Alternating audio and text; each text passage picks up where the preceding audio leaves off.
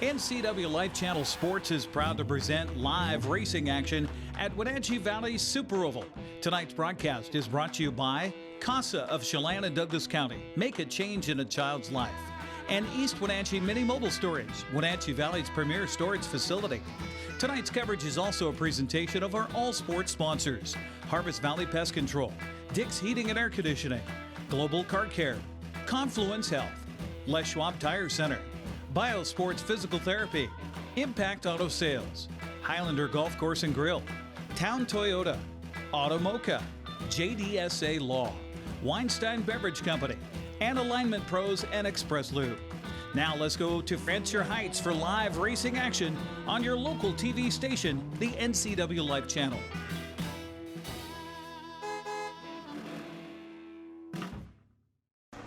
Well, we hear a car starting up behind the wall. Greg Rentz, we are ready for qualifying here for the Neal Newberry 125 presented by Pepsi. I hope you're ready, because this is going to be the craziest qualifying session of the season here at Wenatchee Valley Super Oval. We are underway.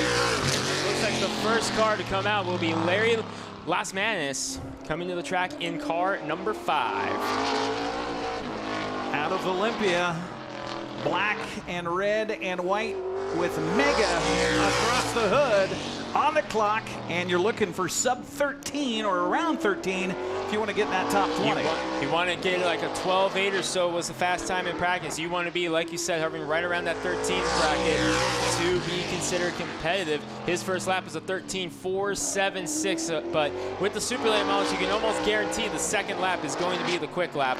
We'll see what happens here with Lasmanis in the number 5 quicker, 13.185. 13.185 setting the bar. Again, looking for the top 20 to qualify out of the 28 cars we have here for the super late models. And now taking the track is the number 27 car of Grayson Raz out of Lake Oswego, Oregon. He was the 2019 Leonard Evans 150 winner here at Wenatchee. Finally, after many, many years, got that breakthrough first late model win. It came right here at Wenatchee. A former winner on the NASCAR K&N West Series as well. Grayson Raz has success at this racetrack. Looking to back it up here again. He was fast in practice. One of 3 JPR cars in this one. How's a 12 sound? 12.989 for Grayson Raz. He goes to the top.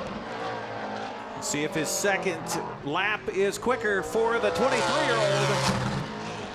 Yes, it is. 12.715. That's the fastest lap we've seen all day. All right. Our third car to come out for qualifying is Tyler Tanner out of originally Auburn, but has moved to North Carolina to pursue his race dreams out there in the number 65. Has a couple of NASCAR Gander Outdoor Truck Series starts under his belt in the number 65. Multiple wins over at Evergreen and South Sound for him. Doesn't get to travel around a whole lot because his primary focus over his driving career has been over there on the coast. Doesn't get to come to Wenatchee a whole lot, but loves coming here. And he is a 13.250. Second fastest first lap. He's third on the board right now. Through 3 and 4 comes Tyler Tanner, checkered flag. Second, 13.024, 13.024. Well, we only have a few in the field this weekend in the Neal Newberry 125 that represent the Wenatchee Valley. This man squarely with some pressure on his shoulders, driving the number 40. It's Brent Harris out of East Wenatchee. Harris, a former winner in many, many different races here at Wenatchee. Won a race at Hermiston in this car in the Pro Late model with the 970 tire package that we alluded to earlier. Does have a win this season, but still looking for that win here at Wenatchee. First super late model start in quite a few years for Brent Harris. And his first lap? 13.211. And again, like we said, the first lap is typically going to be your slower lap with these tires. It's usually the case with the Pro late models, but it's definitely the case here. Checker flag, second lap. He goes third at a 13.111. 111 for Brent Harris. All right, looking for the top 20 to qualify for our Neal Newberry 125 presented by Pepsi coming up later tonight.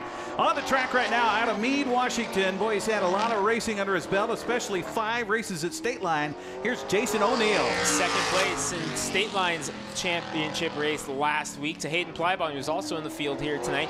O'Neill, I believe this is his first time at Wenatchee, if I stand correct on this one. I know he traveled travels around, but I do not recall ever seeing him here at Wenatchee. He goes to 13.532 for the opening lap, 13.532 for the wild child, Jason O'Neill. Well, we talked about the tires being different. Also, the track is different as qualifying goes. Yeah, it's going to pick up more and more grip, so you typically, with the super late models, want to be later in the session. O'Neill goes to 13.223. He sits 5th on the charts. We've got quite a few people that have made the trek here for the weekend from Oregon, from Hillsboro. Driving a 33, here's 41-year-old Christopher Kolsch. Kolsch, a staple at Yakima Speedway down in Yakima, has started traveling around more and more over the last few years. Made a couple trips to the Wenatchee Valley as part of it over the last few years.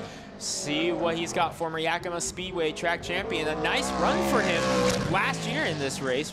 Up in the top 10 near the end of it, 13.340 for Christopher Kolsch. Turned a lot of heads in that race last year. Much cooler temperatures this weekend on our final weekend here on the 26th of September. And how's third? 13.104 for Christopher Kolsch, 13.104. All right, as we go down the ledger here, number 45 on the track right now is from Cleellum. This is Trevor Flora. Trevor Flora calls Yakima Speedway his home track, but he is a former track champion here at Wenatchee. A couple years ago, won the Dixie and Air Conditioning Thundercard Championship, but breaking loose there off of turn number 4 to start his first lap, so he's definitely going to have to get it here on the second lap. So Tyler Flora coming off of turn 4, a little bit better that time. Still got a little squirrely. 13.521, but yes, much better there through 3 and 4. He's going to be able to get a nice run down the back stretch here. We'll see what happens here off of turn 4. Checkered flag. And it's a 13.180. 13.180 for Trevor Flora. This is the young man we've talked about a couple times this season. A championship at State Line earlier this season, just last weekend, clinched it with his 3rd win of the season. It's Hayden Plybone. Plybone on the track right now out of Spokane, and you love having the hot hand coming into the Neal Newberry 125. He would be one this weekend. 3 wins on the season, and if he didn't win this season, it seemed like he finished 2nd. As Plybone 3rd on his first lap, 13.071. That is the fastest first lap of the session thus far. He's already 3rd. He's looking for a 12.715 or better. Almost 12.923. He goes 2nd. All right, we saw this guy a couple of weeks ago here at Wenatchee Valley Super Oval. His first time ever racing here. Made the trek all the way from Laramie, Wyoming. He must have liked it so much, he dropped the bigger motor in, and here he is again this weekend. It's Lance Elliott. Laramie, Wyoming's Lance Elliott kept the car up here for those 2 weeks. He went down to Madera, California last week to run another car before coming back up here to Wenatchee Valley. The car stayed in Kennewick and is back here in Wenatchee. So Lance Elliott's 2nd time racing here at Wenatchee, like you mentioned, Northwest Super Le Mans Series debut. And that first lap for Lance Elliott is a 13.271. 13.271. Coming in to take the green flag. He got a little loose in turn 4. A little better this time around. 6th, 13.117. 13.117. 10th car to take time. Merck crickling him away. We're already 10 cars in. He's out of Airway Heights, Washington, a former Idaho 200 champion. It's the Braden, the Killer Bee Havens. So Havens, I don't know. You look at his efficiency so far this year. Might he be one of the favorites? He could be very much a favorite. He loves these super late models. He loves this package, these tires, the open motor. This is what Braden Havens strives for. This is what he loves to race. And he proves it as he goes 4th, 13.067. That's a little bit quicker than Plybone's first lap. Remember, he needs a 12.715 to tie Raz, 12.714 to beat it. Checkered flag, 3rd, 12.951. And you hear the vehicle of Donnie Wannett rev it up already, the number 89 out of Woodinville. He was a winner of this race back in 2016. He said with COVID, he shut the doors on everything, but decided to race this weekend for the first time. Donnie Wannett, again, former winner of this race. Now, we're at the point in qualifying with our scoring system that we've got here in the tower. It might take me an extra second or 2 to locate the times. You can only have 10 laps on the screen at once. This is car number 11, so if we have a little bit of delay on the times, that's why, as Wannett goes a 13.388. Fortunately, I was right on his name for that one. We'll see how he does here on the second lap, first race of the year. Looking for a better lap on the second time around for Donnie Wannett. Oh, he went up into the top 2, 12.920, second. Well, here's a guy that's not unfamiliar with Wenatchee Valley Super Oval. He's been here a couple of times already. Here again for a third time to race in the Neal Newberry 125. It's Spokane's Dave Garber. Former Fast Time Award winner at the Spring Sizzler. Former main event winner at the Spring Sizzler. Still looking for that first Northwest Super Late Model Series victory. But again, much like we talked about with Havens, this is the package that this guy loves to drive. Dave Garber, the 93. He loves these super late models. Doesn't get to do it a whole lot anymore. So he loves taking every chance he can get. 13.345 first lap 12. Well, Dave Garber was the fast qualifier 3 years ago with a 12.902. And ninth tonight, 13.154. 13.154. Well, we'll go to the west side of the mountains here in Washington for our next driver out of Olympia, driving the number 24. Here's 22-year-old Tristan Hayter. Tristan Hayter in the number 24.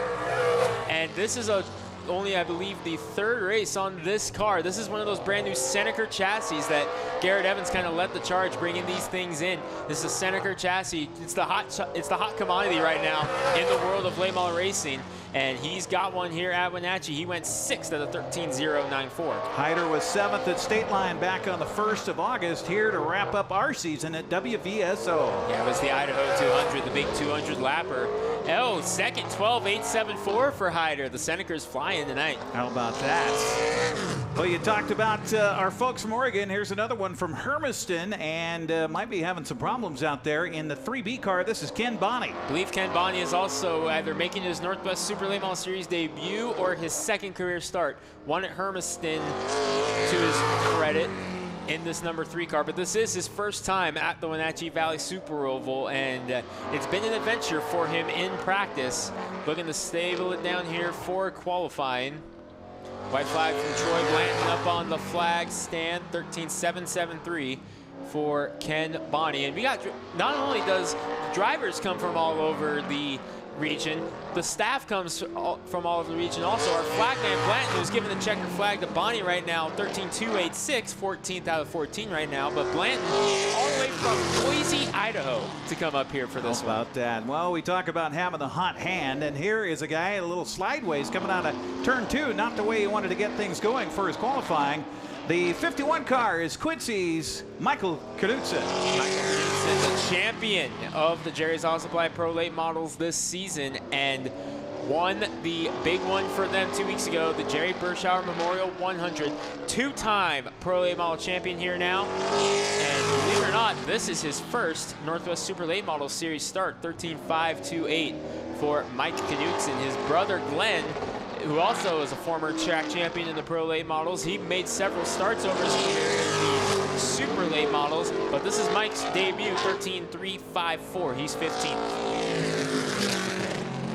The 17 car on the track right now is out of Tacoma. The driver is, he's 22-year-old Max Schroeder. Max Schroeder, the winner at South Sound in the Wofford 100, the other Northwest Super Late Model Series race this season. And it's hard to believe that August 15th was the season opener. That just doesn't sound right, but it was the season opener for the Northwest Super Late Model Series. This is your winner, Max Schroeder. Also had a 5th at Hermiston to his credit this year in the Pro Late Models. He goes 16th, 13.533. Pretty much every driver thus far, with the exception of like 3 or 4, have been at the bottom on their first lap and then pick it up on the second lap. 13.533 checker flag. He goes 10th in the 13.127, but I believe that trend is about to stop with this car. All right, here we go. She's not unfamiliar with this track for sure. She's a 2-time champion in the Neal Newberry 125. She is 21-year-old Brittany Zamora out of Kennewick.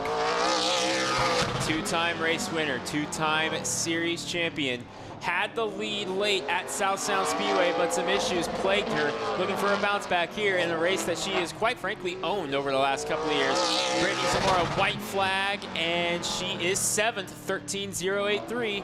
Right in the ballpark there with Plybon and Havens, both in the top 5 as well. Grayson Raz. She needs a 12.715. Second, 12.767 for Brittany Zamora. Well, it's spelled out for you on the side of this car. The 9, N-I-N-E, out out of Quincy, it's Mitch Klein. Talked about the South Sound series, or the South Sound race.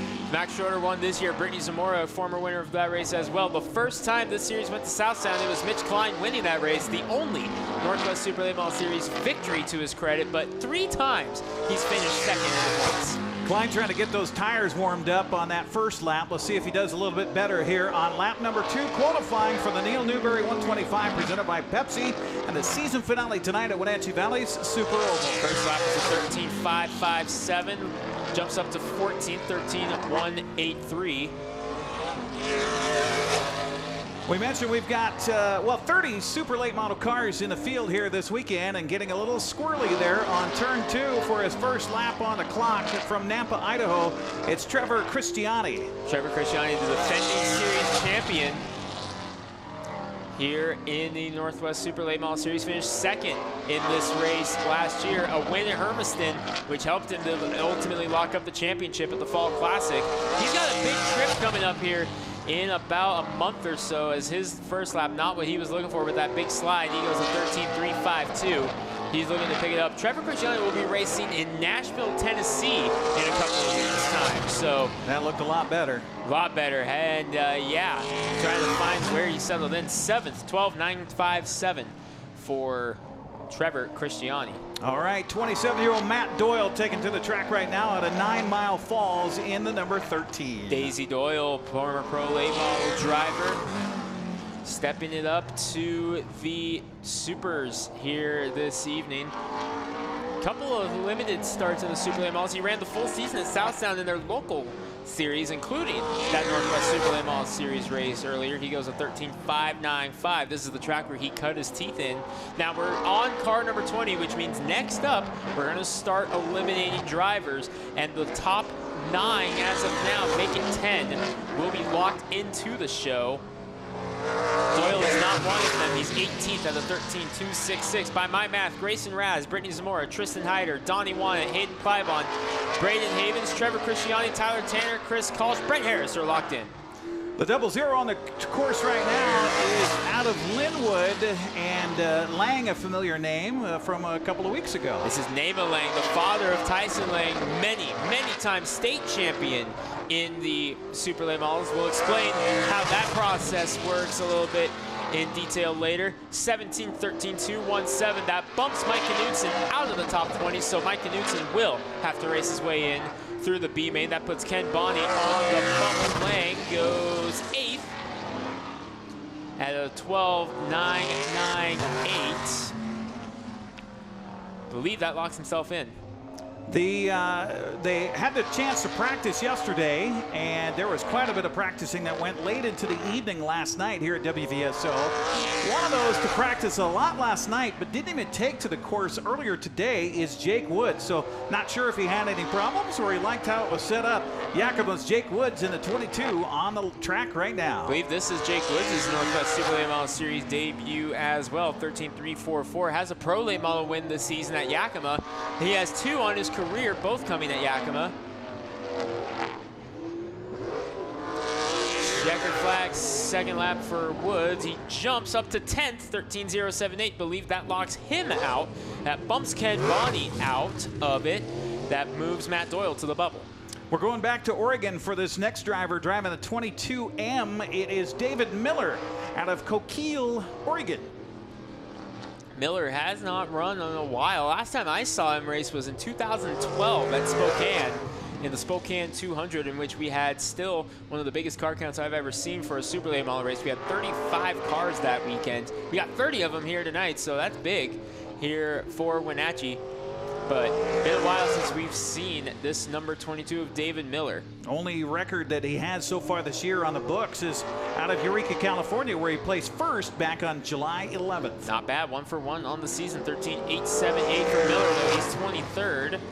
And he stays 23rd, 13.478.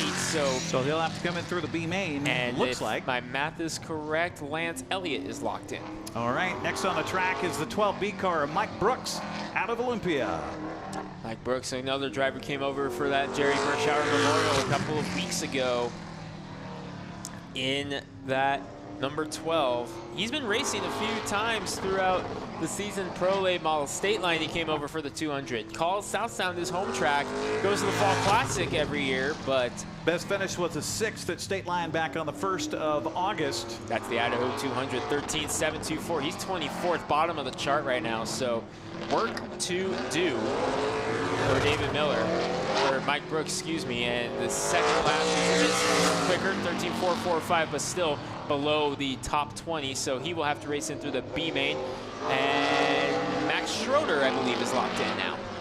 Next on the track, if my eyes are not deceiving me, that's the 25 car of Randy Marshall Jr. out of Moxie. Defending Fall Classic champion in the number 25. 2 wins on the season here in this car, both coming at Meridian Speedway, the quarter mile down there. So Randy Marshall Jr., the car might look a familiar color to the fans watching at home. It's Evans Blue. It's a former Evans car.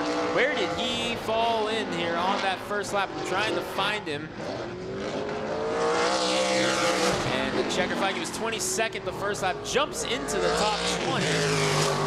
He is 11th, 13.087. He's locked in. Well, you mentioned the Evans Blue. Here comes an Evans on the track right now, driving the 64J this weekend from East Wenatchee. It's Jan Evans. Jan Evans, 3-time winner of the NCWLIFE Pro Late Models. Still searching for that first Super Late Model Series victory. He is a Rookie of the Year in this series, dating back a few years ago. But getting to take the big car out tonight for his father. Jan goes 23rd, 13.328. I believe Dave Garber is the next driver to be locked in on the bubble right now, is the wild child Jason O'Neill. Checker flag, Evans. 11th, or 12th, he's locked in, 13.099. He's locked in. Jason O'Neill will have to go to the B main. Garber remains on the bubble. The first Evans car in, the second Evans car out there. Chad Holaday driving it, the number 31. Chad Holaday, a lot of speed for the former Pro Late Model champion here tonight. Larry Lasmanis is on the bubble, 13.185 to knock him down. He's speed of 13.154 to lock in. Holaday 13.223. He's tied with O'Neill right now at a 2.33. No, excuse me. O'Neill went a 2.23. Holaday at 2.33. Those numbers look very similar on the ticker here when you are kind of blind, as he jumps up into 12, locks himself in, 13.093. So Lasmanis will fall to the B main. Garber still on the bubble with 3 cars left. All right, Holaday doing double duty this weekend, also driving his B-Mod a little bit later on tonight. Now on the track out of Staten, Oregon, here is Alan Kress in the 91. Alan Kress, second in points last year in the Northwest Super Late Model Series. Does very good at this track, has always run well here in the number 91. And he proves it, as I believe he just locked himself in already. And I'm trying to find where he cycled in. No, he's 18th, not quite locked in yet. Actually, yes, he did lock himself in, 13.135. Jumps up into 8th, 12.989. Down to 2 cars left. Cole Raz and Bryce Bazanzin, both Jefferson Pitts racing cars. It's down to Garber and Flora, are the cars still on the bubble. Cole, 17 years of age, out of Lake Oswego, and could be a guy to watch here tonight. He's a dark horse, and I gotta say, I was talking with some friends earlier, I gotta say, he's probably gonna be my pick to win this race. He adapts very well to whatever track he's on. So keep my eye on this young man. Lake Oswego runs at Tucson mainly. Keep my eye on him. How about, where did he go? 10th, 13.008. He's locked in. Checker flag for Cole. 4th, 12.879. So it's down to Bryce Bazanzin and Dave Garber to lock in. And Bazanzin on the track right now. Teammate to both the Raz brothers, Cole and Grayson. Notice a similar paint color. 7 on the side out of Snohomish. He needs a 13.154 to lock in. That's the target time we're going to watch here, because that's the time to lock in. So his first lap will tell us a big tale. Yep, he's in. He goes 12th, 13.074. So our 20 drivers are locked in. Now it's American Bazanzin jump up into the top 10 and perhaps knock his teammate off the pole. 3rd, 12.858. So all 3 Jefferson Pitts racing cars in the top 5 in this practice or qualifying session. We're locked in, qualifying complete, 30 cars on the books, 20 locked in. The rest of them are going to the B main. While you have that pulled up, before we lose that screen, go ahead and run through the top 20 for us again there, Greg Rentz. Ready for the Neal Newberry 125 presented by Pepsi. Locked in are Grayson Raz with quick time with a 12.715. Then Brittany Zamora, Bryce Bazanzin, Tristan Hyder, Cole Raz, your top 5. Donnie Wanted, the former winner of this race. Hayden Plybon, Braden Havens, Trevor Christiani, and Alan Kress, your top 10. Nema Lang, Tyler Tanner, Jake Woods, Randy Marshall Jr., Chad Holaday, Jan Evans, Christopher Kolsch, Brent Harris, Lance Illy, Max Schroeder. Those are your 20 cars that are locked in to this main event here tonight for 125 laps. Your B main, 25 laps here for this B main, I believe is what the count was, will consist of Dave Garber, Trevor Flora, Mitch Klein, Larry Lasmanis, Jason O'Neill, Matt Doyle, Ken Bonney, Mike Knutson, Mike Brooks, David Miller. 10 cars, 4 spots on the line. And you are correct, 25 laps for that one. We do have the Plum Perfect Roadrunners here tonight. We have the Holiday's Custom Muffler B-Mods, and we have the Dick's Heating and Air Conditioning Thunder Cars for the Tommy Wentz Classic. That's all still to come. We're going to check back in with the studio and see if we have things close to getting on the air as far as television is concerned. And again, we apologize for the technical problems, and that's why we're on the cell phone and the lovely hand of my wife right now to bring you qualifying in the books here for the Neal Newberry 125. It's our final race of the season at Wenatchee Valley Super Oval. We'll be back with more right after this.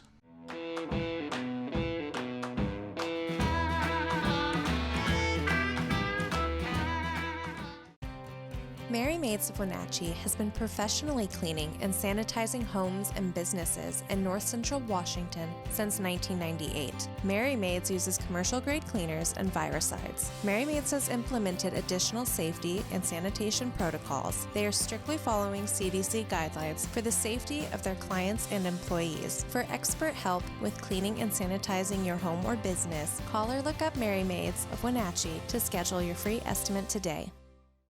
Traditional values and innovation in honoring the life of each family we serve is part of the ministry of Heritage Memorial Chapel. Our staff is committed to walk with your family with compassion through this time of grief. We are here to help and here to serve, the right kind of help when you need it most. Heritage Memorial Chapel.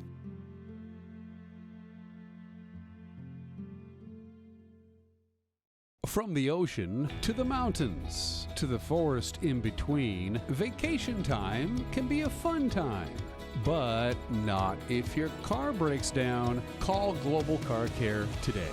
Have a service approved over $150 on your vehicle, and Global Car Care will donate an oil change service to one of our local heroes at Confluence Health. Look for more incentives online. Global Car Care cares about their community. Doghouse Motorsports just won Best Motorsports Store for the 7th year in a row. Is it the great facility? Is it the fantastic products? Or is it? I'm Bobby. And I'm Tabor. I'm Mike. And I'm Glenn. Hi, I'm Todd. I'm Jeff. And this is the Doghouse Service Team. Hi, I'm Dee. And I'm Dwayne. And I'm Kathy. Come on in and experience the Doghouse. Are you in the Doghouse?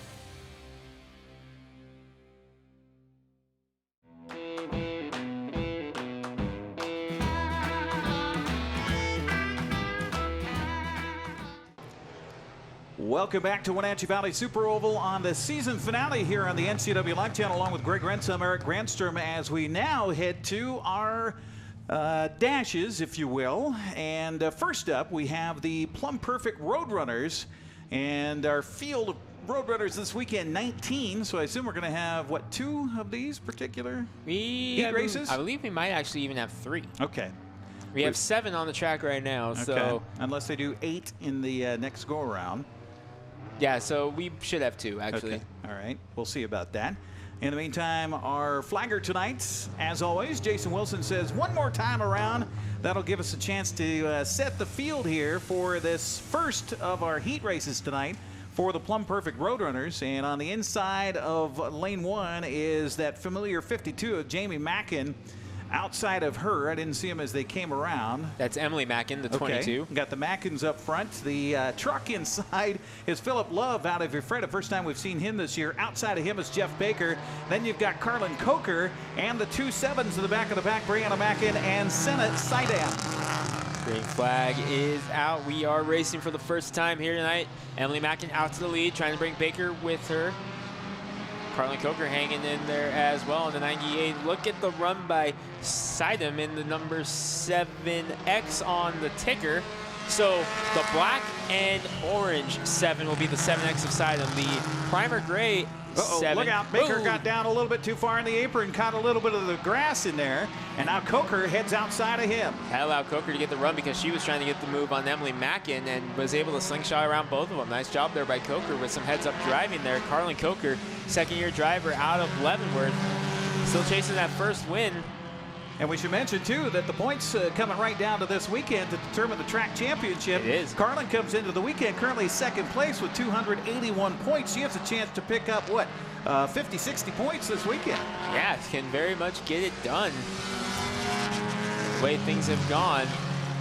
But Coker leading the way right now. A win in the heat race would be a big help.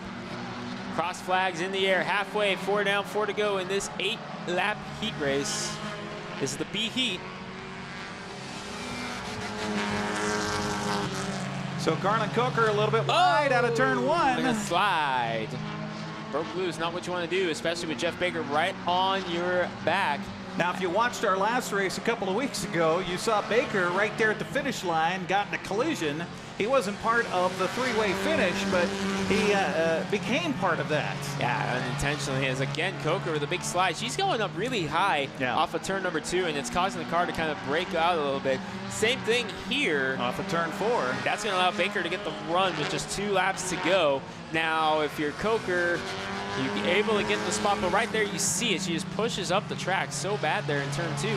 That's allowing Baker to get the run on the inside, but Coker very strong on entry here. Door to door through 3 and 4. White flag, 1 lap to go. They separate apart. Baker's going to lead the lap.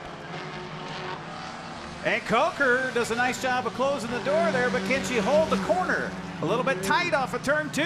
That might help her, though, because she came down and Baker had to check up. Coker strong on entry. Baker with a slide. This is for the win. Checker flag. Baker's going to clear, and Coker gets a run, but Baker comes out and gets the win. Nice job. Sidam takes third in the 7X. Jamie Mackin and Brianna Mackin round out the top 5. Then it's Emily and the pickup truck, Philip Love. Well, a little break in the action here at Wenatchee Valley Super Oval, and we've got the Roadrunners running around the track this weekend, and we've got a young lady from Snohomish joining us now, Senna Sidam. Did I get there? Sidam. Oh, I tried. All right, Senna. Now that's a great name. Tell me about your name first of all. It's after, I believe it was the Brazilian race car driver Ayrton Senna. Yeah. Well, nice. So you were born to race then, right? Yeah. Tell me about racing out of Snohomish. Evergreen, your home track then? Yes, that's where I've been racing mostly. Okay, all right. How's it been for you guys with COVID and all the restrictions and everything else? I haven't actually, this is my first race of the season. Okay. And so I really haven't done anything, so yeah. How do you do that where, you're sitting at home and you're kind of looking at the schedule and you think, okay, let's go to Wenatchee on the final weekend of the year? I don't know. I just felt like I might as well get one race in, so I wanted to too. So. Now, what's it like for you guys back in school? Are you in school? Are you remote learning? What's happening? We're doing remote learning, so it's all online. Okay. Now, we don't run into a lot of young ladies that are racing. So how did you get into it? My uncle is like a big racer, and so my aunt asked me if I wanted to do it, and I said, why not? So then now I'm racing. So do your friends at home know that you do this, or is it kind of on the down low? They do know, and they think it's really cool. Yeah. Awesome. So there might be somebody watching. We're running this during the race on Saturday night. You want to say hi to anybody? I don't know. I don't know who would be watching. Well, hopefully the Facebook feed's got a couple of folks from the west side that are watching. Senna, and I got to get you to pronounce your last name again. Sidam. Senna Sidam. And the 7X car, be sure and watch her and root for her this weekend at Wenatchee Valley Super Oval. Stay safe and have some fun. Okay. All right, there you go. Back to you.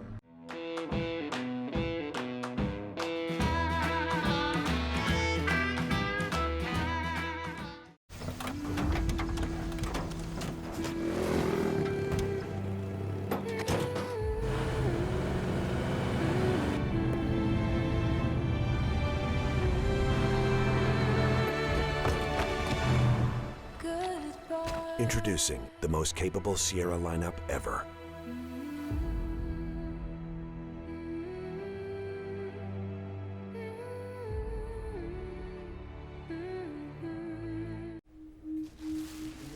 I had to pack up all my things. I had to leave my home. And I never knew where I was going next. It felt like I never even had a say. But then you came along. Change a child's story. There's a child in foster care waiting for a volunteer like you.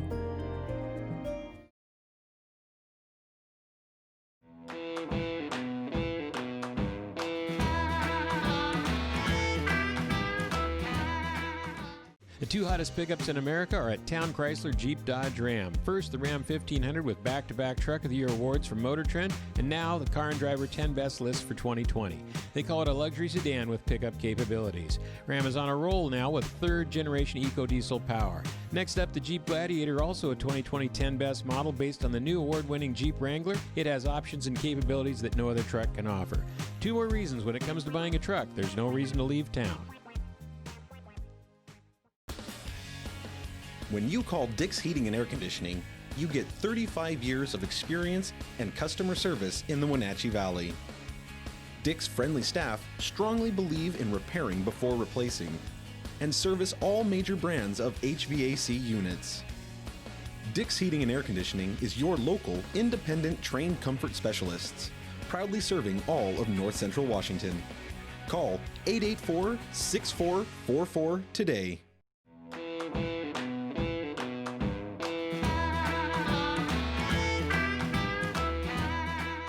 Well, a little break in the action here at Wenatchee Valley Super Oval. A big weekend for the Thunder Cars with the Tommy Wentz Classic going on. Some big cash on the line. And, well, we got racers that have been racing all season long. And then we got guys with brand new cars coming out here. Kyle Steinberg joining us now. Kyle, you just got this done? Yeah, we just got this done. Actually, I was working on it this morning, and it's actually not quite done. We'll be working on it through the night and tomorrow morning to get it ready for tomorrow's race. Now, wait a minute. I've seen some politics on cars. Now we got a politician in a car. How's that work? Oh, just a man of many talents, I guess. Just out here and having fun like everybody else. So, does that bother you that people refer to you now as a politician, or is that kind of growing on you a little bit? No, I'm not really a politician. I've never really claimed that title. I'm just a guy with a job that people elected. So. Well, tell me about coming out here and racing at WVSO. I mean, obviously celebrating 50 years of racing. How did you get into this? Oh, you know, it's been something I've always wanted to try, and you know, I've done business with Chad Holaday and Chanda Motorsports for a long time with my body shop, Wenatchee Body and Fender, and a car came available that he was kind of helping a guy build, and so I took it over and finished the project and got out here this year.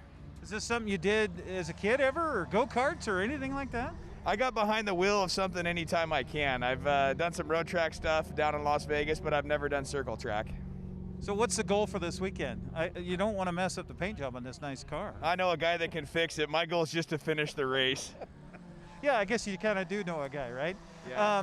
Talk about the racing family, and you're getting accustomed to it. How's it been for you? Have they welcomed you with open arms? Yeah, no, it's been really great. There's been a lot of people that have helped me. Brandon Nuff's helped me a lot.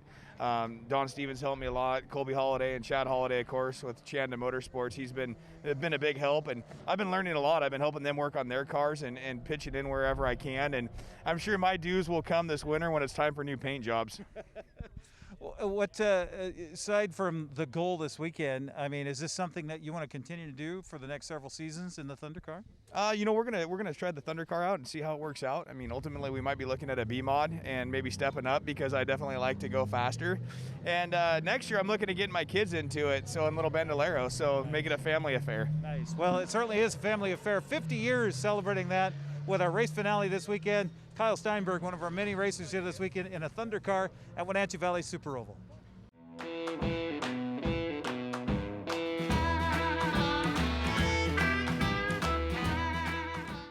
Nissan is the value leader in new cars and SUVs. Check out these new models starting at under $20,000. The all-new Versa from $17,020. The all-new Sentra from $17,400. And the all-new Kicks from $17,995. Now you can have the Nissan style, performance, and reliability, all for under $20,000. And they're all here at Town Nissan, up behind Costco in East Wenatchee. Wenatchee Power Sports not only has a new owner, but an all-new attitude to match. Speaking of attitude, check out the 2021 models arriving now. Polaris snowmobiles, ATVs and side-by-sides. Yamaha motorcycles, watercraft ATVs and side-by-sides. KTM motorcycles and the latest edition Beta high-performance motorcycles. Coming this fall, a huge demo event featuring the latest and hottest off-road machines. It's all at the retuned Wenatchee Power Sports, where maximum performance is a way of life. 3031 GS Center Road in North Wenatchee, open Tuesday through Saturday.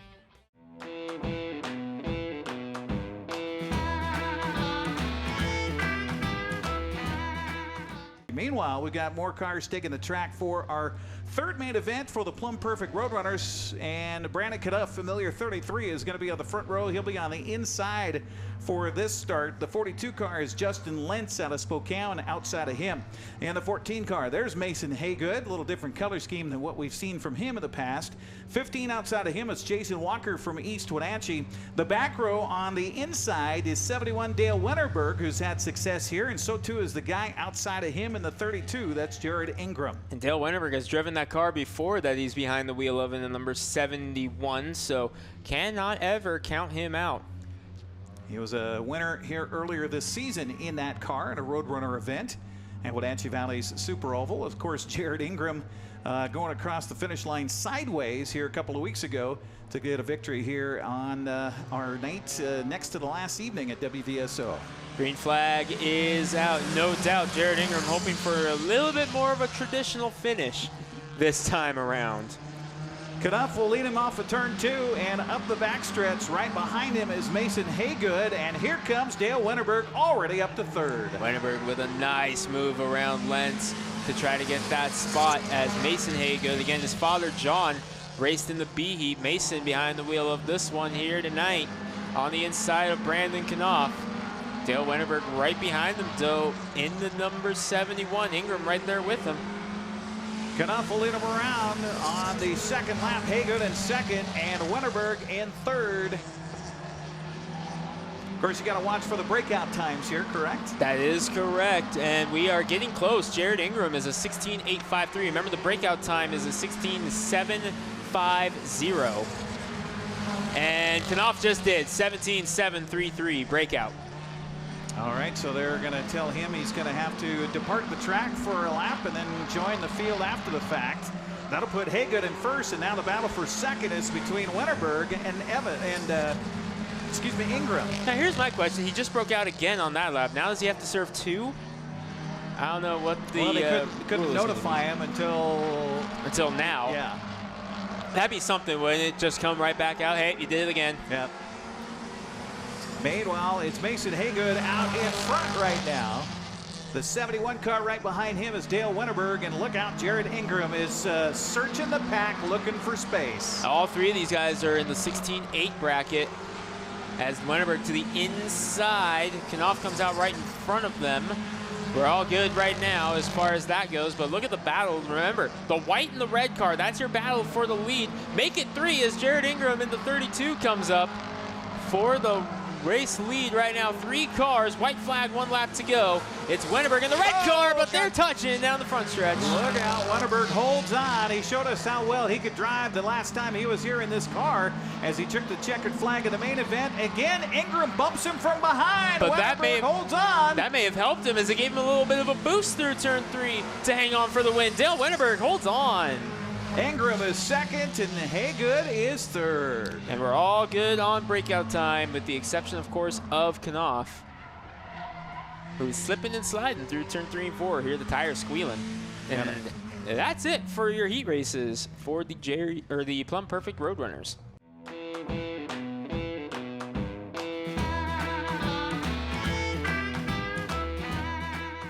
Dick's Heating and Air Conditioning has been proudly serving the Wenatchee Valley for over 35 years. And just as Dick's has been there for you, they have also been an essential part of our community, supporting local youth sports all year long and your Wenatchee Wild. Thanks for your support. Thanks, Dick's Heating and Air Conditioning, for all your support. Thank you. Dick's Heating and Air Conditioning, your local, independent, trained comfort specialist. Call 884-6444 today. Doghouse Motorsports just won Best Motorsports Store for the 7th year in a row. Is it the great facility? Is it the fantastic products? Or is it? I'm Bobby. And I'm Tabor. I'm Mike. And I'm Glenn. Hi, I'm Todd. I'm Jeff. And this is the Doghouse Service Team. Hi, I'm Dee. And I'm Dwayne. And I'm Kathy. Come on in and experience the Doghouse. Are you in the doghouse?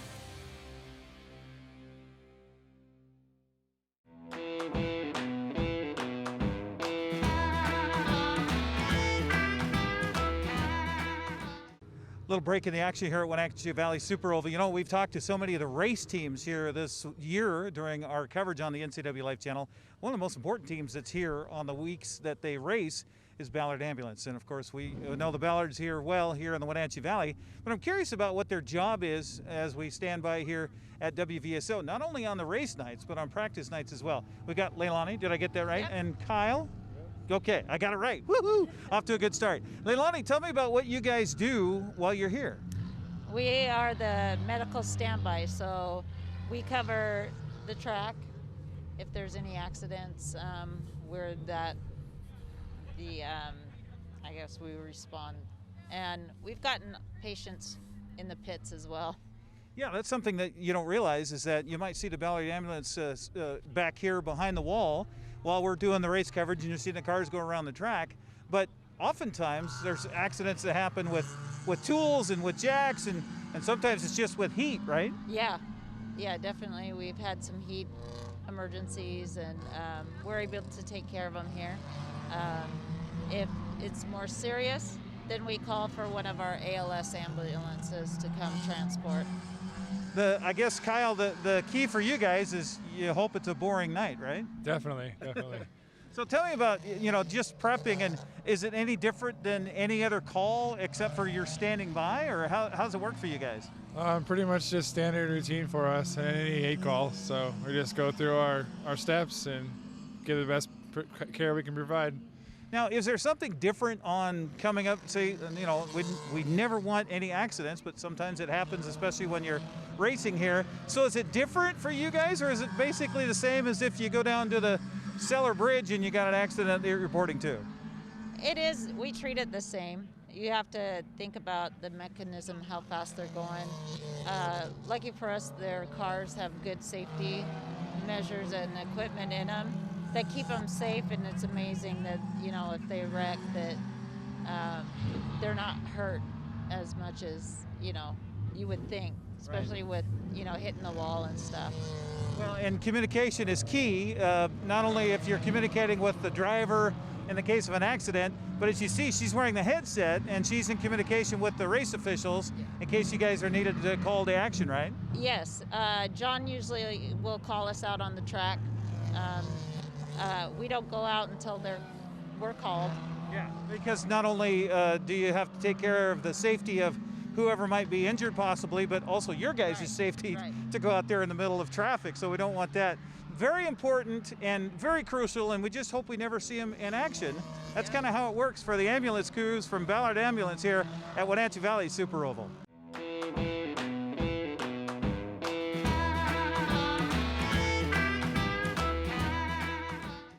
Traditional values and innovation in honoring the life of each family we serve is part of the ministry of Heritage Memorial Chapel.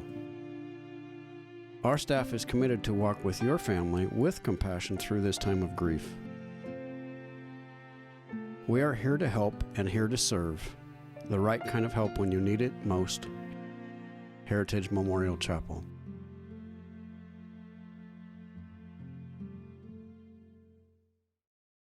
Hi, my name is Blaine Johnson. I'm at Global Elite Motors. We're tied in with Global Car Care down here locally. So we're not your typical car buying experience. Somebody can come down here, take a look at what we have, and if we have the right vehicle for you, we'd be glad to help you out with it. A lot of times we are able to go out and find specific vehicles for somebody so that it fits their needs, their budget, and all the things that you want without you being obligated right away. If you're looking for a good, reliable car, come see me, Blaine Johnson, down at Global Elite Motors.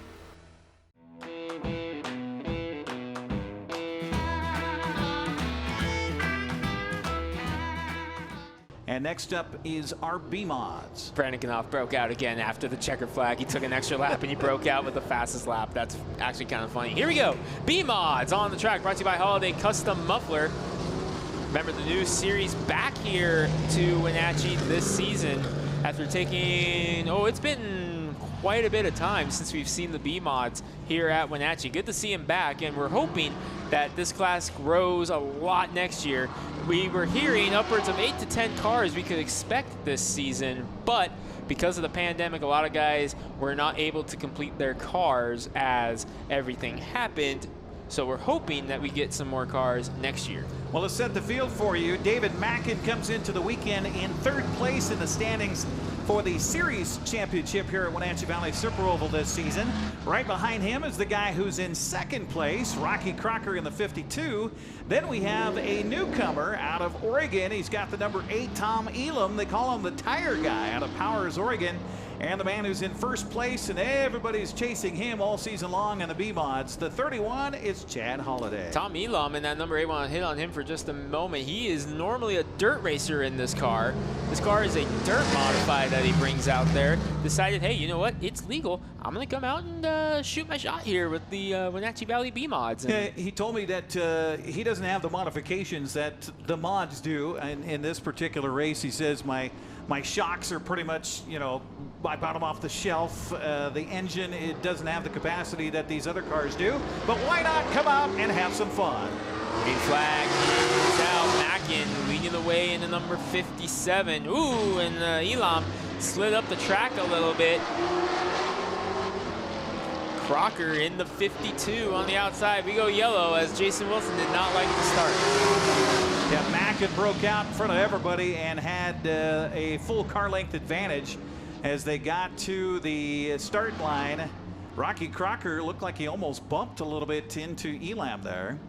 Now the good news is for the B-Modifieds, off the top of my head, I know of 4 more already, either under construction or purchased and just not ready for this series next year. So that automatically makes 8 right there. Hoping for more to be scattered out, but that's the good news. The problem is with everything that happened this year, we weren't able to get the debut that we wanted for these cars. I talked to Tom yesterday, and unfortunately during our live stream here on Facebook, not able to show the interview, but I said, well, everybody calls you the tire guy. He goes, yeah, I just go around putting tires on for these super late models. And he said, I told Jeremy, hey, I want to race this weekend. Can I bring my car? He says, yeah, let's just trade your entry for doing some tires. That works out as Elam in the number 8, trying to get up on the inside of Mackin.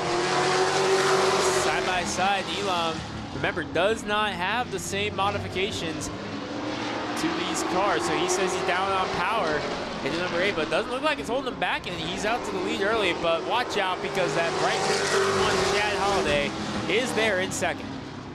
So Elam out front, Holaday in 2nd. Holaday undefeated in heat races and in main events in the B-Mods this year, as he looks for room inside on the 3rd lap, set him for 8 here in this heat race. And he is the fastest car on the track right now, is that number 31. And you talk about confidence, he's doing double duty. He's in the B-Mods and the Pro Late models. He did not touch the track in practice in this modified. The first time that car hit the track today was qualifying, and he set the pole. Well, they're halfway through this heat race as the battle still unfolds between the man out of Powers, Oregon, facing the local from Wenatchee. And Holaday is putting the pressure on, just kind of hanging back there right now. As Holaday, I believe, has locked up already the championship for the cars this year. Missing Jeff Mullins tonight in the number 88. did not come up from Yakima, so that would have been 5 on the night had he been able to make it. He's the other car that's been there, but the white flag's out, 1 lap to go, and Elam trying to hold on. He might be able to pull this off as Holaday taking a look on the outside. Holaday taking a look on the outside of the backstretch they go. He's got 2 more turns to try to gather him in, but it looks like it's Oregon's Tommy Elam with a checkered flag. Holaday is second and Mackin is third. Not too bad for down on power, I'd say.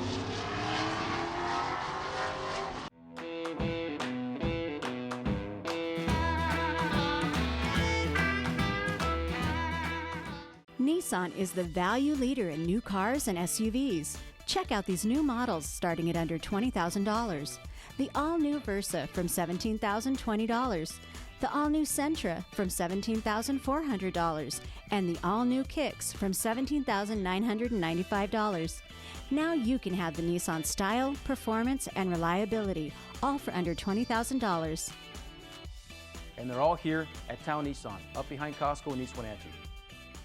Dick's Heating and Air Conditioning has been proudly serving the Wenatchee Valley for over 35 years. And just as Dick's has been there for you, they have also been an essential part of our community, supporting local youth sports all year long and your Wenatchee Wild. Thanks for your support. Thanks, Dick's Heating and Air Conditioning, for all your support. Thank you. Dick's Heating and Air Conditioning, your local, independent, trained comfort specialist. Call 884-6444 today.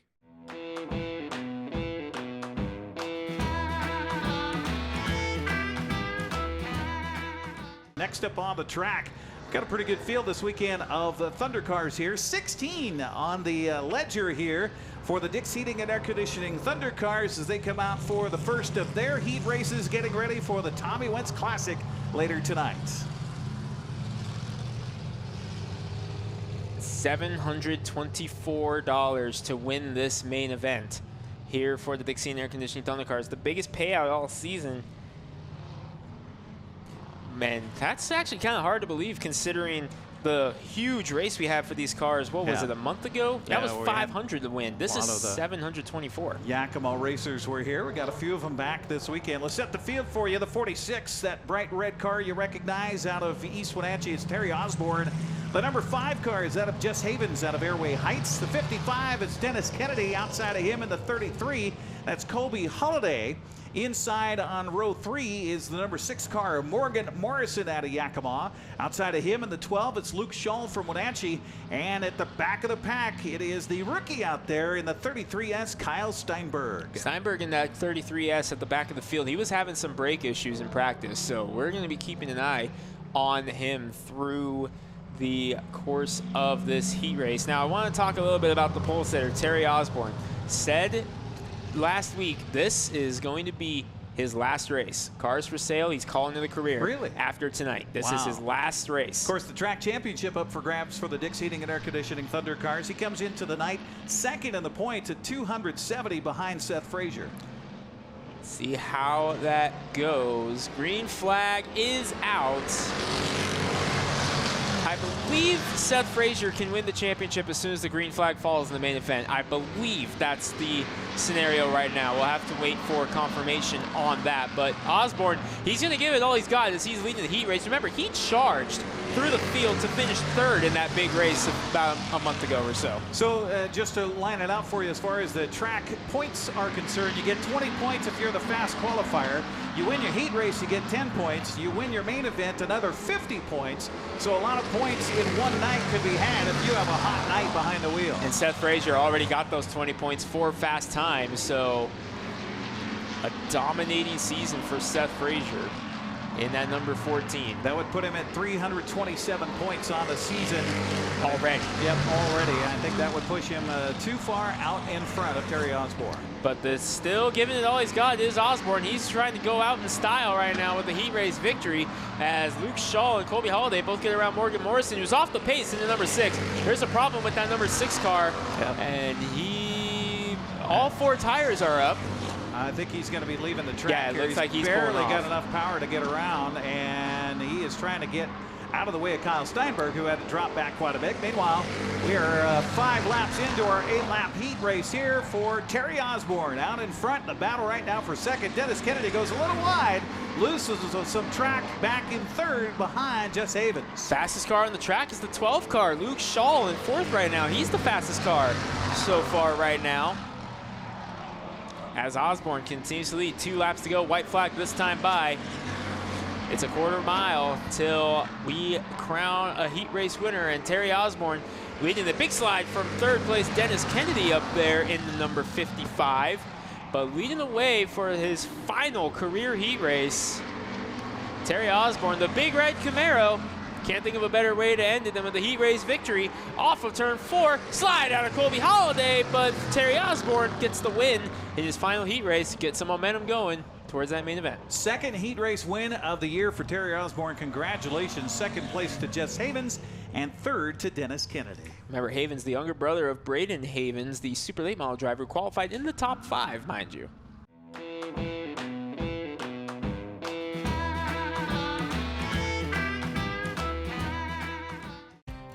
Merry Maids of Wenatchee has been professionally cleaning and sanitizing homes and businesses in north central Washington since 1998. Merry Maids uses commercial-grade cleaners and viricides. Merry Maids has implemented additional safety and sanitation protocols. They are strictly following CDC guidelines for the safety of their clients and employees. For expert help with cleaning and sanitizing your home or business, call or look up Merry Maids of Wenatchee to schedule your free estimate today. Doghouse Motorsports just won Best Motorsports Store for the 7th year in a row. Is it the great facility? Is it the fantastic products? Or is it? I'm Bobby. And I'm Tabor. I'm Mike. And I'm Glenn. Hi, I'm Todd. I'm Jeff. And this is the Doghouse Service Team. Hi, I'm Dee. And I'm Dwayne. And I'm Kathy. Come on in and experience the doghouse. Are you in the doghouse?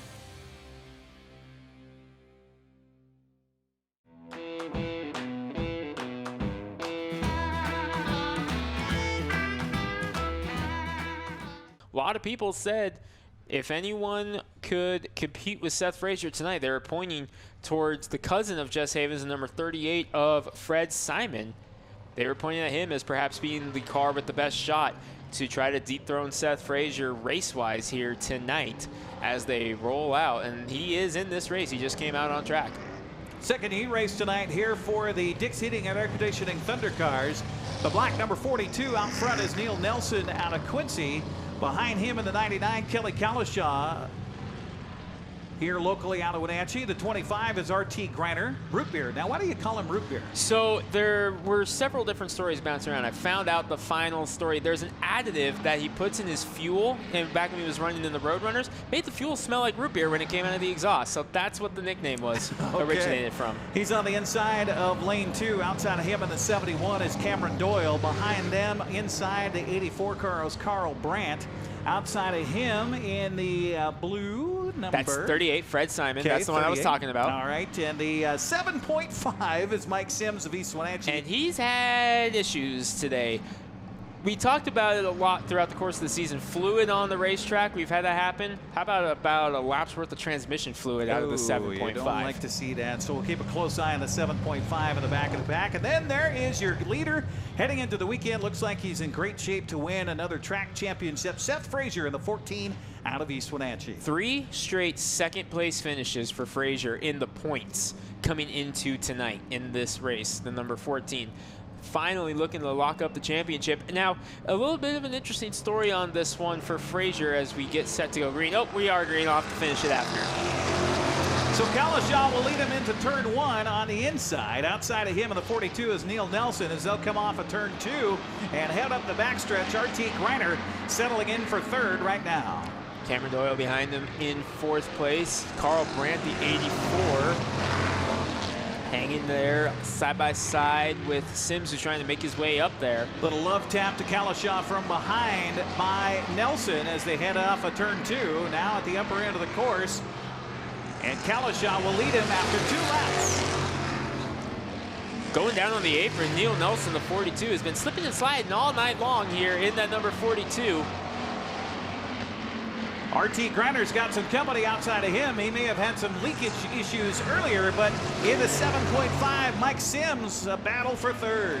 Nice job by Sims, nice recovery. But meanwhile, Kelly Cowshaw out in front in that number 98 pulling away. Now notice back in the field, Frazier and Simon, they're just kind of hanging back.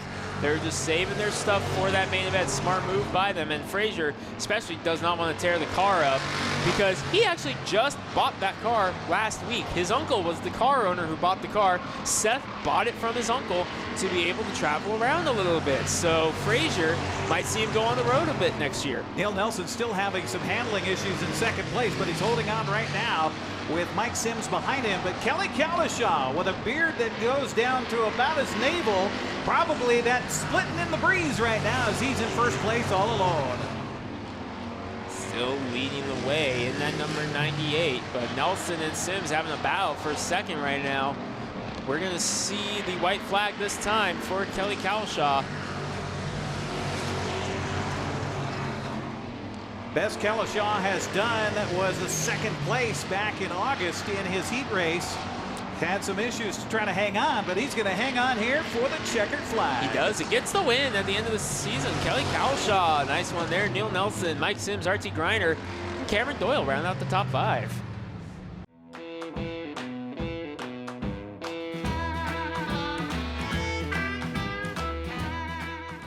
The two hottest pickups in America are at Town Chrysler Jeep Dodge Ram. First, the Ram 1500 with back-to-back Truck of the Year awards from Motor Trend, and now the Car and Driver 10 Best list for 2020. They call it a luxury sedan with pickup capabilities. Ram is on a roll now with third-generation eco-diesel power. Next up, the Jeep Gladiator, also a 2020 10 Best model based on the new award-winning Jeep Wrangler. It has options and capabilities that no other truck can offer. Two more reasons when it comes to buying a truck. There's no reason to leave town. I had to pack up all my things. I had to leave my home. And I never knew where I was going next. It felt like I never even had a say. But then you came along. Change a child's story. There's a child in foster care waiting for a volunteer like you.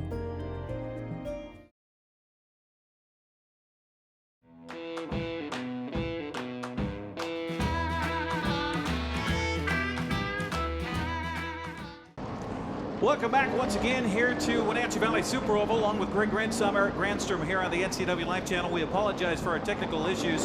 We have someone arriving in a truck up at the top of the mountain where we're having, it seems, our technical issues right now. Meantime, the roar you might hear, because we can't escape it, is the Northwest Super Late Models taken to the track for our B main. Only 4 cars will advance to our Neal Newberry 125 presented by Pepsi. Greg Rentz, let's talk about the field right now. On the pole will be Dave Garber in the number 93. Many wins, championships over the years. He leads into the green. Trevor Flora, Mitch Klein, Larry Lasmanis. We already got the one to green from Troy Bland, so we're going to have to go rapid fire here. Jason O'Neill, Matt Doyle, Ken Bonney, Mike Knutson, Michael Brooks, and David Miller in the number 22. These are the cars that finished outside of the top 20 in qualifying. Here we go. And one car off the pace. Look out, we got problems. Trevor Flora, oh, he just pounded the wall head on in that number 45. Something went awry in a big hurry there, and he went head on into the wall in the number 45. He's moving around in the car. He is okay. That was a very, very hard hit. I was worried about that. I was worried that something was going to happen. As soon as I saw him sliding there, I was worried about that one because I knew that thing was going to bounce back and he was going to go head on the wall. He is moving around in the car. This is his first race back from a broken wrist suffered a while ago. Safety crew up there checking on him. They're helping him take the wheel off right now in that number 45 car. Saw him moving around in the car, but that was a heavy hit. It looks like some damage to the inside of the 5 car of Larry Lasmanis. So it looks like that may have been where the contact occurred. There was some contact in the back of the pack as well. We've got tire marks on the door of the 12 car of Mike Brooks as well. But concern right now, obviously, is for the man who hit the wall very hard, Trevor Flora, out of Cle Elum. Ballard Medical coming up to just go out and give the professionals examination there on number 45, still in the car. We're under red flag conditions. All the vehicles, the rest of the vehicles on the track have shut their engines down as they assess the damage not only to the car but possible to the driver as well. And what they're doing, they're talking with Trevor. They're checking on him to make sure he is okay. Something happened. I didn't see what happened, but looked up and saw that he was very, very wide up on the racetrack. Yeah, as it came down towards the start, he was pinched up against the wall, scrubbed the wall just past the start-finish line, slid into the field, and then collided with another car, and that's when he fishtailed out and went head first into the wall between turns 1 and 2. Medical bag is up there, so they are going to be checking over Trevor Flora. Jason O'Neill also backing up off the track on the far side over there into the pit area. Looks like his right front fender was ill after that collision as well. Mike Knudsen was back there as well. Also David Miller. Saw him slideways in that number 22 while he was up there, as the medical crew continues to work on Trevor Flora right now. Well, we got a chance to talk with Ballard Ambulance crews yesterday and say we love having you here, but we never want to see that ambulance leave its spot out behind pit road. But they are quickly engaged here tonight to take care of Mr. Flora there in the east end of our racetrack at WVSO. Now remember, he did suffer a broken wrist in State Line Speedway earlier this season in that number 45 car. So this was his first race back. I'm wondering if perhaps that happened again. Of course, we're not going to speculate on anything, but see our track crew going or moving out of the way in the blue number 40 or the blue pickup. And they're getting Trevor out of the car. Okay. Trevor is out of the car, but he is obviously shaken up. But yeah. Trevor is out of the car in the number 45, clearly shaken up after that one. Our flagman Jason Wilson went running down there. Jeremy Andrews was down there. Now, of course, putting some quick dry, some speedy dry down on the track because of the fluids that are leaking from what we assume probably the radiator out of that car after it struck the wall hard here at Wenatchee Valley Super Oval. So he's catching his breath right now. He's kind of leaned up against it, catching his breath right now. Definitely great to see that Trevor Flora is out of the car, but a scary moment here at Wenatchee Valley Super Oval. So they're going to bring a backboard out, and we hope this completely as a precaution, as again the ambulance EMTs working with the Trevor Flora right now and just communicating with him on what's he feeling right now, and is there any pain that you have in your back or your neck or any numbness or anything like that. So they're trying to get him to hold as still as possible right now while they can get the backboard in place. And again, hopefully this is just a precautionary movement just to be sure. He hit it square head on, so definitely a scary moment for Trevor Flora. He is out of the car, so that is the good news. As you see, they're leaning him back now in that number 45. Out of the car, he is out of the car. They're strapping him down right now. And again, that's why Ballard is the best in the business here in the Wenatchee Valley, and they're going to take very good care of Trevor, make sure everything is good on him right now. Well, it was, interesting talking with the folks at Ballard Ambulance yesterday and saying that we've been very lucky this year, even though we've been cut short because of COVID on the number of races we've been able to have at WVSO this year. We've been very fortunate with not having to see the wigwags on the ambulance even turned on here in the races that we've had at WVSO this summer. And now as we conclude the season, unfortunately a situation and hopefully just all precaution right now for the driver of the 43 car that's involved in this wreck right after the start of our B main for the Northwest Super Modifieds, Trevor Flora out of Cle Elum. So our track crew is down there also helping with Trevor Flora. A series of officials are down there. Track representatives are down there. Now they're bringing out the stretcher. And again, we're hoping that this is just precautionary. But a hard hit for Trevor Flora. Safety crew doing what they need to do. And again, that's why we are so grateful to have Ballard here with us. And let the professionals do what it is they are trained to do to help Trevor Flora out here. Well, as the emergency crews work to get Trevor taken care of, we're going to, on our broadcast, our rebroadcast, if you will, take a quick break here on the NCWLIFE channel. We'll keep you up on Facebook and let you see what's going on. But in the meantime, we'll take a quick break and come back with more here at the B main for the Northwest Super Late Models here for the Neal Newberry 125 presented by Pepsi. Back with more in just a moment on the NCWLIFE channel.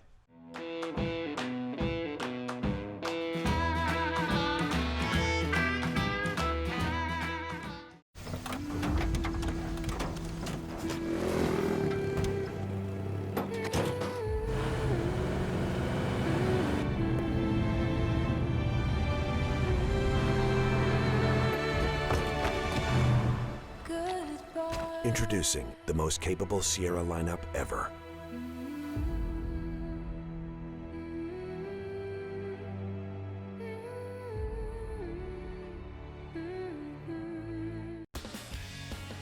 When you call Dick's Heating and Air Conditioning, you get 35 years of experience and customer service in the Wenatchee Valley.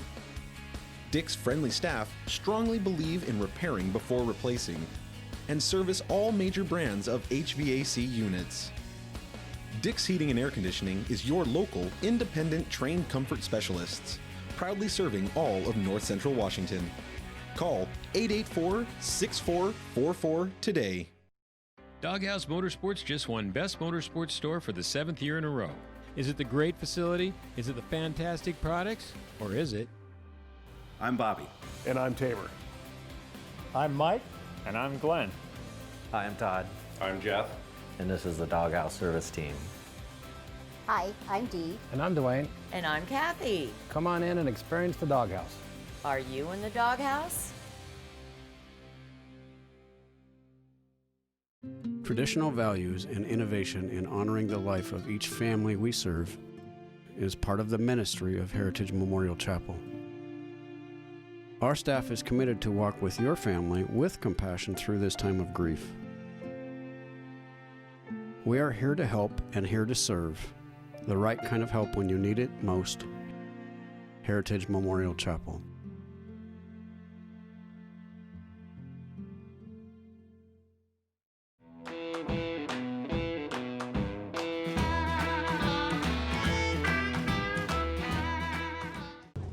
Well, the Neal Newberry 125 is bringing racers from all around the Northwest, and a guy who's, you're moving, right? Tyler Tanner joining us now. I heard you're North Carolina bound. Yeah, that's correct. So I grew up in Auburn, Washington, raced around the West Coast, and for the last year I've lived in Mooresville, North Carolina now. So for racing purposes, or why'd you move? Yeah, hopefully it'll end up being racing purposes. All my cars and stuff are still out here, so that's why I'm at this race. Just still trying to do is whenever a competitive race comes up, that's what I try and do, and obviously this is one of them. I think there's 31 cars registered or whatever it was, but big race now that we finally kind of got racing in 2020. So we're here doing it, but yeah, I mean, long term I'd like to get some race cars out there and do a little racing on the East Coast. So talk about Wenatchee Valley Super Oval. Do you have any experience here, and if so, what do you think of this track? Yeah, very little. I think I raced here twice before, and once was with a crate motor. It didn't play out good for us. We qualified all right, but when we get lined up behind everyone in the race, it was tough. So we've never really brought anything competitive here. So this really will be probably our first race where we have something that is equal to the rest of the field. So hopefully, we don't have any excuses now, I guess is what I'm saying. Talk about the car and the setup and what you expect this weekend. I mean, I expect probably a lot of carnage in the race. There's a lot of cars, a lot of people have been, cars sitting on jack stands all year. People wanting to go racing, so I'm sure it won't be an easy going race. It'll be beating and banging, but from the couple of races I've been here and then the races I've been here and watched, the racing always seems to be good at Wenatchee, so I'm excited for that. Setup-wise, I mean, we're just kind of where we always race. You kind of have a basic package you go everywhere with and fine-tune from, at each racetrack, so nothing real crazy, just out here trying to run a race. Well, we want to get in the way of your crew, and we know they're putting tires on for you, so best of luck this weekend. Stay safe. Yeah, thank you. I appreciate it. There you go. Tyler Tanner joining us here on the NCWLIFE channel.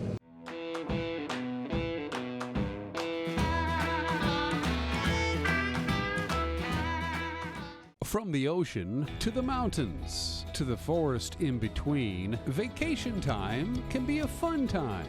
But not if your car breaks down. Call Global Car Care today. Have a service approved over $150 on your vehicle, and Global Car Care will donate an oil change service to one of our local heroes at Confluence Health. Look for more incentives online. Global Car Care cares about their community.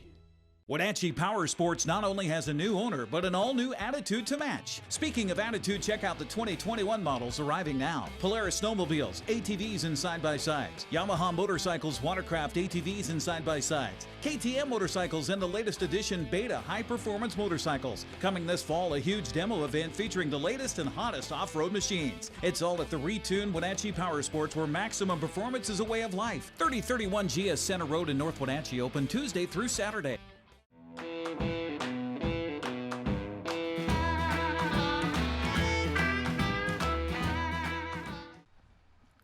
Welcome back once again here to Wenatchee Valley Super Oval for the Neal Newberry 125 presented by Pepsi with Greg Rentz. I'm Eric Granstrom here on the NCWLIFE channel.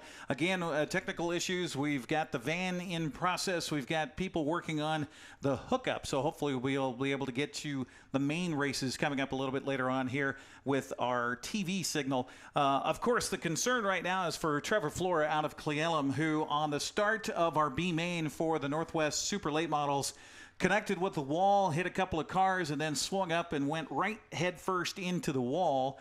Greg, you were over talking with the officials tower. What's the word on Trevor? So Trevor is awake and alert. He has agreed to be transported to a local medical facility for further evaluation, but Trevor is awake, is alert, and has agreed to be transported over via Ballard for further medical evaluation. While we were on that break, I got to see a look at a replay of what happened there from a friend of mine who caught it on video. What happened was he scraped the wall almost right at the finish line, and it bounced off, and then he spun down, like you said, right in front of traffic where we saw 3-4 cars slide out, and the angle that Flora hit, I believe it was the 5 of Larry Lasmanis, he just kicked him right back up straight into the wall. So the 45, definitely a hard hit, but we are definitely glad to hear that he is awake and is being transported over to the medical facility for further evaluation, and we hope him the best moving forward here. Okay, so that's the situation there. Of course, as far as the track is concerned, they need to get that vehicle off the track, is what we're watching right now on our television monitors, as his 45 car has certainly seen better days. It also leaked some fluid out, as you can see, the speedy dry on the track between turns 1 and 2. We also have some damage to the cars. Right away, we went to a red flag situation. Everybody shut down. Everybody stay where they are. We can see right in front of us here, Marion, if you show the number 5 car out in front of us, you could see the indentation right behind the right front tire, where there's some damage there. It doesn't look like that part of the car is touching any part of the tire, so that's good news as far as Larry Lasmanis. We also had a couple of cars that were on the backstretch that went into the pit area. It looked like the right front fender of the 29 car of Jason O'Neill. They worked on that in the pit area. Now he's back at the entrance in that safety zone coming out of the pit area. Another car that disappeared and we haven't seen since was that of the 51 of Michael Knudsen, and I can't see that car back there right now. I believe there's a Do I crowd see of a white people roof? right there. Yeah, that's what I'm looking at. There's a white roof back there just to the left of the Holaday Custom Muffler sign. So I think that might be Knudsen. The problem there is there's another white car that's also back there, the 22 of David Johnson. He also was back there. He was caught up in that as well. And that was the one before Flora hit the wall. He was the one I was watching because he was spinning down in front of the whole field. So I was watching Johnson, and then all of a sudden, you mean David Miller? Yeah, Miller. Sorry, I don't know why I said David Johnson, but Miller was spinning down, and then all of a sudden I saw the 45 car just kick right back up, straight towards the wall, right in front of the Quake 1021 sign. Okay, now we've got the 45 car on the hook, and it is headed towards the pit area right now. And if we could get our cameras on that vehicle as it leaves the track, and there you'll just see the end of it as it is, definitely mangled up front. And of course, thoughts right now with Trevor Flora. Again, the word on him as Ballard ambulance crews got him taken care of and got him into the ambulance. He was alert and responding and agreed to head to Central Washington Hospital for an evaluation. So good news as far as that goes. And, of course, our thoughts are with he and his family as they're watching this. Meantime, though, we've got probably a restart that's in the order for this B-main to determine the next 4 cars that will work into the Neal Newberry 125 presented by Pepsi later tonight. Now, we did not complete a lap, so this is going to be a complete restart. The problem is with all these cars mumbled and jumbled, you got to go back and figure out, okay, so for example, Flora was on the outside pole, so he was second, like, okay, so now who moves up in the second, who moves up in the fourth, that sort of thing. So the officials, I believe, already have that all figured out and everything, and it's just a matter of cleaning up the fluid up there in turn 1 and 2. And the good news is that all of these cars and drivers have communication with somebody to help them put them in the right spots. Yes, these cars all run spotters. What they are, they're standing up in the grandstands right now. Normally, where the spotters would be to the left of our broadcast location on a normal night, right over here close to turn 4. But with everything that's going on, they've moved the spotter stand over towards turn number 1 on the opposite side of the scorer's tower from us, and they're scattered throughout the field, or the bleachers, social distancing and all that stuff,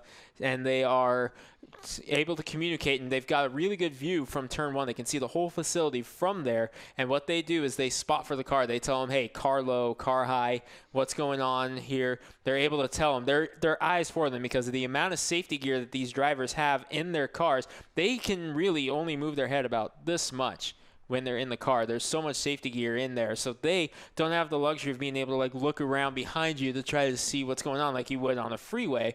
So that's what the spotters is up there doing, and what they're doing right now is they're going to be telling them, okay, when we get going, you're going to be in this position, you're going to be here, you're going to be there before we get ready to go back green. And then also, someone in the tower, the official, they have communications over all of them. They can communicate with the spotters and say, okay, spotters, this is your lineup, 93, example, 93, 9, 5, 13. That's not necessarily the order it's going to be. That's just the way they're parked right now. So they will tell the spotters, okay, this is your order. Spotters tell the car or the driver where they are, and we go racing. One thing, too, that we should mention here about the Northwest Super Late Models and their only stop at WVSO, only their second race of the season, is that, of course, Jason Wilson is our normal flagger. They bring their own flagger with the series, correct? Yes, Troy Blanton, the official for the Northwest Super Late Model Series, actually co-owner of the series as well. He's been with the series since day 1, back in 2014 when it started here at Wenatchee as the Tri-Track Super Late Model Series. It was a 12-race series, 4 races here, 4 races Yakima, 4 races Hermiston. And since then, it has evolved into now the tour of the Northwest. It hits Evergreen, South Sound, still goes to Yakima once a year, Hermiston once a year, twice a year at Wenatchee. It's gone to Montana. It's gone to Meridian, Idaho, Twin Falls, Idaho. It's gone all over the places now, but this is where the series originated. And Troy Blanton's been there since day 1 up on the flag stand. Now, I got to ask you, I don't know if you know the lineage of Troy or not, but of course I come from growing up and watching Skagit Speedway, and Ed Blanton was a longtime racer at Skagit Speedway. I don't know if it's a relation or not. I'd have to ask. I would have to double check. Yeah.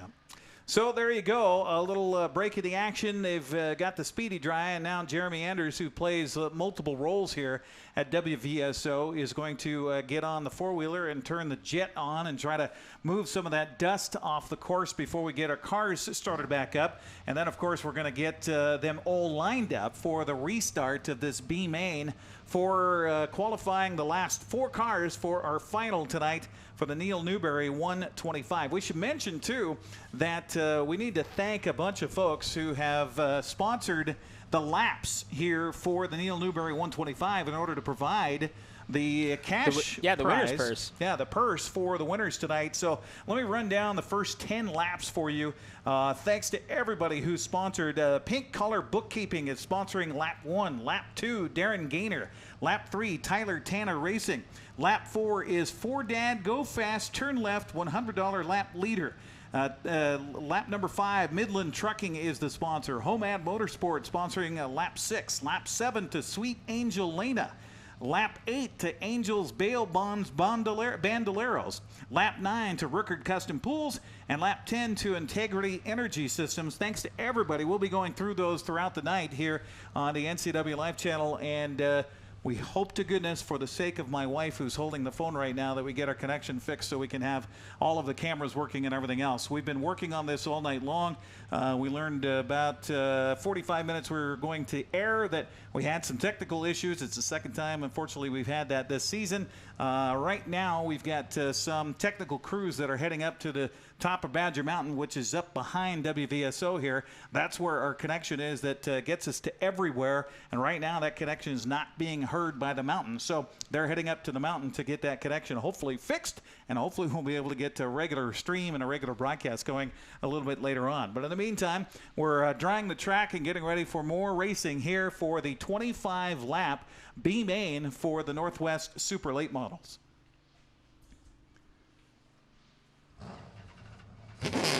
And we can hear the cars cranking up, so that's a good sign, Greg. That's a very good sign. And sweep crew is done up in turn number 1. Looks like they're going to do their final check right now. But and they go from a red to a yellow. To a yellow. That means everybody can start moving once again. And really, for the 5 car, we talked about the damage to the right side behind the tire. Larry Lesmanis. Now his crew gets a chance to get a good look at it. Coming off of turn number 2, there are 2 more white late models up there at pit exit, so that will be both Knutson and Miller. Looks like Miller will be first out in the 22, followed by Knutson. Well, that's good news. And a lot of damage to the 51 to Knutson there. Yeah, absolutely. They've got tape all over the hood and the front fender. So he was definitely involved in that collision that started. And the good news for all of those racers now, even though they went into the pit area, we have a full restart, so they should be where they were at the start now initially, or if I recall, I believe that would be the case. It looks like they're moving Jason O'Neill back up to his original starting spot in the 29. He was another one who went down to the pits, so that looks to be the case. And again, they have to factor in where everyone was in relation to the 45 car of Trevor Flora, who's not in this rest of the race, obviously. So we're figuring it out from there. Okay, are they just going to move everybody up 1 position because he was starting second, or are they just going to move everyone in the outside lane up 1 position? They're sorting that out right now. Okay, so the 83 is Braden Havens. That's 93, Dave Garber. 93, Garber. Excuse me, Dave Garber. The 9 is that of Mitch Klein. The 29ers we mentioned, they got a little damage there. Jason O'Neill. Looks like they were able to reef on that front, get some 100-mile-an-hour tape on it. The 5 is Larry Lesmanis. The 13 is Matt Doyle. Behind him in the 3 is Ken Bonney, who's had some handling issues here tonight. The 51, as we mentioned, Michael Knutson. The 12B is Mike Brooks. And back of the pack, the 22 M is David Miller. Now, what Troy Blanton's doing right now, you see him kind of moving his arm back and forth, moving his arm. He's telling them, hey, scuff those tires, get some heat in them. Make sure they're sticky going into turn number 1. We don't want a repeat of that, as the drivers are just making sure those tires are scuffed up, clean, and ready to go here. 25 laps to the distance here in this B main to lock in 4 for the main event. Yeah, unfortunately for the car drivers right now, and for the cars, the pavement here had a chance to cool down a little bit during that break in the action. The tires had a chance to cool down as well. So now they got to get them all reheated. Yep.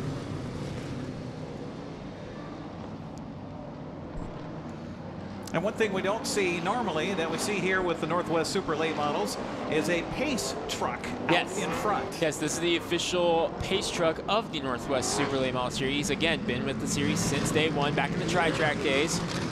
Here at Wenatchee.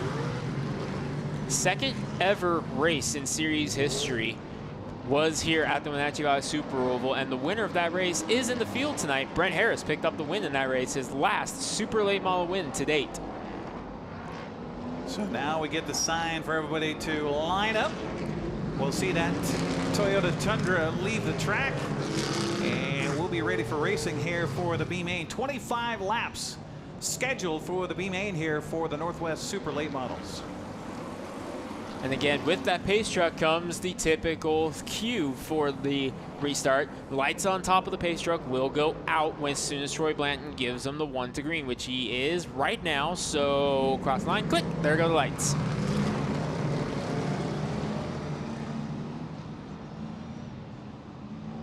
Garber, Klein, best of friends on the the front row right now. Las Manas, O'Neill, Doyle, Bonnie, Knutson, Miller, Brooks coming around. 9 cars looking for 4 spots. Green flag in the air.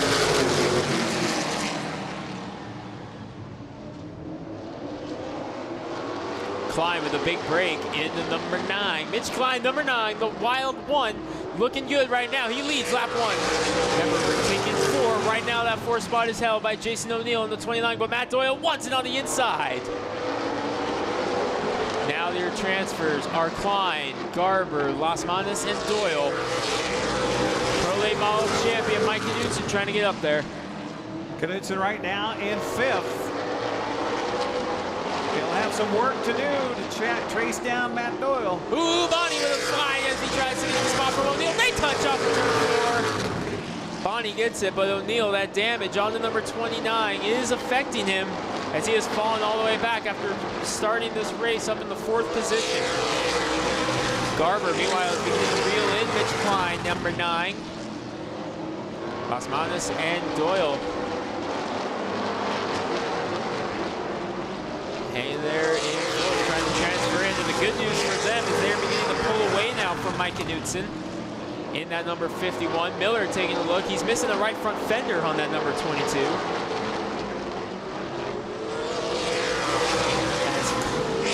Has been caught by Dave Garber. Garber peeking to the outside pole sitter of this one.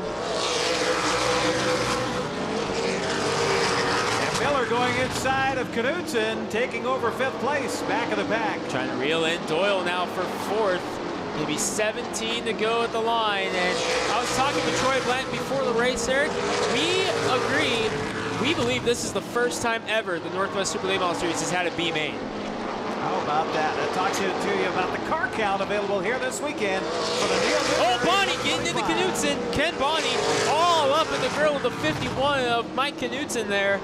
Going into turn number 3. That's the 51 and the 3. They get together. But Knutson able to break away now in the 51. But Bonnie comes back in that number 3. The white 51 and the black number 3. As O'Neill up on the outside in the 29.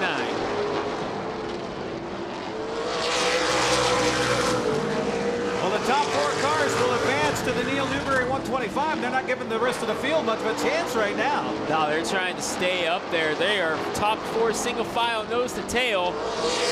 And if you're a guy like Las Manas or Doyle right now, but as I say that, Doyle says I want 3rd. The smart move would kind of be just hang out there and not push it because that's going to allow what exactly just happened. That allowed Miller to close in as the cross flags are out halfway here in this B main. Las Manis may have had something go wrong with that car. Of course, we saw the collision on the open when they tried to get this going. Let's see if Miller can reel him in and take over fourth place. Matt Doyle looking for some redemption in that number 13. He had a very fast car at the Idaho 200. Looked like he was going to be able to race his way in, but accidents caused him to miss that show.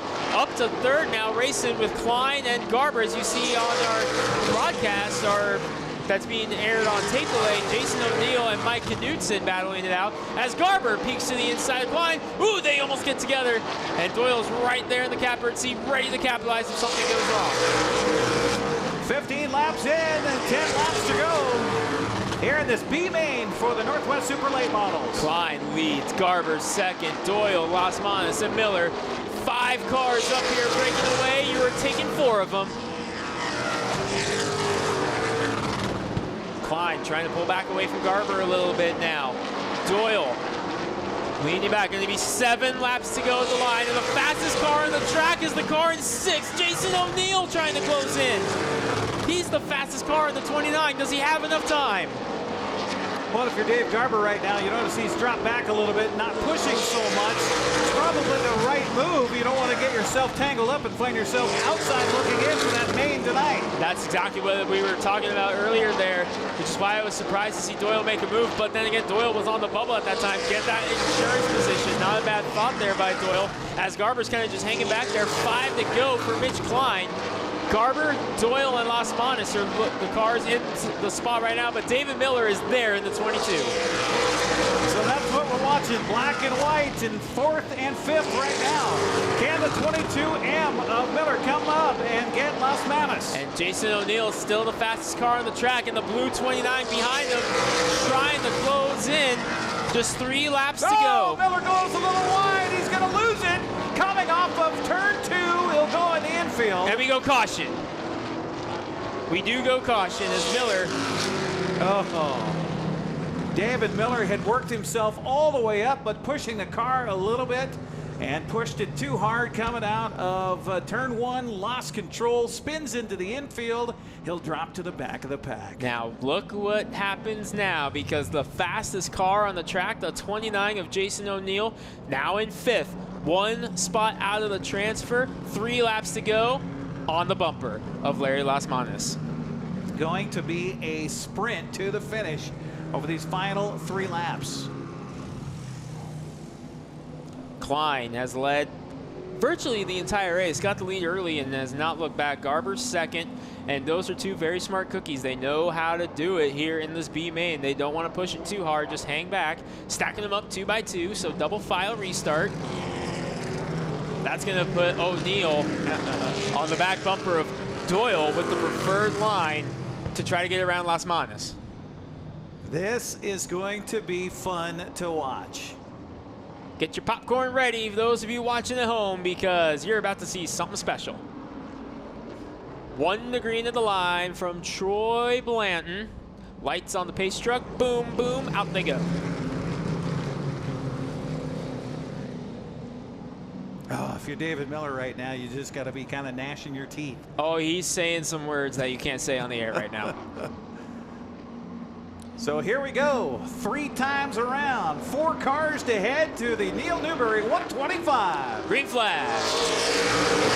Doyle able to break away, but O'Neill did not get the start that he wanted, but he gets the run in the turn 1. That's for the transfer position, 5 and 29.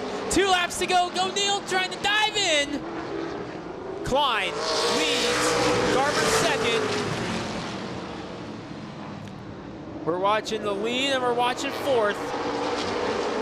Bonnie up there as well. O'Neill able to break away. White flag, 1 lap to go. Garber with a run on the outside.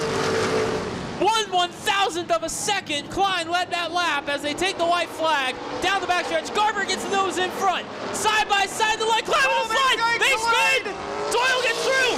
Klein wins. Garber's out. O'Neill and Las Manis collide. They finish 3rd and 4th. Oh my gosh. Oh my gosh. I would not want to be in either of those pit stalls right now. Las Manos, you see the 5 car down there in the infield, credited with 3rd. He is in the main event. Jason O'Neill missing the right front fender, nose buckled in. He is in the main event. Matt Doyle got caught by Garber on the way through. He got hit in the right front. He's in the main event. Mitch Klein wins the race. Doyle, Las Manos, and O'Neill. Oh my gosh.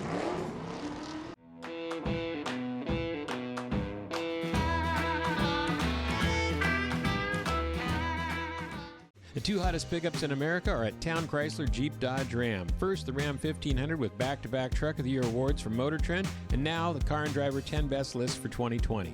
They call it a luxury sedan with pickup capabilities. Ram is on a roll now with 3rd-generation EcoDiesel power. Next up, the Jeep Gladiator, also a 2020 10 Best model based on the new award-winning Jeep Wrangler. It has options and capabilities that no other truck can offer. 2 more reasons when it comes to buying a truck. There's no reason to leave town. I had to pack up all my things. I had to leave my home. And I never knew where I was going next. It felt like I never even had a say.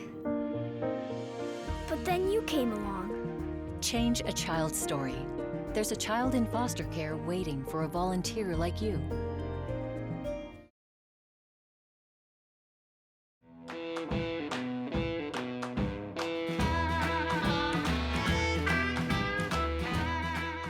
Well, it's a big race this weekend with the Neal Newberry 125, talking with Brittany Zamora out of the Tri-Cities. Brittany, welcome. Thank you. Have you had a chance to race here before? I have. I actually have won this race twice before, so I'm looking to go for 3 today. So there's some excitement happening in the Tri-Cities with reopening a track possibly that's been closed for a while, right? Yeah, that is true. Tri-City Raceway. Wouldn't that be nicer to be able to be closer to home? I would love it, yeah. My dad actually won the last race at Tri-City Raceway, so it'd be like a cool, you know, like close to the heart event for me. So tell me about Wenatchee. You talked about being successful here. What do you anticipate this weekend when you've had so little chance to race this season? Yeah, you know, I have a good team behind me, a good crew. So we've been working really hard on what setup has been working for us this year, and we're coming in with a new setup and, you know, not a lot of track time. So I'm confident in my team, in my car, and my abilities, so hopefully we can get another win.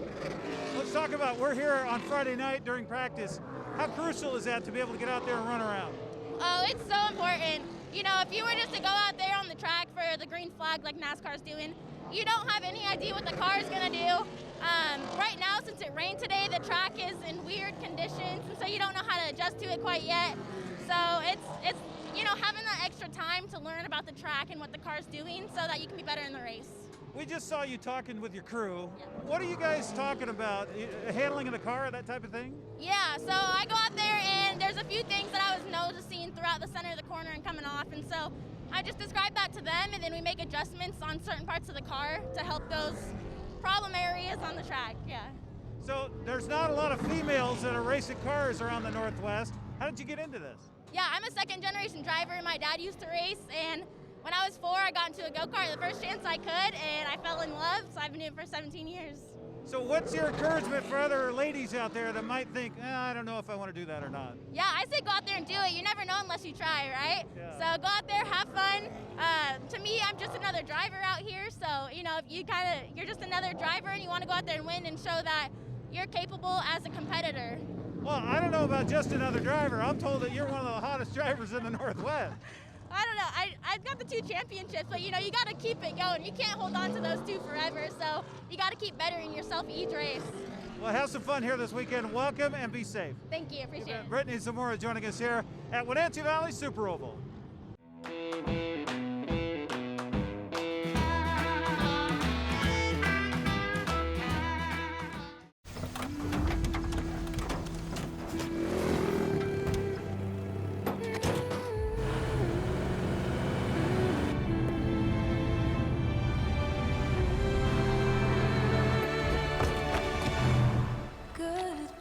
Introducing the most capable Sierra lineup ever.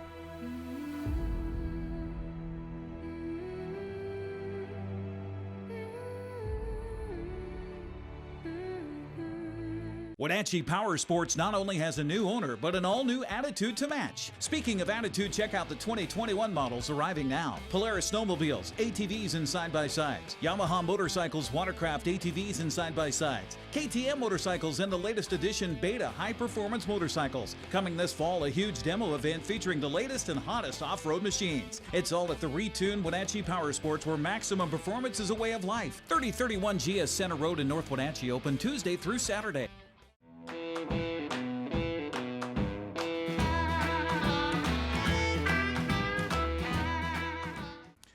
Welcome back once again here to Wenatchee Valley Super Oval on the season finale, along with Greg Rentz. I'm Eric Granstrom on the NCWLIFE channel. Thanks for your patience on our Facebook feed. Unfortunately, we're still trying to work out the technical difficulties on the television feed. We're hoping to have that at least in time for the Tommy Wentz Classic and the Neal Newberry 125 later on. We've got a couple of, or actually 3 different main events coming up. First of all will be the Plum Perfect Roadrunners for their finale of the season. Also, speaking of finales, the Neal Newberry 125 has had some great people step up and sponsor different laps throughout that 125-lap main event coming up later on tonight. We wanted to thank them and give them a shout-out to Shaw Motorsports sponsoring Lap 12, Lap 14 to Late Model Monday, Lap 15 to Mama Hillier, Lap 16 to Torch Towing, Lap 17 to Schroeder Motorsports, Lap 18 to Henkel Rasmussen, 19 to Knutson Racing, 20 Western Rail, Lap 21 to Shanda Motorsports, Lap 22 to Getz Racing, Lap 23 to Viewdale RV Boat and Self-Storage, Lap 24 to Bird Racing, and Lap 25 to TI Company. TI Company. Oh, TI Company. There we go. And I notice TI shows up here quite often. That's Troy Blanton, lap actually. Sponsorships. So there you go. We've got many more to do. We'll do that as the night progresses as well, as we have the Roadrunners that are lining up behind the wall here. And again, our car count for the final race of the season. We had 69 that showed up for the racing here this weekend. We've had a few that have had to drop out before we even got to our heat races here. We've had a few more that we lost along the way for sure with some damages, and we'll cross our fingers we don't lose any more. But we had 19 Roadrunners that were here for the weekend racing. Of course, we also have the track championship to be determined, and a lot could be done right here in this main event. Absolutely. I mean, it could come down to the wire here for the championship. It's going to come down to this final main event. How many laps is it? We have the schedule right in front of us. I believe it was for the 25. Main event. Yeah, yes, 25 laps for the championship race for the Plum Perfect Roadrunners. And once again, coming down to the wire here in this one. Yeah, first coming into the weekend was Mason Haygood with 323 points. Second place was Carlin Coker with 281 points. And right behind her with 280 points in third, Brandon Knuff. So a lot of shuffling could still be done. And don't forget, Jared Ingram has won 2 main events already in the number 32. He could play spoiler for this for a few drivers if he gets win number 3 on the season. Absolutely. And no doubt, he's looking, if he gets that win, to actually be pointing the correct direction, crossing the line. Unlike a couple of weeks ago here at Wenatchee Valley Super Oval. Fourth place right now in the standings, Alberto Navarrete, who got a heat race win here earlier tonight. He had 267 points coming into the weekend. And fifth place was Jamie Mackin. Well, you know what? You don't have to finish first all the time. Just be consistent and finish. She's got 249 points coming into the weekend. Top 5, can't complain with how that's gone for Jamie Mackin and the entire Mackin family, racing big this year. 3 Mackins in the Plum Perfect Roadrunners as well. Dave Mackin in the modified, and of course they're racing with heavy hearts here this season as well. So no doubt a top 5 finish for Jamie Mackin, if that holds true through this 25-lap main event, would be very special for them. You know, Mom is watching and has everybody in her mind as well from high above. Let's continue to talk about some of our lap sponsors for the Neal Newberry 125 presented by Pepsi. Thank you to GDR Racing. They have sponsorship of lap 27, lap 28 to Tyler Tanner Racing. 3Rs Racing is sponsoring lap 29, lap 31, again, Chanda Motorsports, lap 32, Angels Bail Bonds, lap 33, Chanda Motorsports, lap 35, Real Results by Kristen, lap 37, Angel Bail Bond Bandoleros, lap 38 to Western Rail, lap 40 to Integrity Energy Systems, and lap 42 to Sure Fun Events. Thanks to everybody who got on board, because of your sponsorship that helps with the payouts when it's all said and done tonight. Yeah, all that lap sponsorship money going right back into the purse for that 125 lap Super Late Model Series race. So with those $50 lap sponsors, that money all went right back into the purse to help spread throughout the field. And I don't think we quite reached our maximum goal, but we came close, and we were able to add a lot more money to the purse than we would have had without that. So thank you to everybody who stepped up and helped us out with that. And again, we're only the lap 50 or so. We still have 75 laps left to read through. So thank you to everyone for stepping up and helping us out with that. Yeah, absolutely. 125 lap main event for the Neal Newberry 125 presented by Pepsi. That's our finale of the night. And speaking of WVSO, of course, big plans were on hand for celebrating 50 years of racing here in the Wenatchee Valley. Unfortunately, COVID came along and changed all those plans and cut the season to less than half. I think this is only our 7th race of the season here at WVSO. You're making me do math again? No, I won't make you do that right now. Thank you. But the math, as far as crunching the numbers, as far as Jerry Anders and the people trying to run things here at WVSO, has certainly been a challenge. Only about 25% of their income, because of the fact they had no fans, they weren't able to sell tickets at the gate, they weren't able to sell concessions, they weren't able to sell beer, all those types of things, and that really hurts the bottom line. So what's happening right now is we encourage you to get online to WVSO.com and get yourself ready to get season passes for next year. We're going to look for much better things in 2021. No more COVID. It's out of here. Let's get to some great racing come April for the 2021 season. And we didn't get to reveal all of our great 50th anniversary plans because this was supposed to be the 50th anniversary season. We can tell you, whatever we had planned to happen this year, there was some stuff I didn't even know about that was still being in the works. And whatever we had planned, we're going to do it times 3 next year to make up for it in 2021. We are looking forward to having you guys right back here where you belong, right here in these grandstands hanging out with us. And again, we appreciate your patience with the cell phone coverage here tonight on WVSO here on the NCWLIFE channel. Thanks to Marion for handling the camera/phone/everything here tonight. We do have people that are working on the technical side of things. It sounds like it's a problem up at the tower up on Badger Mountain, which we can see from here, but getting from our studios in Wenatchee, where we've got the technical truck and everything, to get up to the top of the mountain and take care of the issues that are whatever there might be, that takes a while. And so we're trying to get it done as quickly as we possibly can.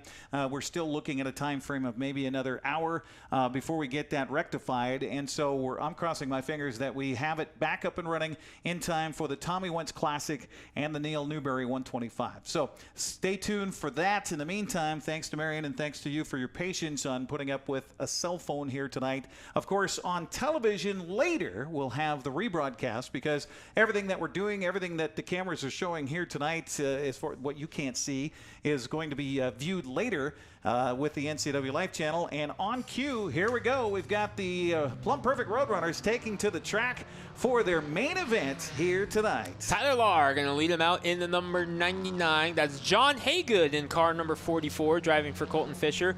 Brandon Knopf in the 33. Spokane's Justin Lentz in the number 42. Points leader coming in tonight, Mason Haygood, the 14. Jason Walker in the number 15. And the car is a familiar car to another driver in the field. That was actually Dale Winterberg's first Roadrunner that he's driving right now, the number 15.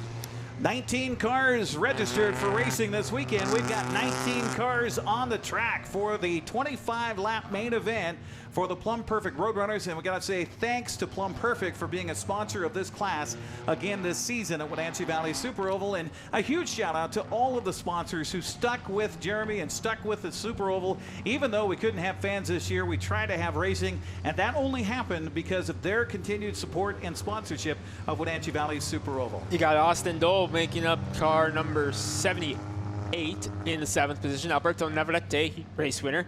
Elijah Pennington celebrating the birthday tonight. Happy birthday going out to Elijah and Justin Lentz, I believe, in the 42 as well. So 2 birthdays here in the field tonight. Joe Weber, the 79, the 7. That's the 7X of Saibam. That's, Sidam. Yes, Sidam. Senna Sidam. In the 7X. Carlin Coker, second in points in the 98. Jeff Baker. Philip Love, the truck. Gotta love that thing. Jamie Mackin. Dale Winterberg. Jared Ingram. Brianna Mackin and Emily Mackin 19 cars? Wow, I think this is the biggest field of Roadrunners we've had in quite some time. Everybody's on the throttle. Are we going to get the green flag? Yes, we are. Jason Wilson says, let's go. We got 25 laps to get into the book and somebody to crown for a track championship here tonight. Up the backstretch, it's Lar in first place. And Haygood trying to get up there. John Haygood. Meanwhile, Mason gets together with Brandon Knopf in the 33. Remember the breakout rule? We had Knopf break out earlier in the heat race. Track is getting faster, so what I'm going to do is I'm going to take a seat and monitor the lap times here. Remember, 16.750 is the time they are not allowed to go faster than. We got Lar, we got Haygood, we got Knopf. That's your top 4 right now here for the Roadrunners. Still all cars picking up speeds right now. Quickest so far. How about this side-by-side father-son for second place, and it's the youngster that will take over second. Mason Haygood moves into second place. Trying to get a championship. He's the fastest car so far, 17.031. We're still golden on the breakout time. Ooh, Jared Ingram. Breakout time is a 16.750. Ingram, 16.753. He's close. Mason Haygood making a move inside. He'll take over the lead from Lar. He wants it. He led the lap by 8 1/1000ths of a second. Look out, Alberto Navarrete getting a little loose in the backstretch, or as he goes up off of turn 2, he'll drop a spot to 5th place. We're good. We stay green as Haygood leads the way into number 14. And it's Lar, John Haygood. Brandon Knopf, Justin Lentz, top 5. We're going to come up on lap traffic already as we're just 5 laps into this 25-lap main event for the Plum Perfect Roadrunners. First place held down by Mason Haygood. It's Lar in second. Battle right now for third between John Haygood and Brandon Knopf. Everyone's still good breakout time-wise. Jared Ingram's flirting with it, though, but still to the green right now. Last time was a 7.60. Remember, it's a 7.50 as Mason Haygood in lap traffic in the 14. Alberto Navarrete getting inside of Justin Lentz. Got a little touch there, but he's fine. Ingram just broke out. 16.717 for Jared Ingram. Jared Ingram breakout. He's going to have to do a pass-through. Meanwhile, John Haygood stepping off the throttle and coming down on the apron. Might be something wrong with a 44 car right now. John Haygood was up as high as second earlier, falling back right now, and there's so much traffic right there that the drivers weren't sure who was getting the black flag.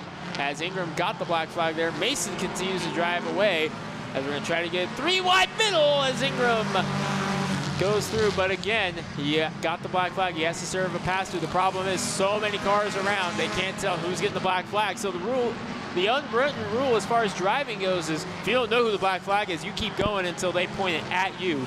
So we'll see now. And that one should have been a clear enough message to Ingram. No, Winterberg! Oh, Dale Winterberg!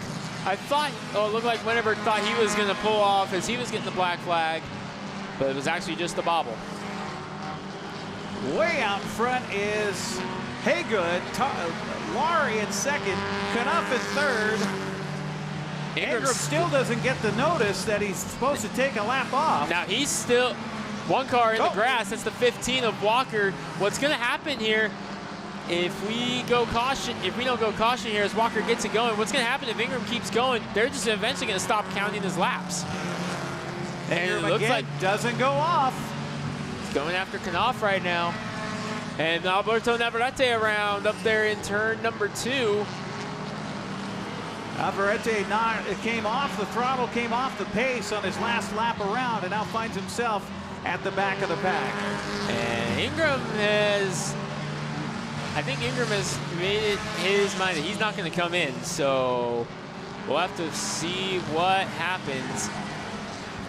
So your leader is the white 14 of Haygood. He's on the backstretch, a full straightaway lead from the 99 car of Lar. 32 is Black Flag, so don't count him right now. Meanwhile, quite a battle between Winterberg and Knopf. Yeah, it looks like they've stopped Black Flagging him, so they're just going to move him to the back of the pack at the end of this one with scoring. So second place will still be Tyler Lar in the 99. For now, as Dale Winterberg goes in, trying the inside. Brandon Knopf there as well in the 33. Everyone else is still good on the breakout time. Winterberg is on the inside track. He's going to take over second place. Brandon Knupp trying to go win him. Oh, they touch in front. Coker, Love, Ingram down in the grass. We stay green. Everybody keeps going. But Winterberg able to dodge it, now has smooth racetrack ahead of him. Up the backstretch they go. Haygood has a full straightaway lead and then some, as Knupp trails in third, Winterberg in second.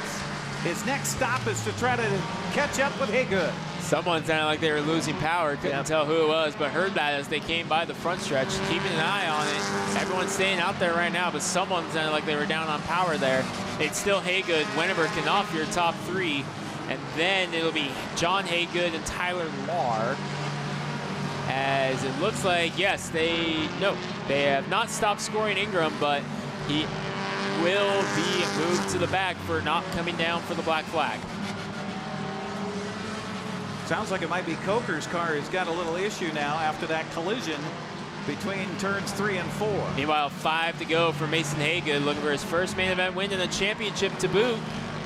Winterberg is about 4 cars back in lap traffic, trying to make up the difference. That rounds out to 1.9 seconds.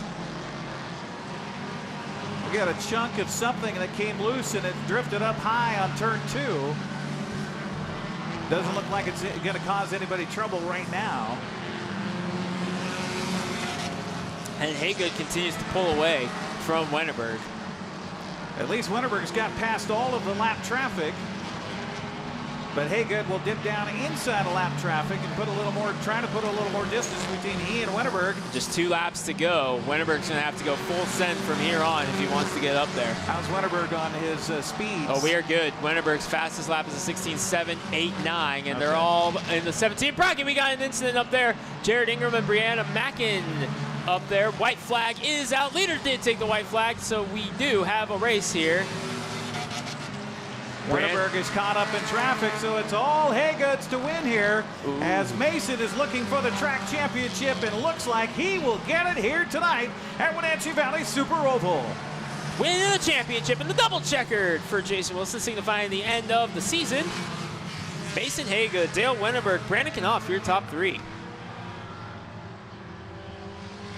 Heavy smoke out of Tyler Lahr coming across the stripe as well in the 99. Heavy smoke on the right front, and it's a big tire rub.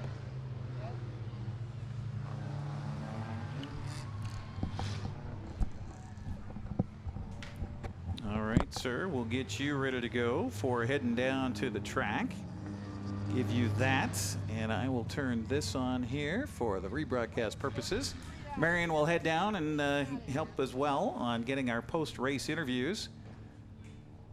As we have Brandon Knupp is already here, and he is a 3rd place finisher. So again, first is Mason Haygood, who wins the track championship here tonight with his main event victory. 2nd place goes to Dale Winterberg of East Wenatchee, and 3rd to Wenatchee's Brandon Knupp.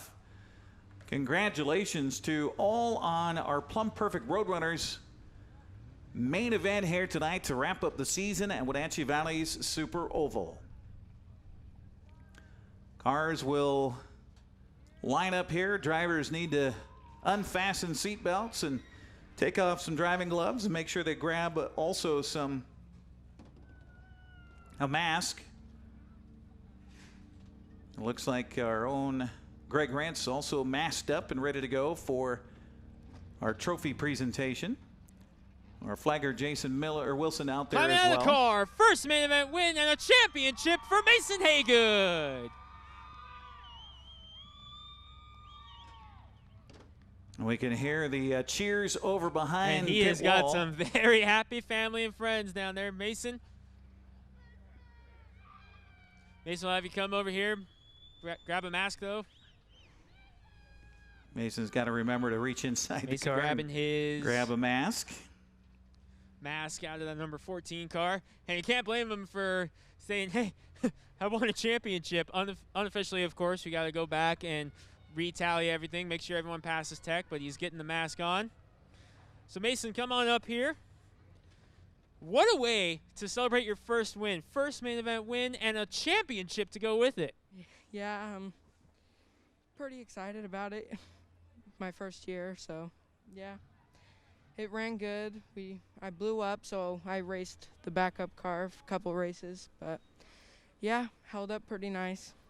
And tell us about what that does when you're going from one car into another car, then back into this car for the championship race. It was definitely different because, yeah. All right, Mason, first career main event win, unofficial champion on the season. I know you've been waiting a long time to do it, so who do you want to thank? Ellie, Pope's Plumbing, Poppy, my grandpa, Briggs MFG, my mom, my dad, and everybody that's helped me with this car. First career win and an unofficial champion, Mason Haygood. There you go, Mason, taking the checkered flag here rallying tonight. to finish in second. Another great performance by Dale Wennerberg in the number 71.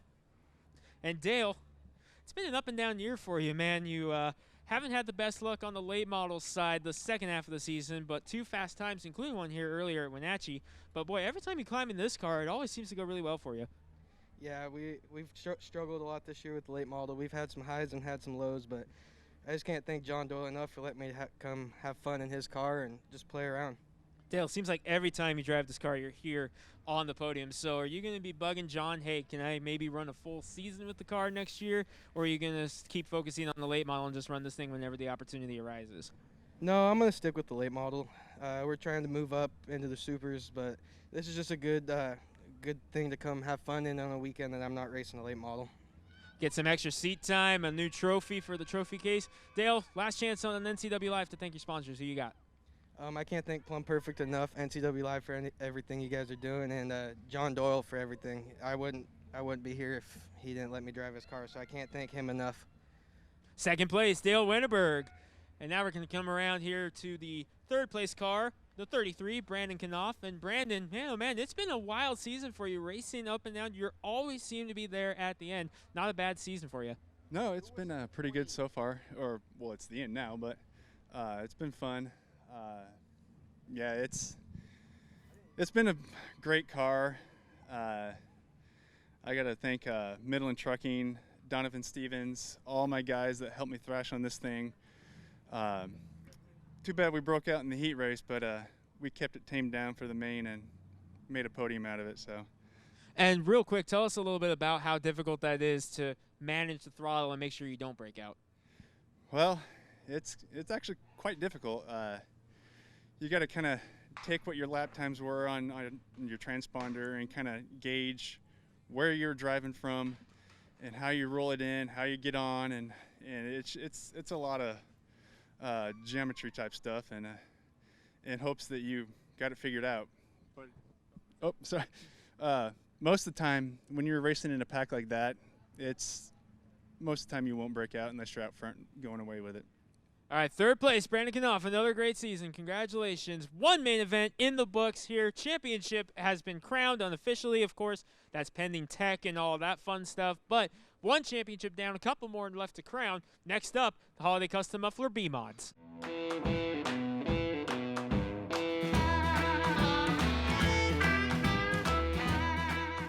Nissan is the value leader in new cars and SUVs. Check out these new models starting at under $20,000. The all-new Versa from $17,020. The all-new Sentra from $17,400. And the all-new Kicks from $17,995. Now you can have the Nissan style, performance, and reliability, all for under $20,000. And they're all here at Town Nissan, up behind Costco in East Wenatchee. Doghouse Motorsports just won Best Motorsports Store for the 7th year in a row. Is it the great facility? Is it the fantastic products? Or is it? I'm Bobby. And I'm Tabor. I'm Mike. And I'm Glenn.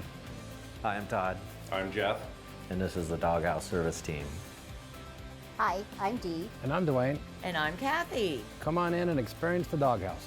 Are you in the doghouse?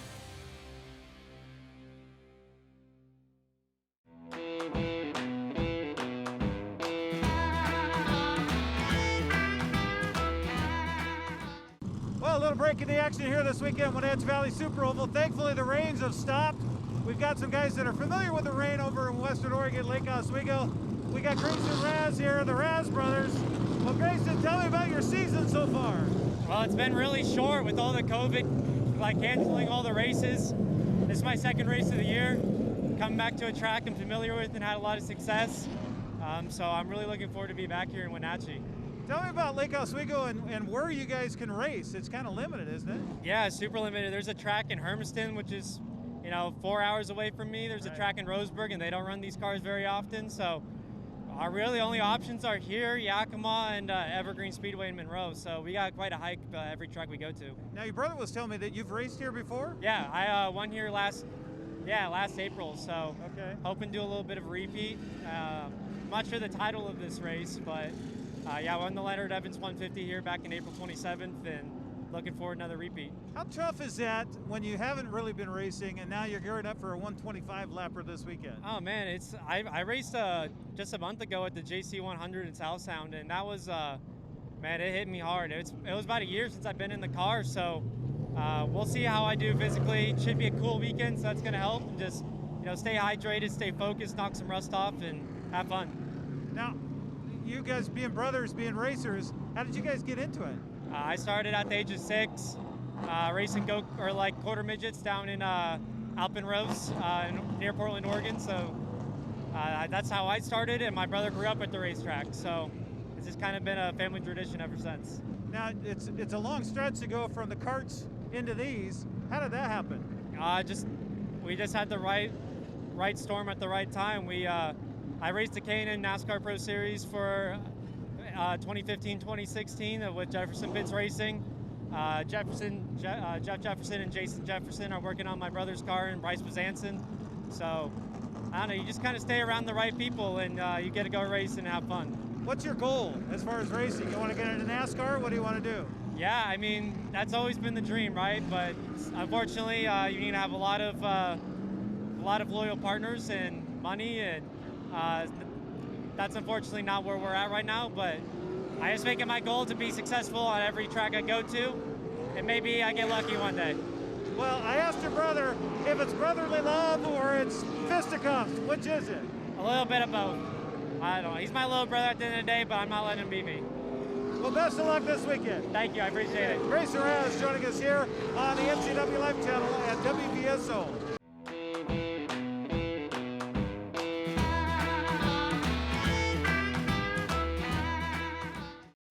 Hi, my name is Blaine Johnson. I'm at Global Elite Motors. We're tied in with Global Car Care down here locally. So we're not your typical car buying experience. Somebody can come down here, take a look at what we have, and if we have the right vehicle for you, we'd be glad to help you out with it. A lot of times we are able to go out and find specific vehicles for somebody so that it fits their needs, their budget, and all the things that you want without you being obligated right away. If you're looking for a good, reliable car, come see me, Blaine Johnson, down at Global Elite Motors. Traditional values and innovation in honoring the life of each family we serve is part of the ministry of Heritage Memorial Chapel. Our staff is committed to walk with your family with compassion through this time of grief. We are here to help and here to serve, the right kind of help when you need it most. Heritage Memorial Chapel.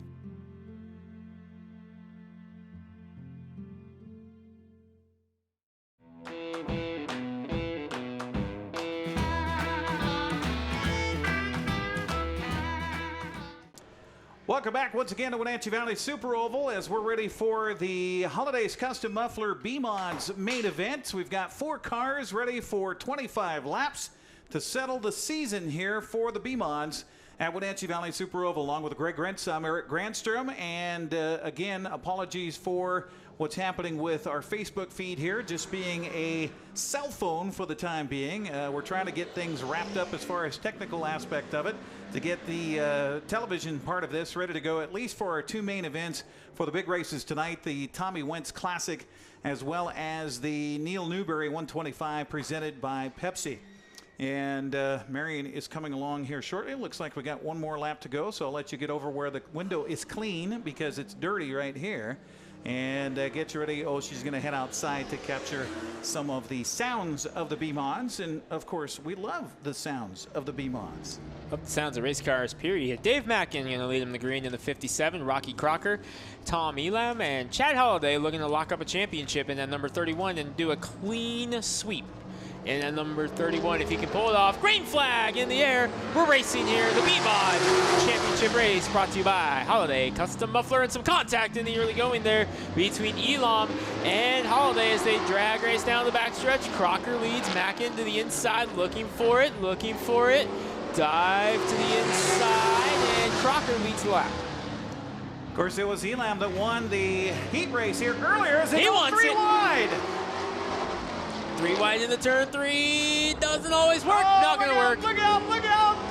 Hey, we saved it. Great job there by Rocky Crocker and Dave Mackin as well as they got together there to check up there by both of them. Nice job. Well, Tom Elam, they call him the tire guy out of Powers, Oregon, trying to power his way past the field here in the Holiday's Custom Muffler B-Mods. Elam in the A leading the way, but Muffler, or Holaday Custom Muffler, I don't know where that came from. Chad Holaday in the 31, leading the way right now in the number 31, well in second I should say, but leading the way in the points right now, has won every main event that they have put on this year as he's trying to complete the sweep and go, it would be 4 for 4, correct? This is the 4th time we've seen him this year? Yep. So Chad Giving's pursuit of Elam up the backstretch. You see a little spark come out as Elam's car touches the pavement at a couple of spots as he goes around the turns. Bumper dragging on the A, which is allowing Holaday to get a run. 6 in the books, 19 to go. Here in this 25-lap main event, Elam leads, Holaday second.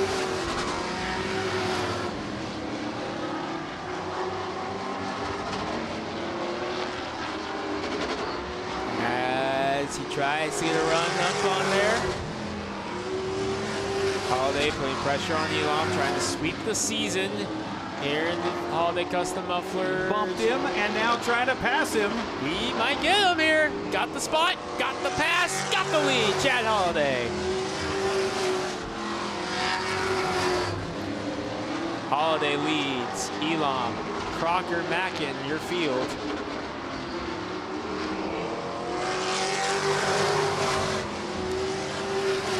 10 in the books, 15 to go. And love how the 8 car, we talked about it earlier, it's considered topless right now. Love how you can just look down and you see this all black car and then this white helmet comes streaking by. Holaday, now that he's got the lead, I think after losing for the first time this season in his B-Mod in the heat race, I have a feeling that he's not going to want to give up that first place spot. No, he wants to clean sweep the main events this season. He has done a phenomenal job this season, and he's kind of the driving force behind this series, bringing it back. Chad Holaday wanted this, designed as a competitive, affordable alternative to some of the other racing that goes on here. Holaday trying to bring this series back, and they're talking about this series growing exponentially next year. We'll see what the actual numbers are next year, but no doubt you can expect more cars on the track next year for this series. Well, now the question is whether Rocky Crocker, who had little issues, he went 3 wide early in this race, and Elam went between them. He got some contact with David Mackin. We'll see if now Rocky Crocker can try to chase down and make a battle for second place. Trying to reel him in, but he's only got 10 laps to do it as Holaday continues to pull away right now in the 31. Great run, though, for Elam, because remember, he said yesterday he was down on power. He didn't think he could compete with these guys, and here he is, hanging tough in second right now. Chad Holaday, owner of Holiday's Custom Mufflers, sponsoring the class, leading the race, trying to hang on for another 8 laps. And built both his car and the 52 of Crocker, and I believe may have had some input on the 57 as well. 7 to go for Chad Holaday. A dominating season, looking for a championship.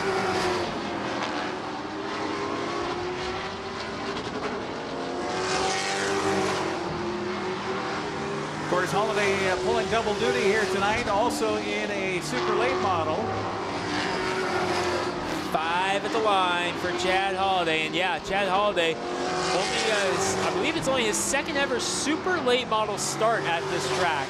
He did really well the first time. It was a couple of years ago, but unfortunately it just didn't work out for him. As a battle brew for second, Crocker has caught Elam and rockets around him on the inside. Second place, Rocky Crocker. Something must have happened to the 8 car for Tom Elam. He drops back.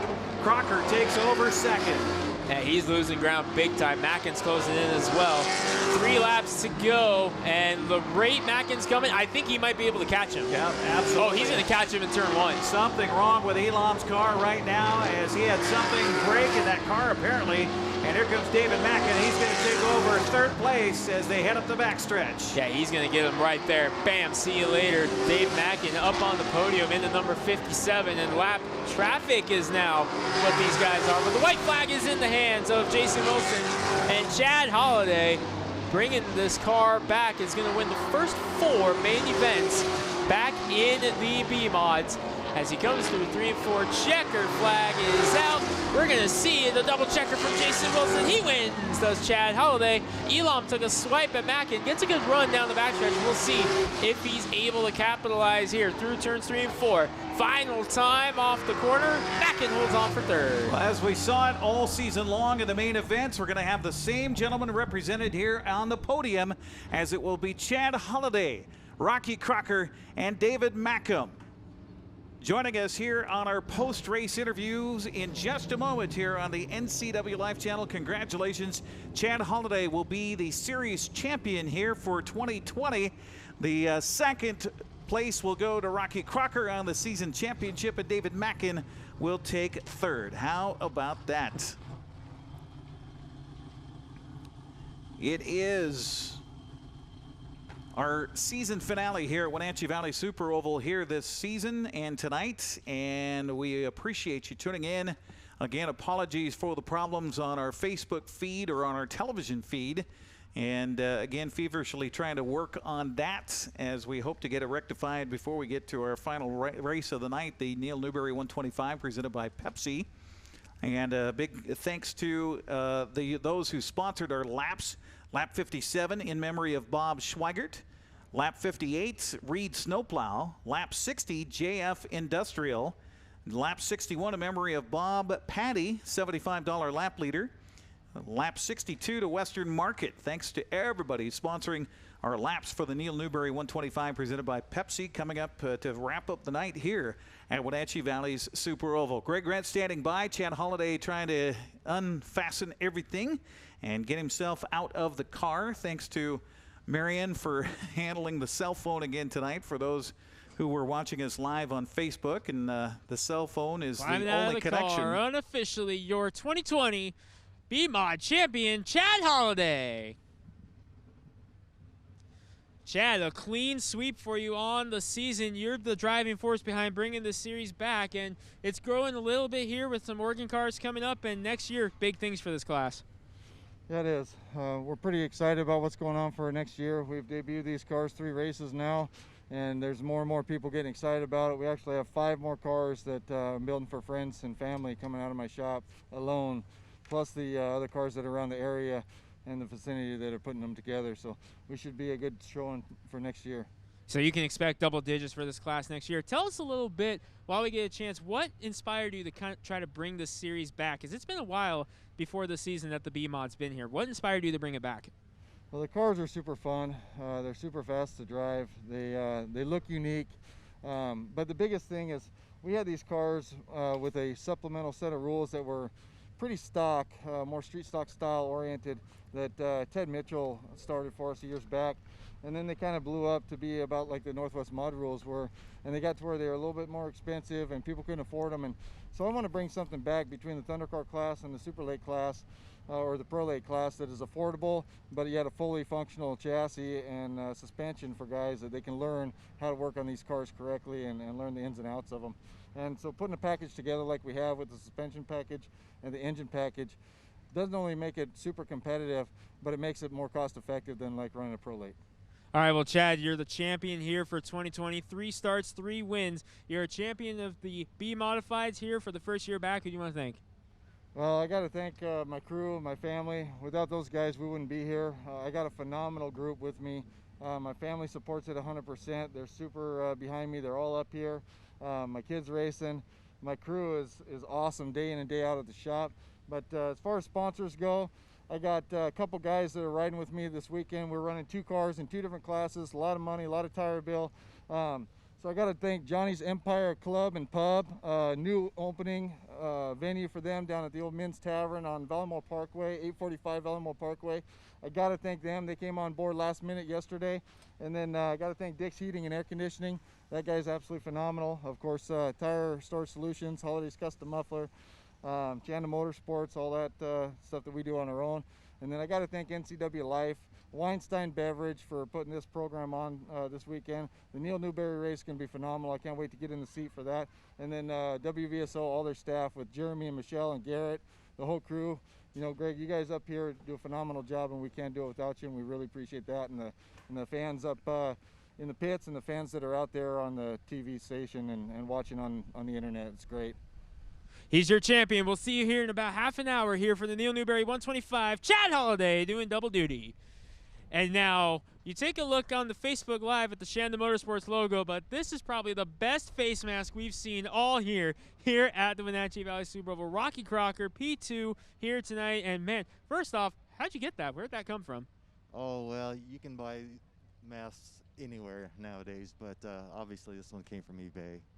Yeah, that is awesome. So let's talk a little bit about the race, because you were battling it out there. You got around Elam there late and pulled away as the battle continued there for third. And you talked a little bit earlier throughout the season about how you like the way these cars and these drivers raced against each other. Tell us a little bit more about what inspired you to make the switch. Well, so I dabbled in the late model, in the pro late model stuff, and I didn't really care for the etiquette of that.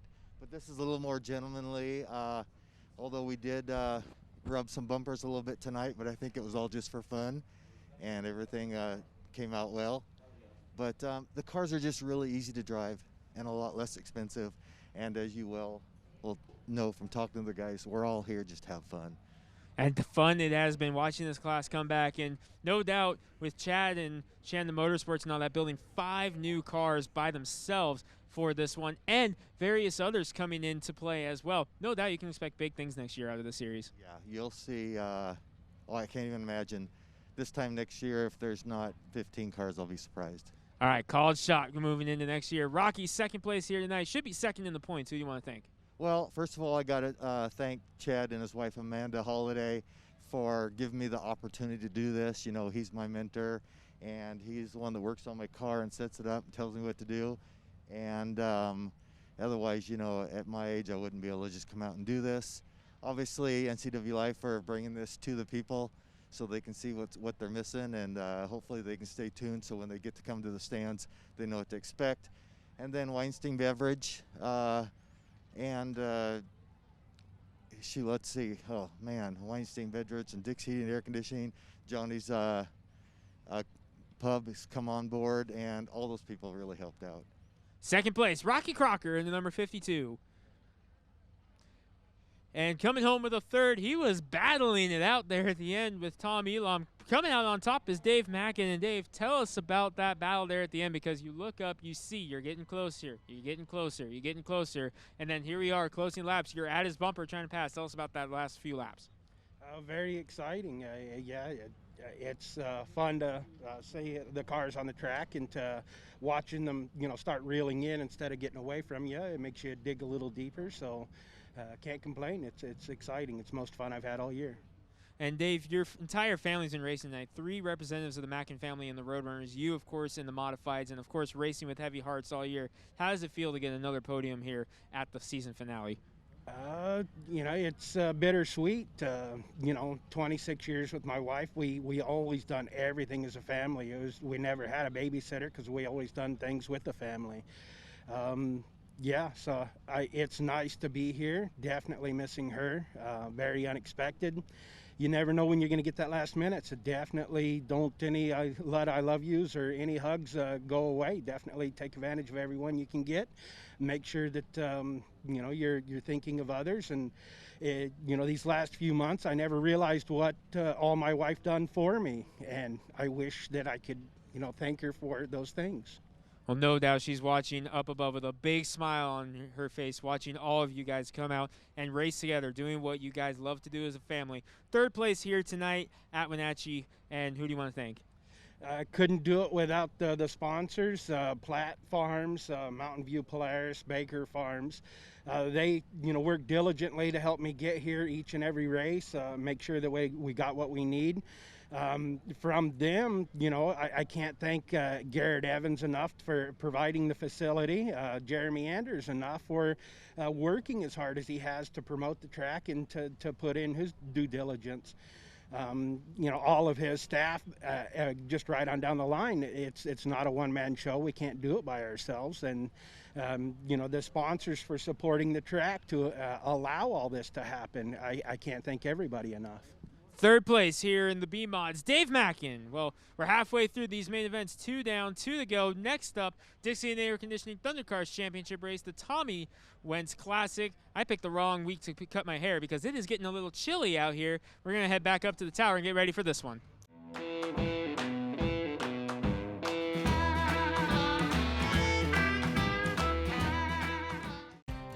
Mary Maids of Wenatchee has been professionally cleaning and sanitizing homes and businesses in North Central Washington since 1998. Mary Maids uses commercial-grade cleaners and viricides. Mary Maids has implemented additional safety and sanitation protocols. They are strictly following CDC guidelines for the safety of their clients and employees. For expert help with cleaning and sanitizing your home or business, call or look up Mary Maids of Wenatchee to schedule your free estimate today. Traditional values and innovation in honoring the life of each family we serve is part of the ministry of Heritage Memorial Chapel. Our staff is committed to walk with your family with compassion through this time of grief. We are here to help and here to serve, the right kind of help when you need it most. Heritage Memorial Chapel.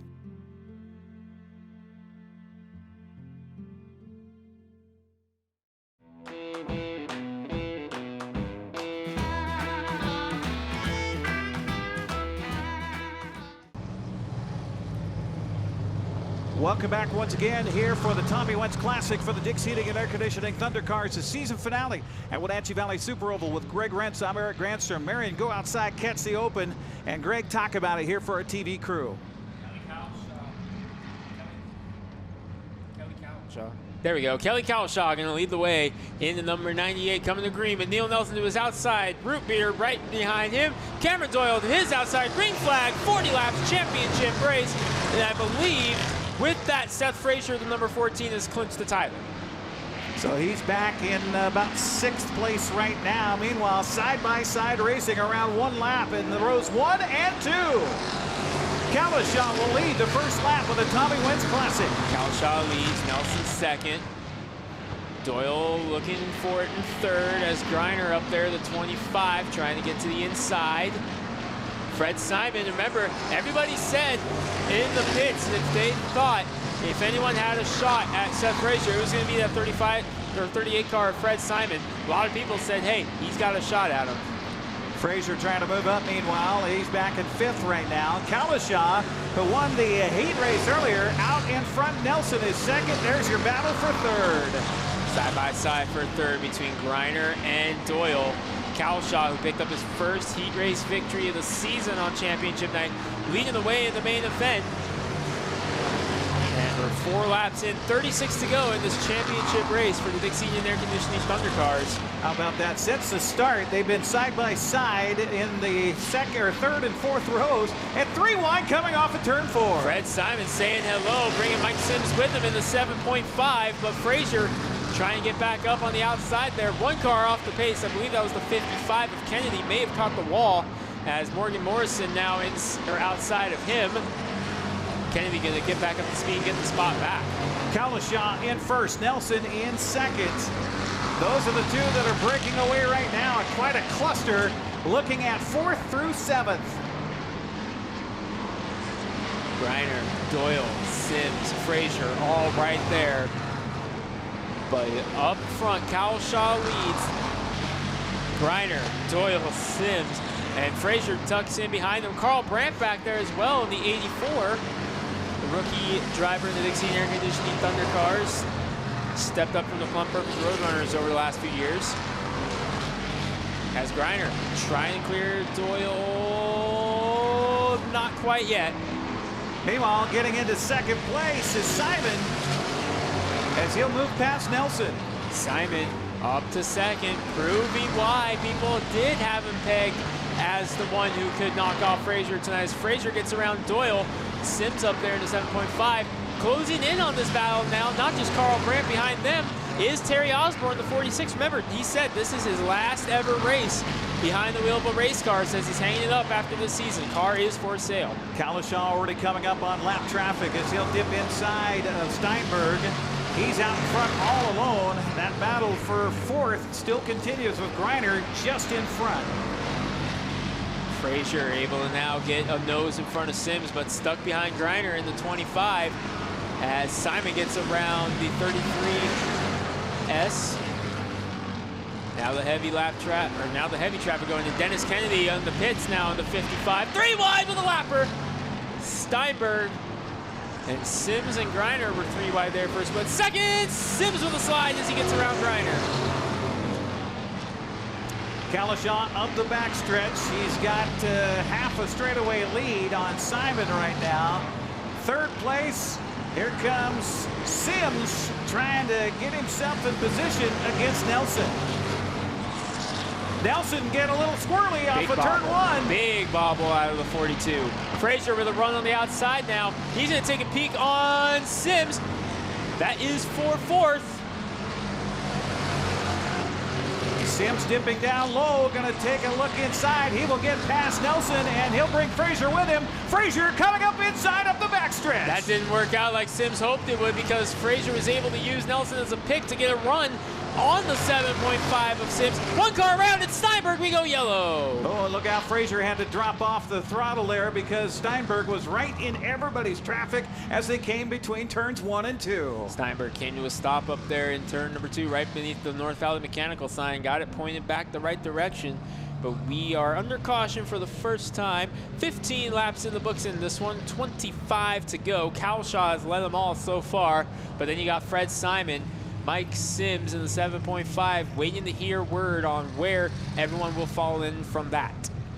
Seth Frazier right now on the scoreboard is in 4th place, and he's 4th on the track. And then you got Nelson, Griner, and look at that. There's Terry Osborne, and what you say is his final race in 6th place right now. And he said he's hanging it up at the conclusion of this one. Currently sitting in 7th. Doyle 8th, Brandt and Shaw rounding out the top 10 right now as they try to sort out who is where. Remember, on a caution, go back to the last completed lap, and when you had a side-by-side battle like that, it's kind of difficult to go back and redo all that. So what they're doing right now is they're going through the live timing and scoring to make sure that they have everything correct before they stack them up. Well, Kelly Cowshaw was running away from the field here, and now that will reel everybody close for this restart here with 15 laps in the books. Looks like they're going to move Nelson back to 3rd in the number 42, which will put Sims 4th, Frazier 5th. Waiting to see what happens now with Griner, the 25. As you saw on that lap, it was Sims and Frazier that were getting around Nelson, moving into 3rd and 4th respectively. But accident occurs, a little spin out for Steinberg, and now we'll get everybody in the right position. Swapping Doyle and Osborne as well. 71 going up in front of Terry Osborne as they were side by side at that point also.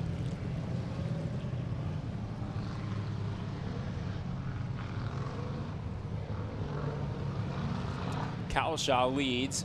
Simon 2nd. Remember, Simon in the number 38, his best finish of the season at State Line this season was a 3rd, and he did that on 3 wheels. Nelson fourth, Sims, Frazier, Griner, Doyle, Osborne, Brandt, Shaw. Colby Holaday comes back up and moves into third from the last position. He's going to be 12th, I believe. Yes, 12th. And nope, they're actually putting him in front of Jess Haven, so that will move him up into 11th position. Okay. And of course, we've lost one car, Dennis Kennedy, off of the track. And it looks like now our lineup is good. So we're down to 14 cars remain in the field for the Tommy Wentz Classic, for the Dick's Heating and Air Conditioning Thunder Car finale here at Wenatchee Valley Super Oval. $724 to win this one.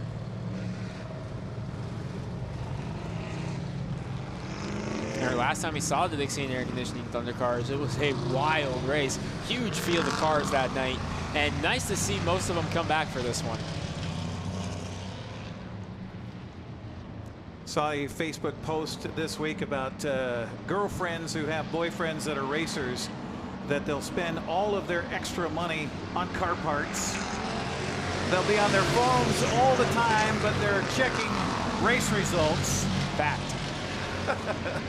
Look at that battle for third place right now. Yeah, Sims and Nelson battling it out in third as Frazier trying to get up now.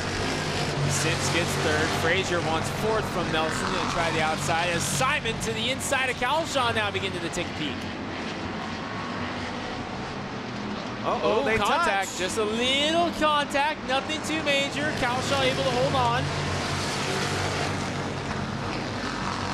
Meanwhile, Frazier knocking on the door of Mike Sims right now. Sims got a little loose coming off of 2. That lets Frazier get some ground on the outside. He wants the third spot. That's the spot on the podium. Yes, he does. He gets it at the line that time.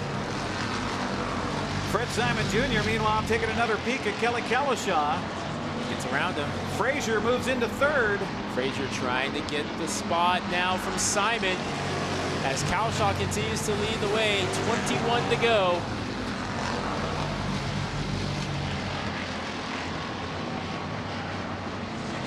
Kelly Kalashaw has led from the start, but can he hang on?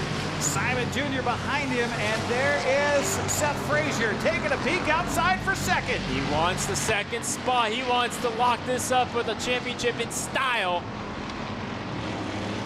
Steinberg getting close to the wall again as the lap leaders come up on him. Remember, Frazier, dating back 3 years, 3 straight second place finishes in the points. Has, I believe, the championship locked up with this one. Gotta watch out. Steinberg got in the way of Kalashaw, made him pump the brakes. Frazier now moving in. Frazier taking a peek as they all get around Steinberg. Kalashaw leads. Kalashaw has led all the laps so far, which means he has it locked up for most laps led. And welcome to our television audience. You're here for the Tommy Wentz Classic as Seth Frazier moves in front on lap 23. Kalashaw dropping back. Fred Simon Jr. taking a peek at second place. Simon leading. Simon in third was trying to get the lead from Kalashaw before Frazier was able to catch up. 16 to go here in the Tommy Wentz Classic. Okay, we'll check and see if back in the studio, if Tucker's ready to take over the Facebook feed. Go ahead and finish there, Marion. We'll have to worry about that a little bit later on. Get the Facebook turned around for the final for the Neal Newberry 125 as we're closing in on the final few laps of this one. How about Seth Frazier and what he's been able to do to drive around the pack? Getting through the pack, and that just shows you how much speed that he has in a number 14 car. This may or may not be his last race of the season. We'll have to see if he moves forward with some other possible races for the style of car. There's still a couple left in this region. We'll see if it happens as Frazier continues to pull away now from Kalashaw. 13 to go for the 14. Osborne waving his hand out the window. Osborne pulling into the pits in the number 46. Oh. Second in points, and he said this was his last race. Oh. And that may be the last lap that Terry Osborne turns in a race car. Flat left rear tire, it looked like on the 46. Heartbreaking for Terry Osborne. Meanwhile, back to the battle at hand. Seth Frazier coming up on lap traffic. Out in front, Kelly Kalashaw in second, Simon Jr. in third. Sims hanging on in fourth as trying to get back up there on Simon right now. Griner, Nelson nearly come together off of turn 4. Doyle up there as well. Carl Brandt and Luke Shaw joining the battle. One car around, Morgan Morrison right in front of us. Caution is out. And as the caution is out, Marion, let me talk to our Facebook fans right now. We're going to switch over. We've got the television broadcast coming up, so we're going to switch over for Facebook to go to TV right after this here on the NCWLIFE channel.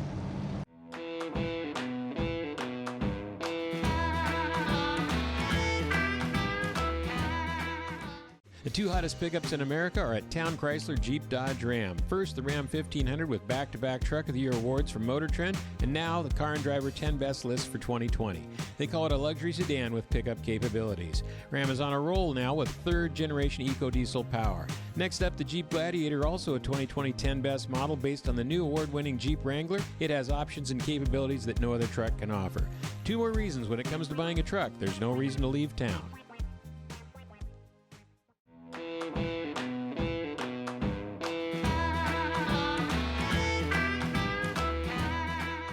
As it looks like our driver's okay. Tucker back in the studio. Can you make a switch over for Facebook Live right now? Yeah, I already have a stream going. You just need to end yours. Okay, we have ended that one, so we'll share that one, and we'll get the other stream up and running, which is on right now. And again, appreciate your patience tonight here on the NCWLIFE channel. We've had technical issues all night long. We've had some exciting racing going on, but you tuned in just in time for the final 10 laps of the Tommy Wentz Classic, scheduled for 40. Unfortunately, night will come to an end for Morgan Morrison out of Yakima as he spun and connected with the wall. And Greg Rentz, you've been taking a look at that. Looks like he's okay. He's out of the car. He's looking at the right rear of the car a moment ago, and now they're checking under the tail of the car. So looking for fluid, I'm sure. Fluid, or maybe perhaps to see maybe what broke on the 6 car. We're under caution, 10 laps to go in the Dixie Air Conditioning Thunder Car season. Randy's Towing has come out to give some assistance. For those who are just joining us on television, we had Kelly Kalishaw kind of running away with this, but then we had a caution come out as Steinberg spun around, and that on a restart gave the field a chance, and Kelly Kalishaw passed as he went back of the pack, as it was Fred Simon Jr. who took over first place, but then Seth Frazier was able to collect the rest of the field and has taken over first place. But we're going to go to a red situation here on the track and shut everybody down as they have some issues with the car that spun out and hit the wall here on the home stretch. So under red here as Randy's Towing getting into position to help Morgan Morrison out in the number 6. And again, for our folks watching our television coverage, we haven't had a chance to do this tonight, so I will let Tucker back at the studio put up our sponsors, our lap sponsors for the Neal Newberry 125. We've been reading them all night here on our Facebook coverage as well as on our rebroadcast on the NCWLIFE channel. But a chance across the bottom of the screen right now while we have the break in the action to say thank you visually to our sponsors of all the laps. The 125 lap main event for the Neal Newberry 125 tonight here at Wenatchee Valley Super Oval to wrap up the season. Several years. How many years we've been having the new Neal Newberry 125? It's on the back of my sweatshirt. Let's see. Okay, the back of the sweatshirt starts back in 2016, 15, 14. So 2014 was the first season for the Neal Newberry 125, and it doesn't happen without the sponsorship help. It doesn't happen without the lap sponsorship help, and we've been reading them off here on the NCWLIFE channel tonight. Thanks to our sponsor of Lap 75 Horsepower Project, to Lap 76 Elite Racing Engine, Lap 77 to Lester Bowman Racing, Lap 78 to Joe's Racing Products, Lap 80 to Bryce Bezanson Racing, Lap 81 to Scrap Iron Racing, Fitzpatrick Racing, Lap 82 to Tina and Christian Roeder, and Lap 83 sponsor Western Rail. Just some of the many sponsors we've had throughout the evening and throughout this final race week of the season for the Neal Newberry 125, presented by Pepsi, coming up a little bit later on. Again, we've got the hook out from Randy's Towing to take care of the number 6 car. They're going to latch on to the back of it, and looks like its driver, Morgan Morrison, is going to help steer the way. do what he can. Of course, the position there and having to bring the big tow truck out means that nobody can get around or get by, so that's why the red flag situation. Don't see any moisture on the track. I don't see that they're applying any. I've been watching on our screen, been watching kind of near the back of the car where they were looking, didn't see any buildup, so I think we're good on that aspect. Okay, so we'll cross our fingers on that, and we'll get a better look at it as they drag the car away. And tough way to end the race, too. Yeah, absolutely. Don't see any moisture, so that's a good indication. Especially after some of the stuff we've had to deal with earlier today. Yeah, absolutely. Let's recap for those who are joining us just now on television what has happened here tonight as far as our racing that has been ongoing.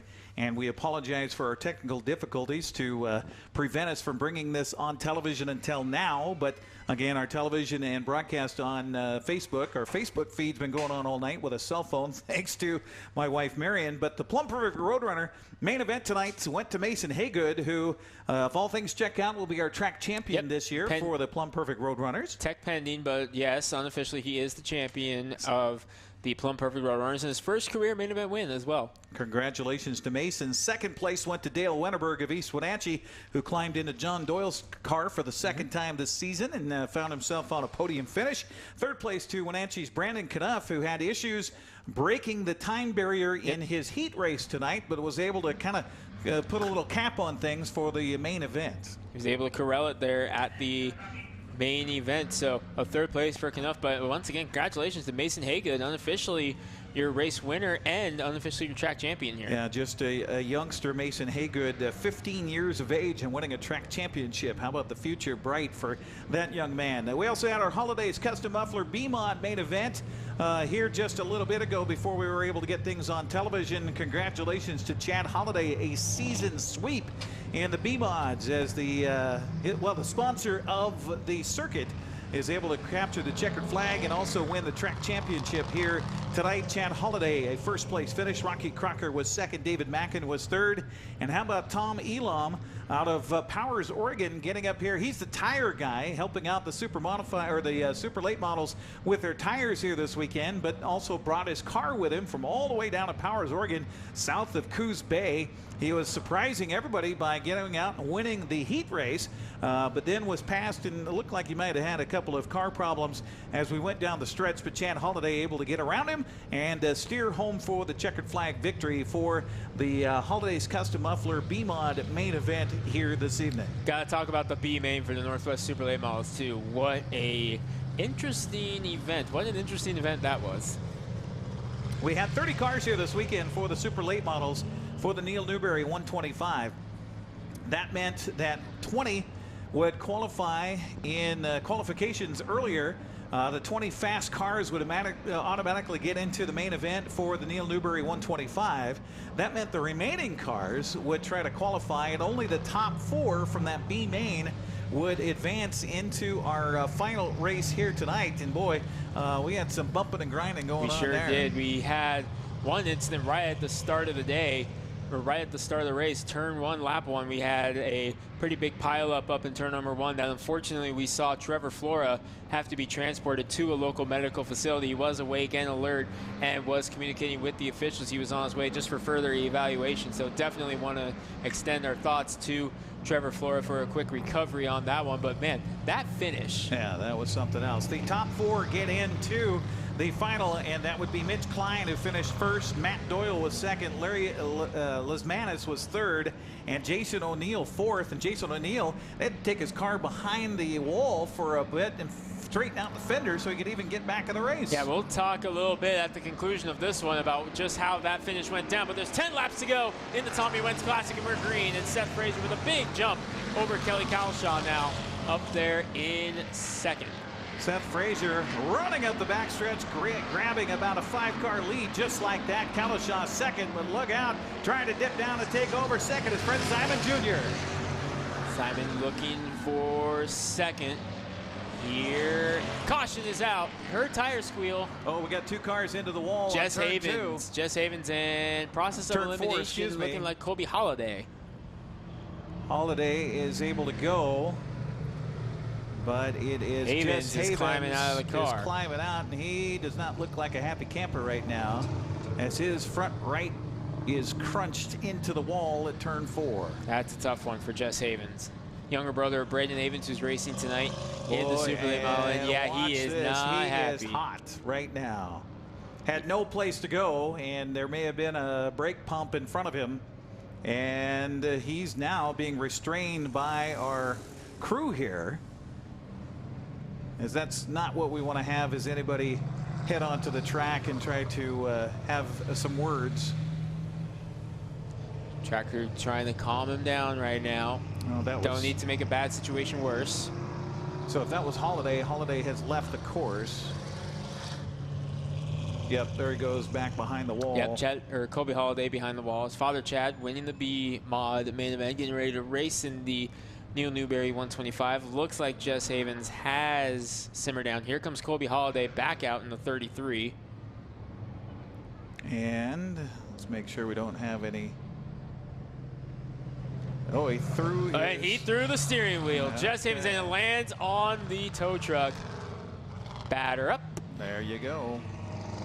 That got some airtime. Did you see that thing bounce back and hit the tow truck?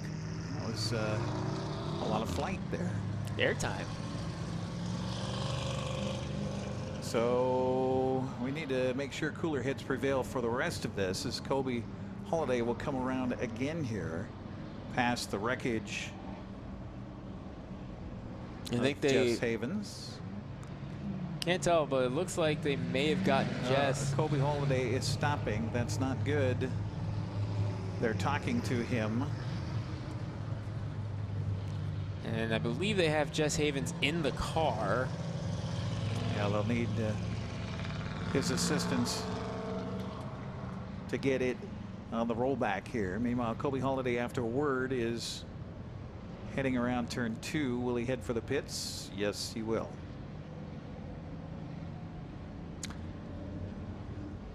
Now the question is whether we have fluid on the track. I don't see any fluid on the track. I'm more wondering this. Both those drivers involved in this, Jess Havens and Kobe Holaday, have representatives in the Neal Newberry 125. Jess Havens, his older brother Braden, is in the super late model race. Kobe Holiday's father, Chad, is in the super late model race. So, drama, soap opera-ish. We'll see when we get to the Neal Newberry 125. They're just going to exchange some holiday recipes. I mean, the holidays are starting to creep up here. I mean, what the heck? We're already seeing pumpkins in the store. We have a hook coming out, so it looks like the damage might be a little bit much to get on the rollback here. I don't think it's more or less the damage. I think it's more the angle that the car is stuck against the wall. Because if you look, you can see it on our screen right here. It's at such a weird angle that they're not able to get a straight line. So they might be bringing the hook out just to get it off the wall. Possibly they can just tow it back on the hook.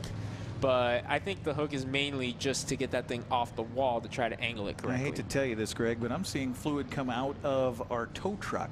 Don't say that. Yeah, look underneath the front of it and by its left tire. Oh, no, no, no, no. Yes, yes. They had the air conditioning going, so it's a little water off the air conditioning? It's AC like, pump. It's like 45 degrees outside. I don't know. It's chilly, man. I had to put my sweatshirt on. While we have the drama unfolding here with, by the way, still 10 laps to go. We didn't get a lap in there.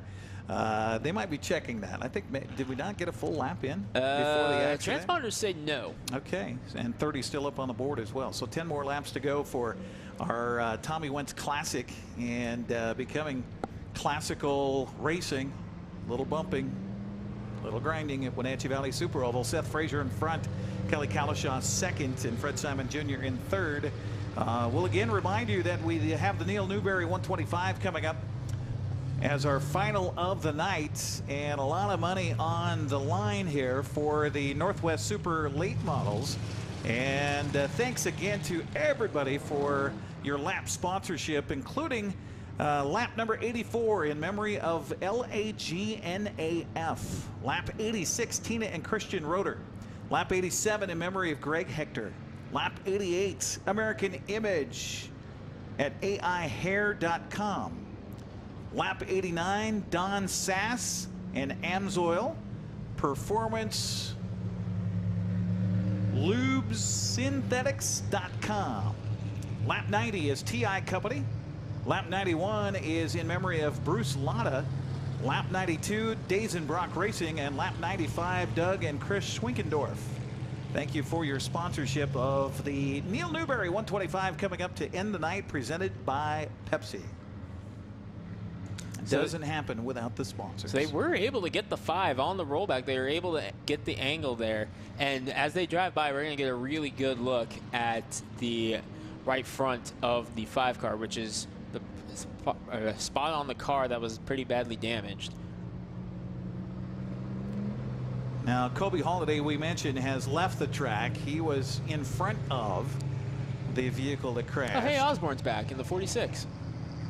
Well, that's good news. We hated to see his night come to a premature closure and possibly his race career come to a premature All right, let's take closure. a look now. Oh, yeah, that is some significant, not just surface damage. That looks like it might be crumpled framework as well on the front right of the number 5 of Jess Havens. Still buff out. But yeah, that is a lot of damage on the number 5. My dad's got tools. We can work on this. We'll get it back out there. We got 10 laps. Fast times at Ridgemont High. All right, Frazier, Calshaw, Simon, Sims, and Griner. Well, Frazier definitely looks like he's got the car to be able to pull away from the pack here. And that is a very strong car. That car has that car was last year's Fall Classic and Apple Cup winning car in this series, in this division. So I think the big question here over the last 10 laps is if Calshaw can hang on a second, because Fred Simon Jr. certainly seems to have the gumption. But then you look at the next 2 vehicles behind him with Mike Sims and RT Griner. It's going to be a neat battle over the next 10 laps. It really is. This is going to be fun to watch it all unfold here. As Frazier, Calshaw, Simon, your top 3, but man, oh man, you got Sims, Griner, Doyle, Brandt, Shaw. They're all up there trying to get a good finish here to end out the season on a high note. Green flag is in the air, we're racing. And right away, Simon Jr. moves outside of Calshaw, trying to sneak around for second place.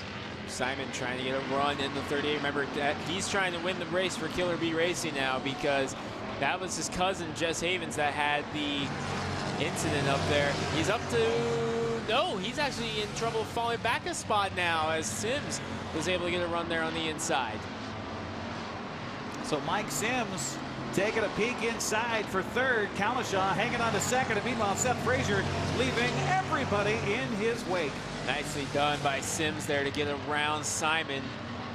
Capitalize on Simon trying to make the move on the outside as Frazier continues to pull away. 7 to go, and he just went the fastest lap of the race last time by. Does it again that time.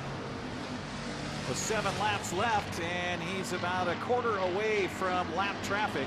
That'll be the only thing for Seth Frazier, other than something breaking on the car, that will keep him from winning the main event here tonight in the Tommy Wentz Classic. Meanwhile, what a battle for second.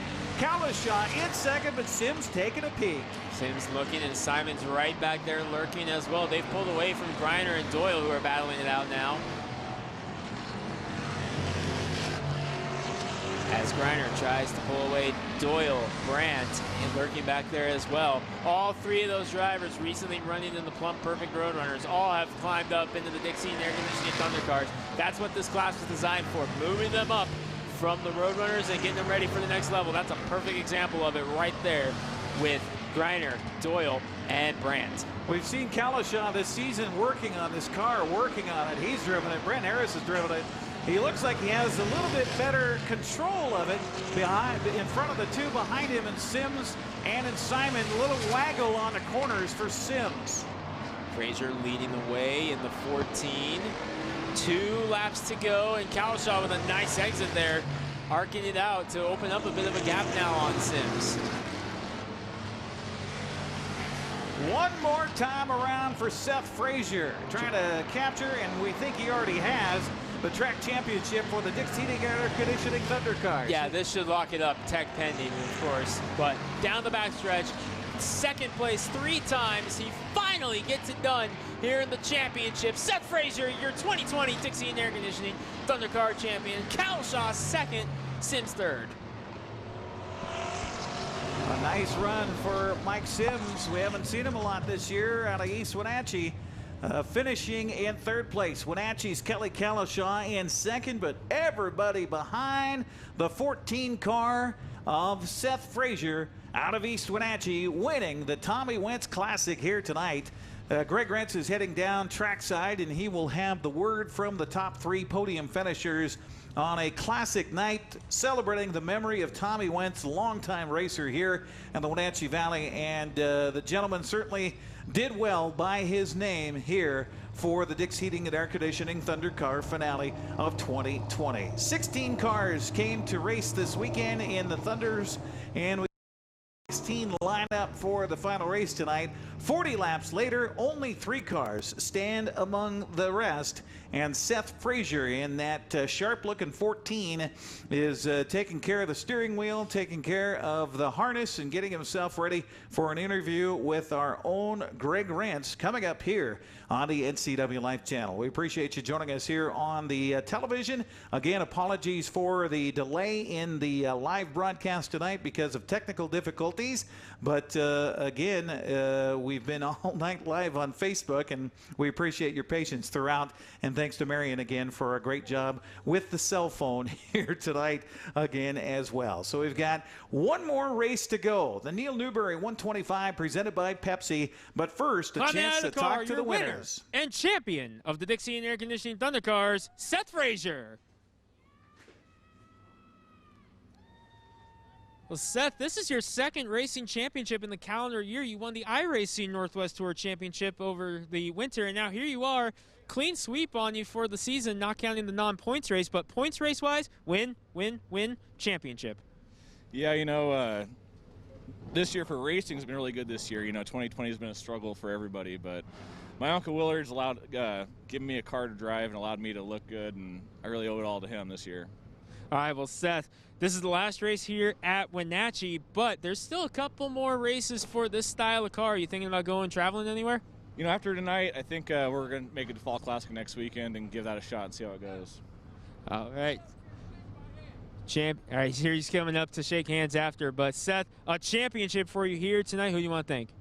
Well, I need to thank Dix Heating Air Conditioning for all they do for the car, or for our class. My Uncle Willard for giving me a car to race, and you know, tonight was the Tommy Wentz Memorial. My grandpa Howard used to race with Tommy, and I raced against Tommy for years. And when I was a little kid, I remember riding in Tommy's car on the track. So this one's for Tommy.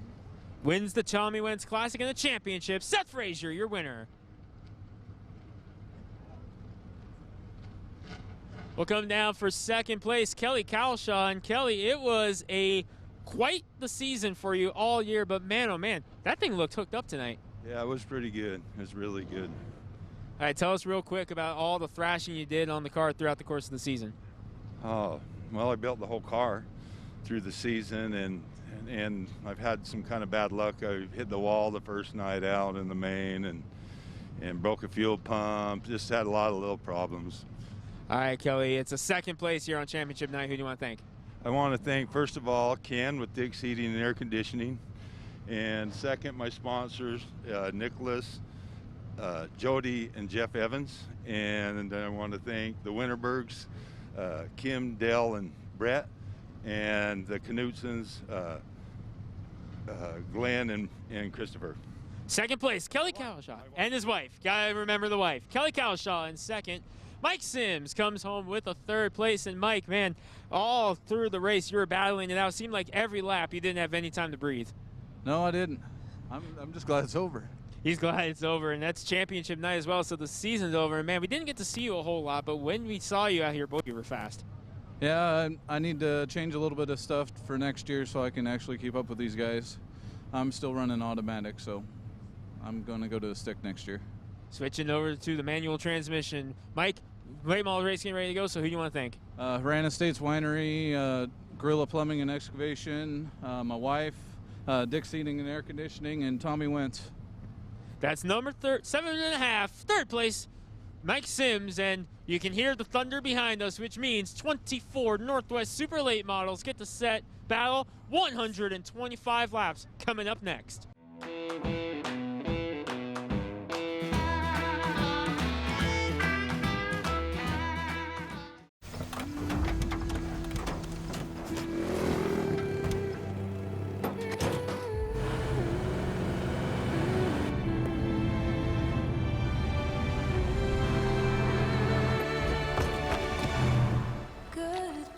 Introducing the most capable Sierra lineup ever.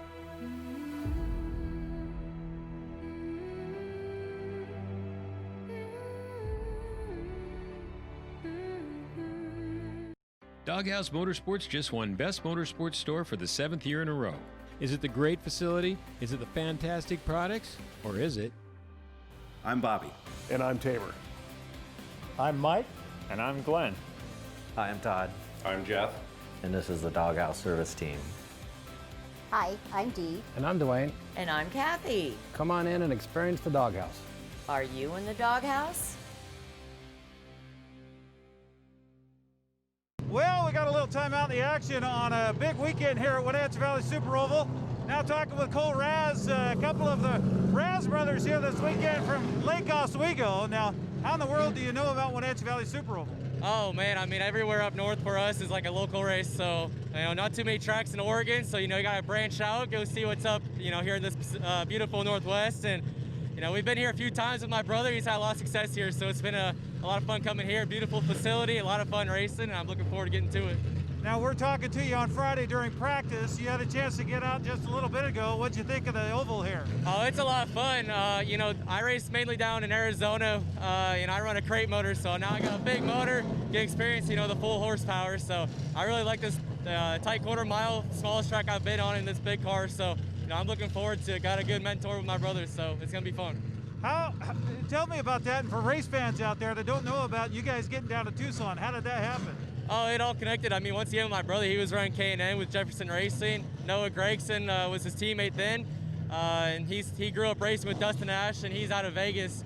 And then Dustin Ash started working with my teammate now, Brandon Farrington, and that's how we all connected down in Tucson. And I got amazing car owners, Brad and Joanne Cornelius with TMI, so it's a lot of fun down there. It's crazy how it all trickles down. You're like wondering how the heck you're down south, but that's where it ended up. Now, there's a lot of people that are looking at you right now going, boy, that guy's not very old.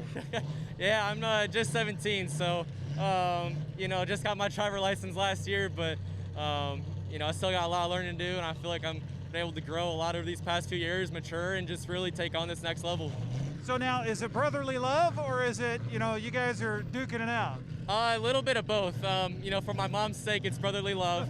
But, we always want to beat each other, but we have the utmost respect for one another. And, the last thing I want to do is, get into him because I know I'll be fixing it the next morning. So, it's a lot of fun racing with him. And this is probably our third or fourth time doing it now in these big cars. So we'll see what happens. Well, big car count this weekend with 31 in the Northwest Super Late models. Who do you want to say hi to at home? I know not everybody from Oregon can make it here. Definitely. I mean, my family up in Canada, they're not able to come to the States right now. My family in Montana, Oregon, my mom, everybody that's been supporting me over the years. And Brad, Joanne, Cornelius, I know y'all are watching too. So, love you guys and see y'all soon. All right, best of luck this weekend. Appreciate it. You've got Cole Raz, one of the Raz brothers here this weekend at Wenatchee Valley Super Oval.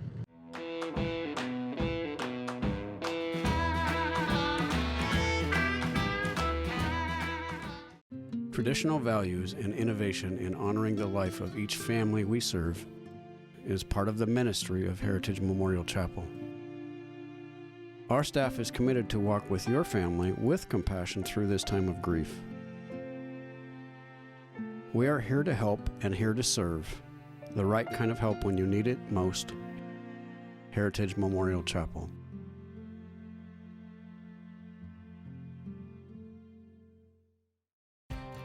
Mary Maids of Wenatchee has been professionally cleaning and sanitizing homes and businesses in North Central Washington since 1998. Mary Maids uses commercial-grade cleaners and viricides. Mary Maids has implemented additional safety and sanitation protocols. They are strictly following CDC guidelines for the safety of their clients and employees. For expert help with cleaning and sanitizing your home or business, call or look up Mary Maids of Wenatchee to schedule your free estimate today.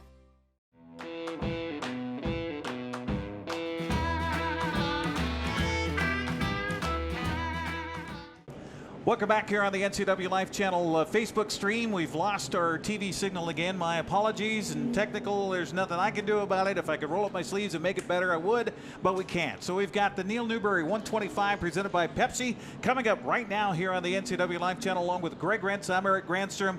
Let's set the field for 125 laps, 24 cars, Greg.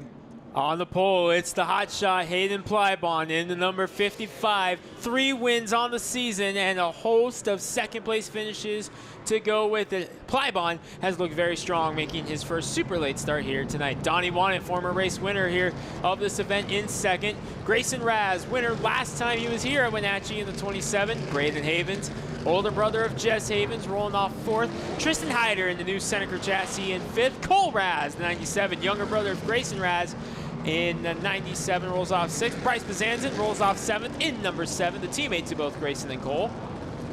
Two-time winner of this race and two-time series champ Brittany Zamora rolls off in the 8th spot in car number 52. Trevor Crisciani, defending Northwest Super Late Model Series champion, 9th. Alan Kress, the man he beat for that title, in 10th. Nema Lang, multi-time state champion and Evergreen Speedway track champion in the 00, 11th. Then you'll find Tyler Tanner, the 65.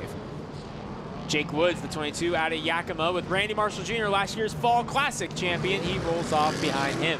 Chad Holaday, your B-Mod unofficial champion of the Holaday Custom Muffler B-Mods. He rolls off in the 31, with Jan Evans, the son of Garrett Evans, climbing behind the wheel to his outside. Christopher Kalsh and Brent Harris are next up, along with Lance Elliott and Max Schroeder in the number 17. Schroeder was the winner at South Sound a few weeks ago. Mitch Klein, number 9, rolling off next. He was the B-Main winner, with Matt Doyle second in the B-Main, Jason O'Neill and Larry Las Manas. Those are your 24 drivers set to go for 125 laps. And I think our Facebook live feed, as they stack them up 2 by 2, is going to go outside, so the fans at home watching on the Facebook live can feel what 24 super late models feels like when they take the green flag. Loudest race of the season is upon us. The Neal Newberry 125 presented by Pepsi. We appreciate you watching it all this season on the NCWLIFE channel. We've learned a lot along the way. We've had 7 races to date. We're wrapping it up here tonight with a season finale. Thank you for joining us on NCWLIFE, Local Tel Channel 12. Charter Channel 19, NCWLIFE.com on the web, and of course our Facebook stream at NCWLIFE. Here we go, Greg. As they come through 3 and 4, feel the hands of Hayden Plybon, wipe the visor, adjust the 5-point harness for the final time in 2020. It is showtime!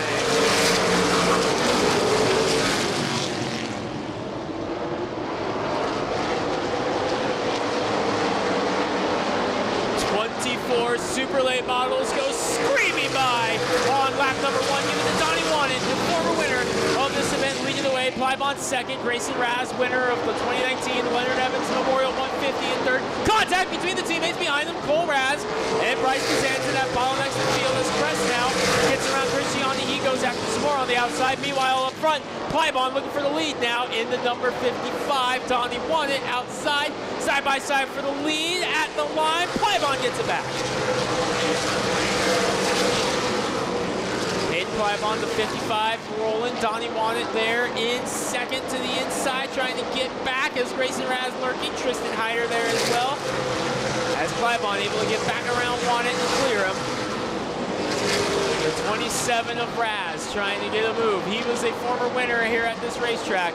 He won the Leonard Evans Memorial 150 back in 2019.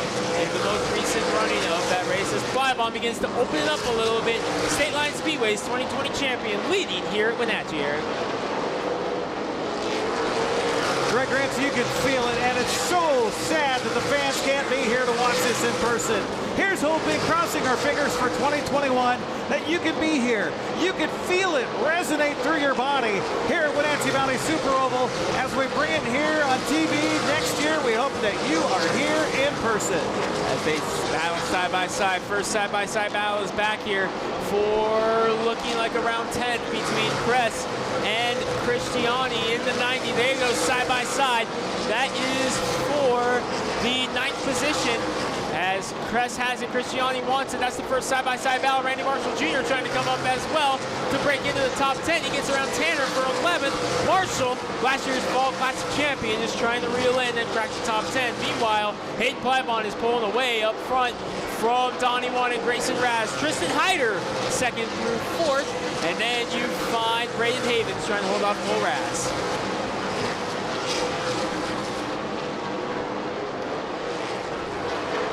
Rocket down around the Wenatchee Valley Super Oval, the fastest quarter mile in the nation. And you are seeing it here on NCWLIFE as the field rams their way through. Plybon leads. Won it in the 2nd spot. Here comes the 27 of Raz looking for 2nd rather, as they come to the inside. Raz gets the run you needed. That's what you needed. He needed the spot on one, and he got it. Trying to get to the inside. Gets to those in front. Raz to 2nd. Into number 27. Can he bring Tristan Hyder with him? Into number 24. They touch for 3rd between Hyder and Wanted. Wanted now standing outside. We got problems. We got a caution. It's Christopher Kalsh coming to a stop up in turn number 1 and 2. He may have gotten together with Mitch Klein, number 9, as he was slow to get going as well. So our first yellow comes out here, and the Neal Newberry 125 as we're 14 laps into it. So we'll reshuffle. Looks like the car that was tied up there is back and going again. That was Kalsh in the 33. Not seeing a whole lot of damage on the right side. Didn't get a good look at the left side as he drove by on the backstretch. Looks like he's clean. Also looking at Mitch Klein in the 9 as he was stopped up there as well.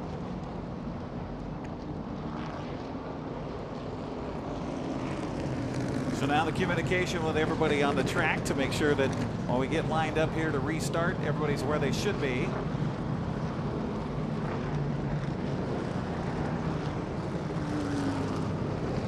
Now the Northwest Super Late models are a little bit different. In our local classes, the field freezes at the caution.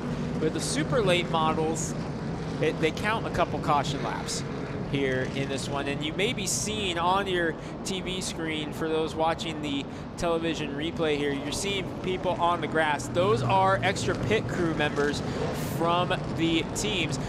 With the amount of cars that are down in the pits, both this week and the previous race back here a couple weeks ago, there's been so many cars, so many pit crew members, that in order to effectively be able to keep everybody spread out relatively apart, we extended the pits to that grassy hill. That is now, for the time being, where the pits end. That's why you're seeing people up in the grass. Those are not fans, those are pit crew members. Well, you talk about the guy with a hot hand coming into the weekend, Hayden Plybon, coming off a win and hoping to hang on for first place here for a long way to go in this one, that's for sure. Only 13 laps in the books, 112 to go. Shows you just how long this race is, and boy, oh boy, you saw it right there when they were out there rocking and rolling. They were clicking laps off pretty quickly as Plybon began to pull away before that caution came out.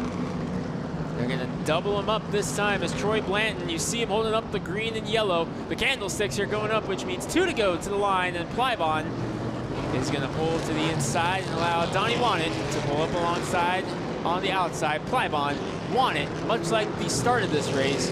Grayson Raz, Tristan Hyder, Jess Havens, Cole Raz, your top 6. I had a chance to talk to Donnie Wanted yesterday. Of course, he won this back in 2016. I said, what's it take to win a 125 lap here in Wenatchee? Is it luck? Is it a good car? Is it speed? Is it...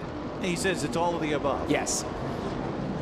Lights go out on the Toyota Tundra, which means Hayden Plybon is going to bring him back to green this time by. Jim Allman pulls into the pits, which means field is back in the hands of the 16-year-old Hayden Plybon as they come through the field, coming to green, back out, we're racing again.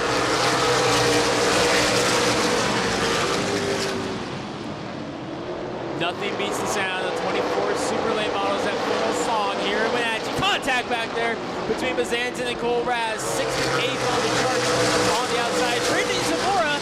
Here comes the two-time race winner, two-time series champion.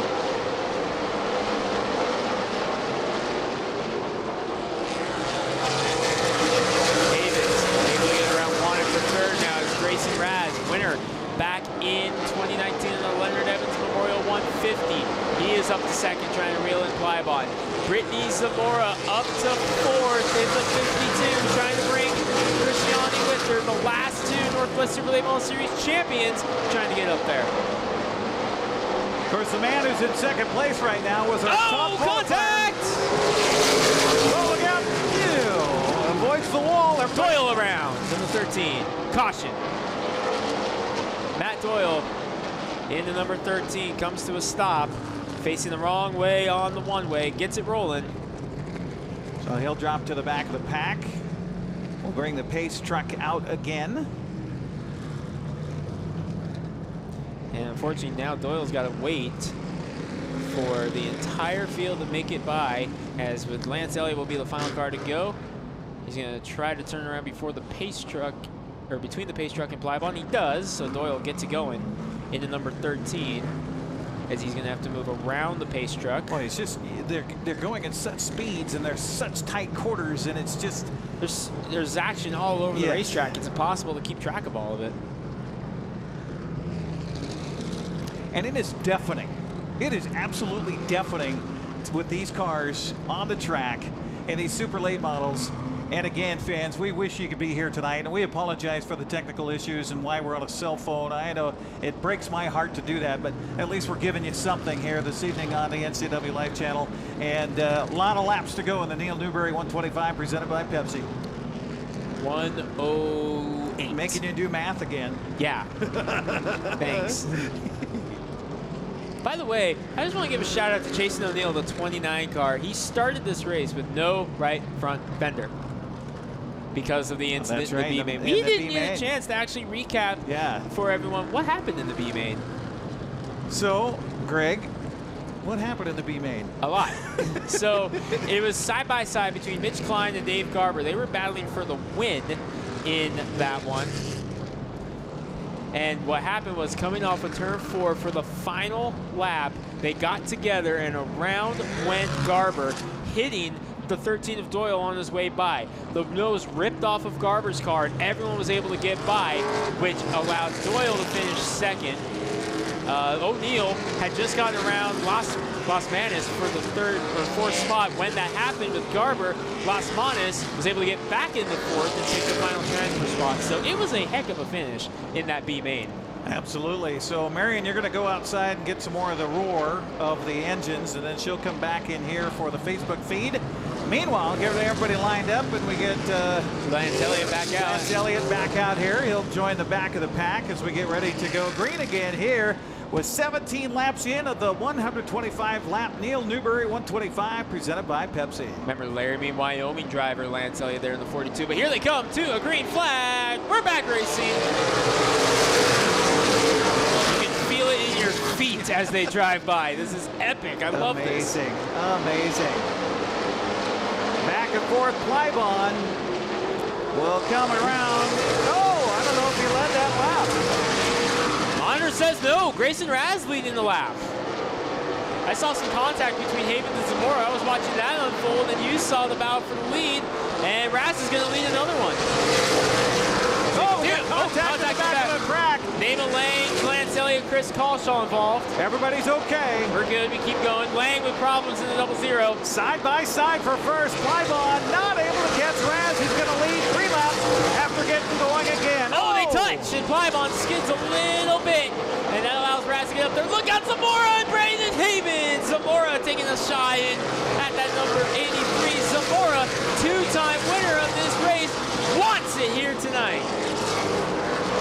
It'll be Raz to lead him up the backstretch as we are now 22 laps in. Plybon second, what a battle for third. Zamora's going to take it. She's got the nose in front. Now she's clear. She gets third. Trying to bring Donnie Wannett back. Donnie Wannett wants back up in the 4th spot. Meanwhile, Plybon is not letting Raz go. Right on his bumper, the battle for first and second. Remember, they got together a little bit there in that battle, which is how Raz was able to finally clear Plybon. So we'll see if Plybon gets back up there and gets a little bit more aggressive than he would have been. We'll see how it goes. Single file, clicking them down all the way. So all the way back here, Jake Woods and Max Schroeder, your first side-by-side battle, deep in the field. Now, Las Manas in the 5 trying to get up there. O'Neal now coming to 29 cars. Oh, contact! Doyle and Klein, we stay green. Holaday left the crack. He's in the pit area. Chad Holaday, the 31. No, excuse me, that was Christopher Kalsch. Kalsch is out. Kalsch in the 33. Yep, there's Holaday still there, rolling behind Raz. As Plybon getting back up on the bumper of Grayson Raz, and Brittany Zamora is closing in on this one with Donnie Wanted on her back bumper.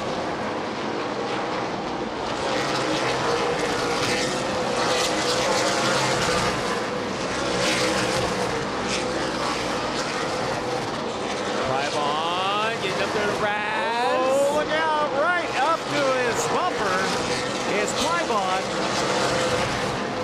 And Brittany Zamora is there. Donnie Wanted is there as well.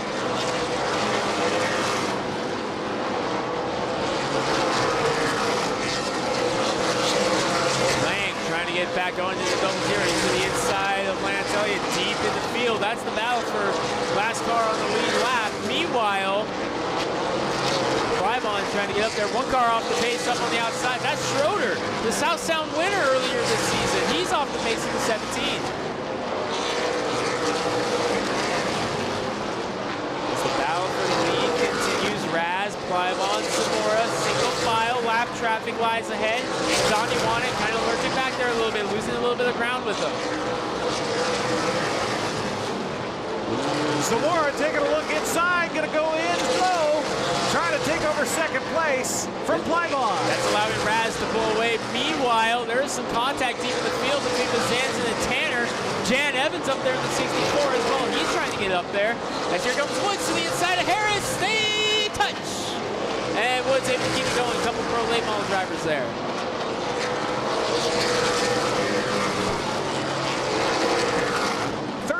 Laps in, scheduled for 125 laps for the Neal Newberry 125 presented by Pepsi. Braden Havens, the 83, is pulled into the pits. Power steering issues for the Killer Bee. So Havens out of the race. There he goes into the pits right now. You'll see it on screen. Havens pulling in. Power steering issues on the 83. As Grayson Raz puts Lance Elliott a lap down. Now trying to put some distance between himself and the battle for second. Between Plybon and Zamora. Damon Lang goes a lap down. Plybon trying to get up there. Zamora. Wanted has closed back in. Long way back to Hyder in 5th in the Seneca chassis.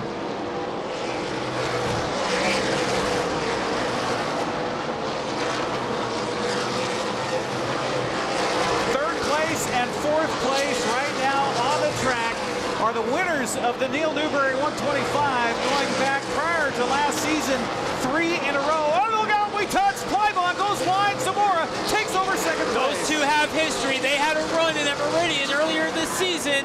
Zamora and Plybon got together in Meridian back in May on Memorial Day weekend, and now they get together again here in Wenatchee. Zamora, the beneficiary, she moves into second place. She's a 2-time winner of the Neal Newberry 125. And meanwhile, the lead is still for Grayson Raz. Our fast qualifier is moving ahead. Now, Zamora trying to catch up to Raz. Meanwhile, Wanted was also able to get around Plybon there in the skirmish. And Hyder trying to get up there. As Brittany Zamora trying to get up there to Grayson Raz. Zamora has decided, I need to go, as there's 81 laps left.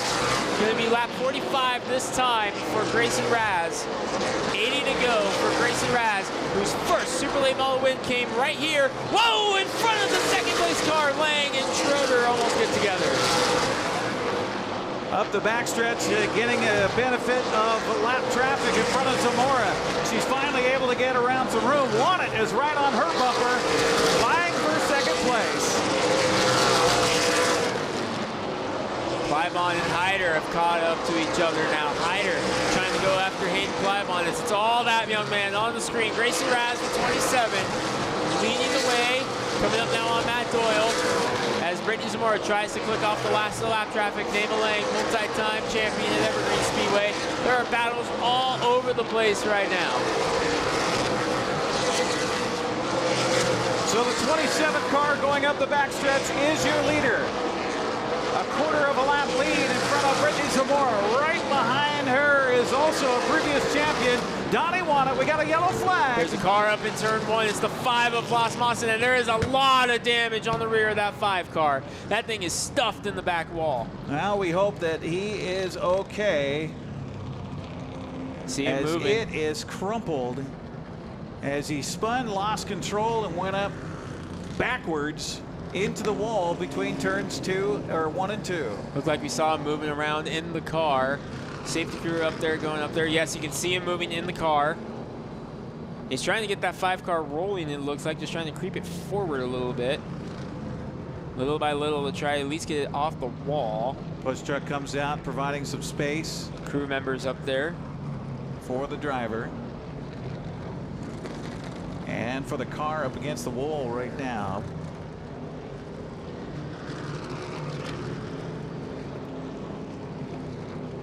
He was the final car, or the second to final car in. He had to race his way into the B main as they get it off on the, or off the wall. And you can see on screen just how crumpled up that 5 car really is. Quite a bit of damage in the left rear. Almost, what would you say, about 10 feet away from where Trevor Floria hit the wall earlier today? Yeah, absolutely. Floria hit the wall going frontwards. Yeah, he hit head on. Taken to a nearby hospital. Word was that he was alert and talking with medical crews, and they asked him if he wanted to go, so he went to Central Washington Hospital for a checkup. And now they're going to roll the 5 off the wall. And it looks like he's going to be able to get to the pit area. Under his own power, maybe? Possibly. Perhaps. Or the push truck's going to have to come out and help out a little bit. The good news, though, is where he was. I don't know. Do you see any moisture? Nope, I don't see any moisture out there. So I think we'll be good to go. We're 48 laps in, scheduled for 125 tonight for the Neal Newberry 125 presented by Pepsi. About 15 from halfway. Good math there, Greg Rentz. Thank you. Proud of myself. So your leader, let me quickly read off some of these lap sponsors, by the way. Thanks to everybody who sponsored laps tonight. Lap 112, Shull Motorsports lap leader gets $112. Lap 113, Angels Bail Bonds. Lap 115, sponsored by Pace Truck, Jim and Donna. Lap 117, Burke's Dirt Works. Lap 118, Hanky Rasmussen. Lap 119, Brent Wheel Backyard Racing and Sandy Allen.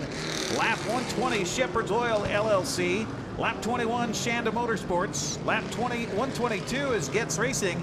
Lap 123, WW Pumping. Lap 124, Bird Racing. And lap 125, Dave Page for G-Man. Thanks to everybody for sponsoring the laps here tonight on the Neal Newberry 125 presented by Pepsi.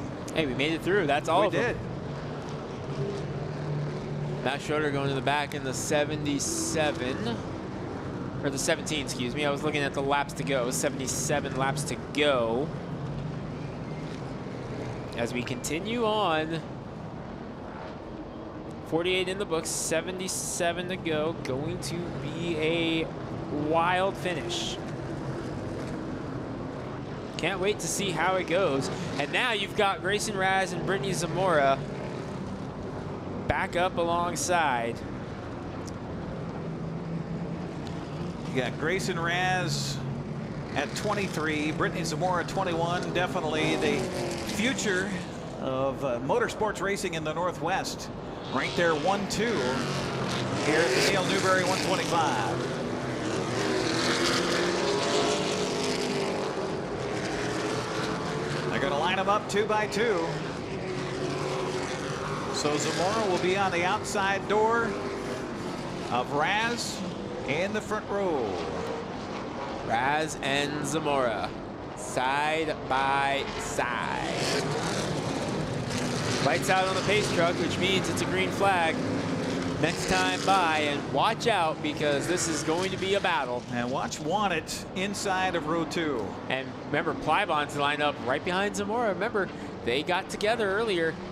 Oh my goodness! Oh, we have a huge wreck. Pile up, pile up. No, yellow flag, yellow flag. Everybody's gonna have to come off the throttle. They bottlenecked the field. Doyle and tied up. Bazanzin got the worst of it. Oh, well, sometimes you have that with people hitting the brakes as you come into the final turns before the restart of a race, and that was the case there. All right, Bazanzin's rolling in the 7, but survey says that car is crab walking. And Doyle has the hood completely crunched in on the motor compartment, so that's not a good sign either. No. Trying to get it going, and they bottleneck the field.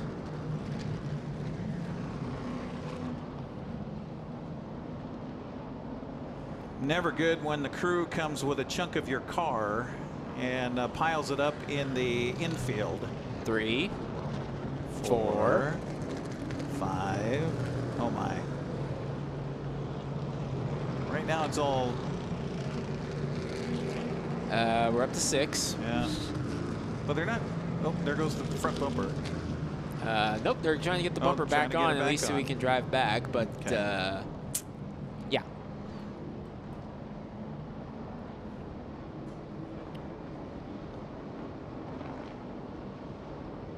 The question is whether the car is still running or not, and if he can do it under his own power.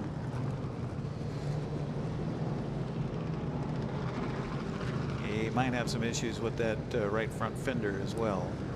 Asking for some other help to come out as they take the hood off.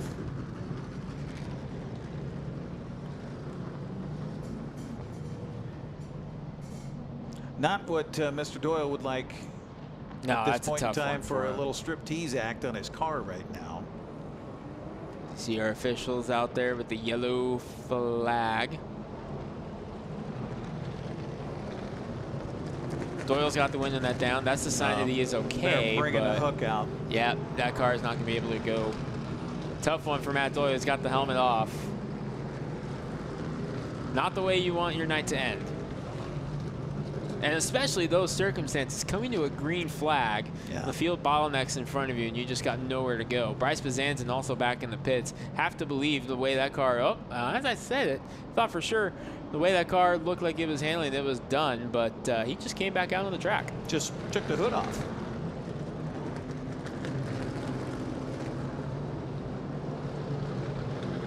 So Doyle gets the worst of it in the 13. Oh, and here comes 29 back on the track as well. O'Neal was caught up in that and missing more body panels. There's a hood gone, fenders, modified. Yeah, it kind of looks like a modified now. B-mod. Yeah, there you go. You're halfway there. Are you living on a prayer? That was too easy. That was, you know, softball there for you. That was a slow ball right over the plate.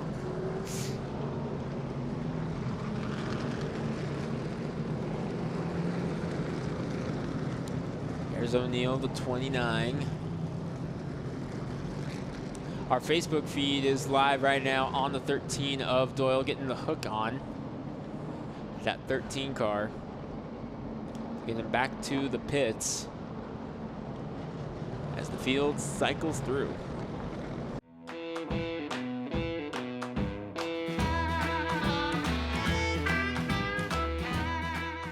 From the ocean to the mountains to the forest in between, vacation time can be a fun time. But not if your car breaks down. Call Global Car Care today. Have a service approved over $150 on your vehicle, and Global Car Care will donate an oil change service to one of our local heroes at Confluence Health. Look for more incentives online. Global Car Care cares about their community. When you call Dick's Heating and Air Conditioning, you get 35 years of experience and customer service in the Wenatchee Valley. Dick's friendly staff strongly believe in repairing before replacing and service all major brands of HVAC units. Dick's Heating and Air Conditioning is your local, independent, trained comfort specialists, proudly serving all of North Central Washington. Call 884-6444 today.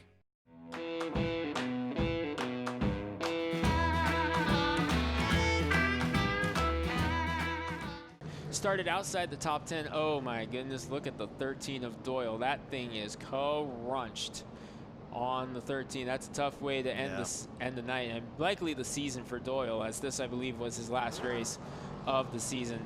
And that thing is got some work to do. Absolutely. Well, you see a sponsor, Dent Wizard, there, and they got work to do. Oh, rather appropriate. Anyway, going back to Marshall in the number 25, Fall Classic champion, started well outside the top 10. I believe he started around 13th or 14th, if I recall. Already up to 8th now, so keep your eye on him moving forward as well, the Moxie Washington driver. Well, we came into the weekend with 30 Super Late models. We got 18 left on the track out of 24 that started this Neal Newberry 125 as we get them shuffled and get them ready to restart here as we are 48 laps in. Raz, Zamora, Want It, Plybon, Hyder, your top 5. Here we go. Grayson Raz, Brittany Zamora. Won the green from Blanton. Boom, boom, out go the lights on the pickup truck. See if we can get it started this time. Let's hope. You know, you saw Raz really come off the throttle as he came around before that green flag, and that may have caused the chain reaction behind him. That ended up costing Matt Doyle his night. Here we come. Back green here at Wenatchee. Bryce Bezanson also back in the pits as he's not back out there. Into number 7 is Raz, able to clear Zamora down into turn number 3. Want It in the 89. Gonna hold off Plybon for 3rd right now. Brittany Zamora up in 2nd, wheeling Grayson Raz. Top 4 single file, and then a side-by-side between Christiani and Hyder for 5th.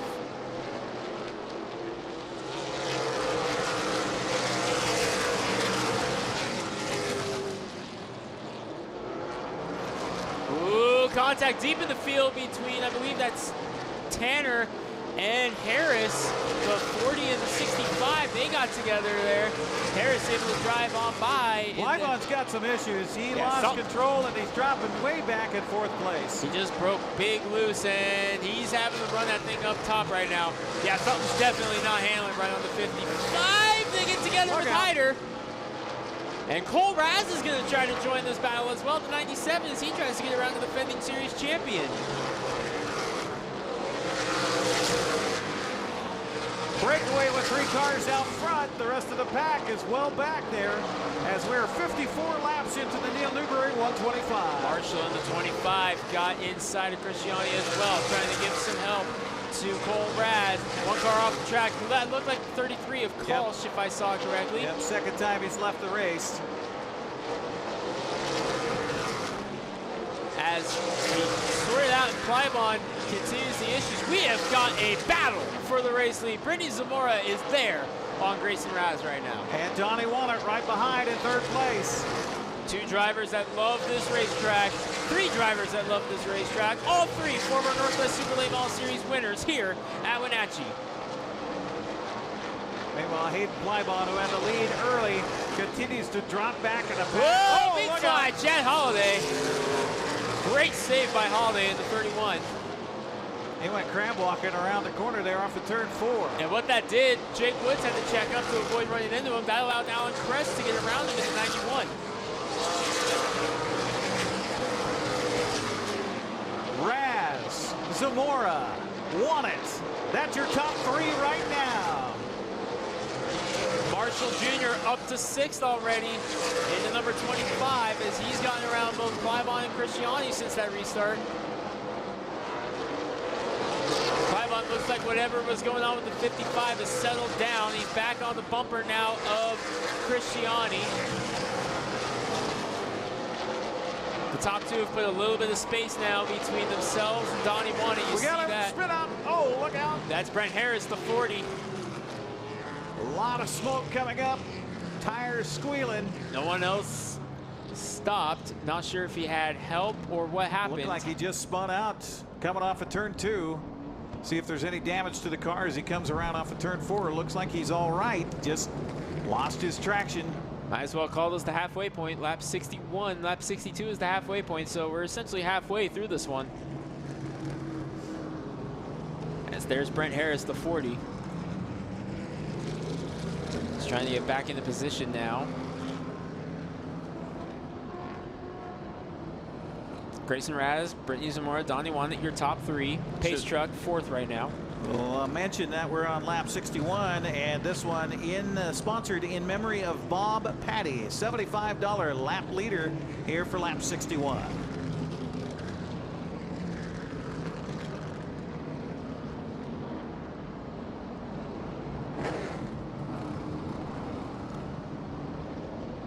So I don't know if there was contact there or not. Hayden Plymouth, of course, excuse me, no, that was 65. So Tyler Tanner went door to door there with Brent Harris for a moment as they came around turn 3. So I don't know if he was involved in what happened with Harris as he spun out. And there is remember about 4 or 5 laps prior to that, they had a nice battle going on the backstretch and got together. So with them both falling to the back there, maybe there was some contact. Nope, now they're going to hold up the 17 car. Max Schroeder, the 17, putting the lap cars in the back. The Northwest Super Late Model Series, unlike the Jerry's Auto Supply Pro Late Models, which we saw the controversy last time out. Northwest Super Late Model Series, lap cars go to the back. The lead lap cars will restart up front, so that's why Schroeder was falling to the back there. And that seems to be more fair. Yeah. That seems to be the right way to do it. And that was the problem, and that was what I was telling people because they were asking me, well, how is that fair, blah, blah, blah. And I'm like, that's been the rule all year. We just hadn't had an issue like that all year. So it was an unfortunate circumstance, of course, that led to it. But, it's been in the rules. Just we've never had that happen at that level. So, as Greg mentioned, just about the halfway point, the Toyota Tundra pace truck goes off into the pits. We'll be ready to go this time around to restart it. Almost the halfway point of the Neal Newberry 125 presented by Pepsi. Raz leads the way halfway here in the Neal Newberry 125.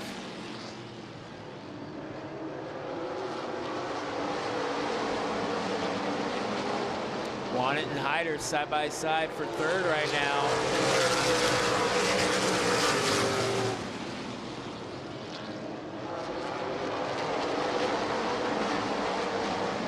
Christiani in the 90 trying to get back up there.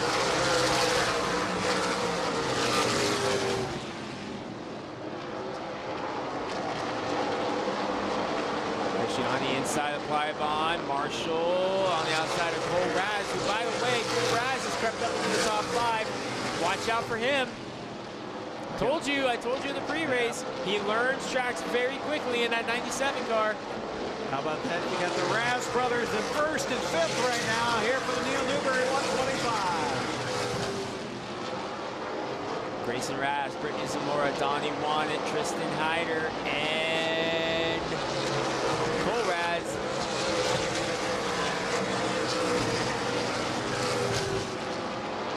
Grayson looks like he's just got a little bit more of a car here tonight. He was our fast qualifier out in front of Brittany Zamora. And then Donnie Wannett in 3rd place. One car had a slide there in turn 4. That was Jan Evans in the 64. Brent Harris inside. Chad Holaday going in the pits in the 31. So Holaday, looks like his season will come to an end unless he can get back out there. And he is just going to park in his pit stall, so it looks like he's done.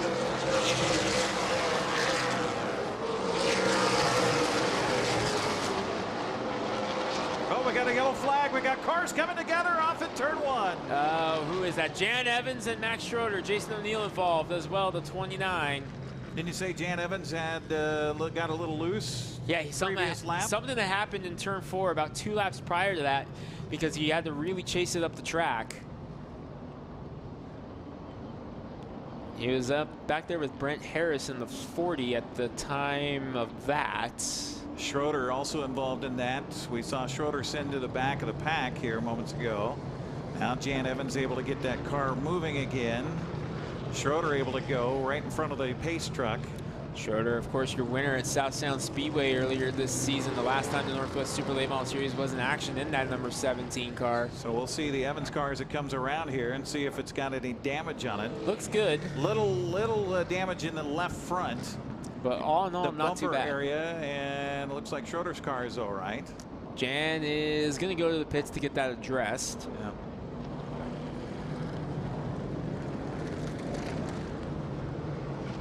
See if they pull into a pit stall back there, or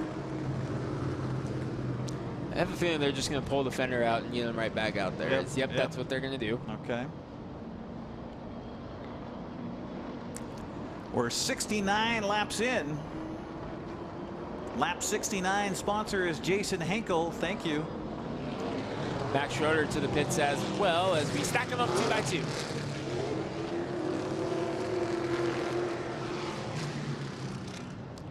Started with 24.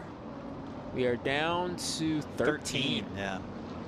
Didn't even realize we were down that many cars. It's the last few laps have been a struggle, that's for sure. And here comes Evans out of the pits. All right, 14. And another car coming out of the pits. Probably Schroeder, so 15. Yep, Schroeder stops momentarily. I think they're just going to hold him. Yep, we're going to get a green flag this time around. Yeah, so they're bring going him out at the tail of the pack. Yeah, they're going to send him right back out as soon as they all pass. Go. Meanwhile, here we go. Green flag racing. Well, Raz is so good on those starts. And Wanted got by Zamora. Donnie Wanted got the spot on Zamora. Something might be wrong with the 52 because Cole Raz is coming in as well in the 97. The younger brother of Grayson, they get together. Yeah, something's going on with the 52 car. I don't know what, but she did not get a good restart there. As now Wanted, Cole, here comes Marshall as well. Brittany Zamora is stuck on the outside. She needs to get to the bottom as soon as she can right now. Everybody going past Zamora. Meanwhile, we got Raz, Wanted, and Raz top 3.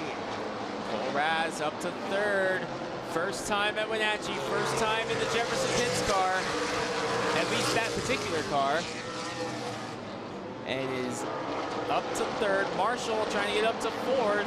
Looks like Marshall's going to get it on this lap.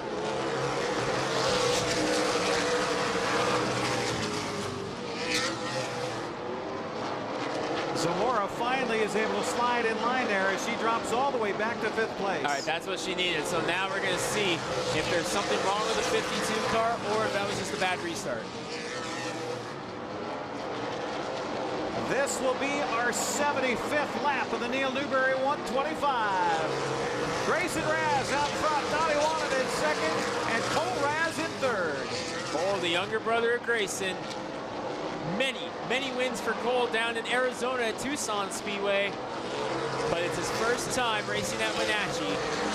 The Lake Oswego natives 1-3 right now. And here comes Brittany Zamora moving back up inside, going to take over 4th place. Well, that answers your question. Yeah, that was probably just spun the tires or missed the shift, one or the other. That shows you how fast with these Northwest Super Late models. You make one mistake and you can find yourself losing quite a few spots. Good news for Zamora, she's very fast on the number 52. Marshall leading for 5th, excuse me, as Hyder rides around. Look how close they're getting to the wall. You can see it on screen. They are getting so close to the wall right now. It's awesome.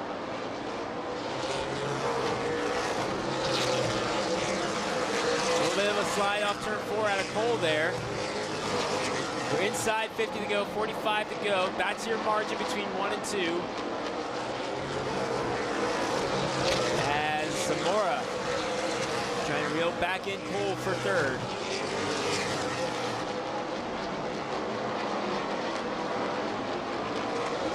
15 cars still on the track. Actually 14, as it looks like we lost Jan Evans again in the 64.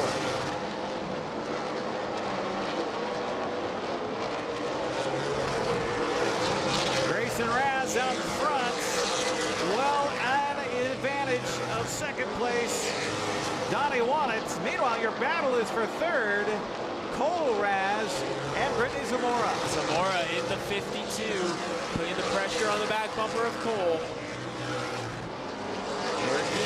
Working, but not able to capitalize yet.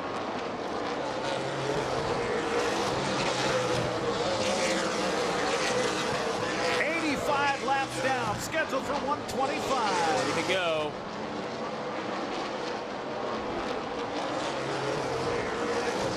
Zamora all over Cole Raz.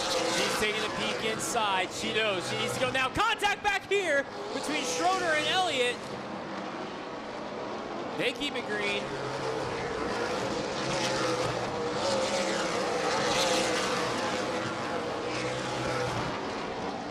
But they are rolling right now. Cole to the inside now of Brittany. Look at the battle back here also between Woods and Hyder. What a debut for Jake Woods, the 22. He's going to get the spot away as third place. Brittany Zamora to the inside of Cole. Got it. Grayson pulling away. He's looking for back-to-back here at Wenatchee, dating back to last year.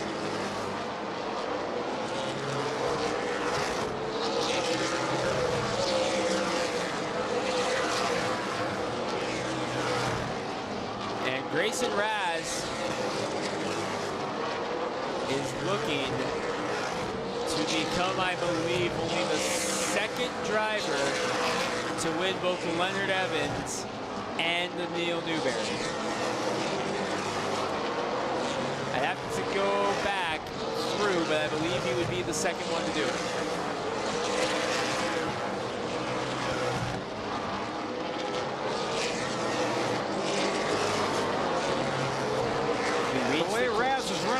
Right now, I think the rest of the field's got to hope for a yellow, hope for a caution to try to get back in shape. Try to get back up there. That's what they're hoping for now. As meanwhile, look at Jake Woods on the back bumper of Randy Marshall Jr.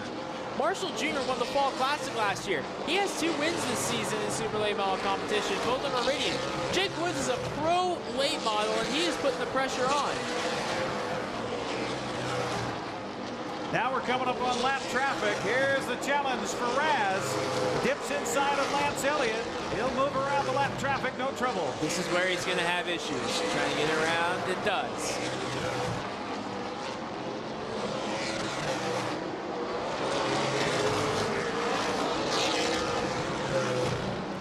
Meanwhile, Marshall and Woods continue the battle. That is for 5th.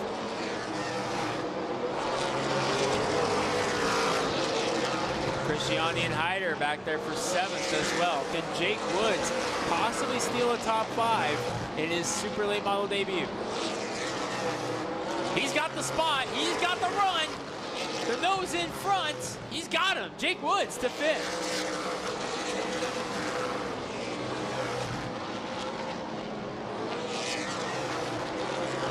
Oh, getting a little loose. Won it off of turn 4. Trying to get around Lance Elliott. That's allowing Zamora to catch him, but Zamora's going to need help as we got 25 to go. Coming to 24, lap 101 on the board now.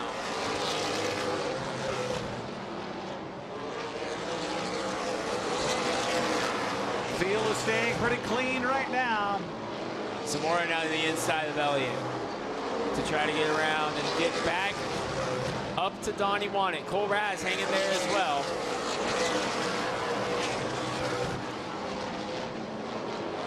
Grayson Raz all alone out first. Ooh, Cole and Elliott getting together there. Cole Raz.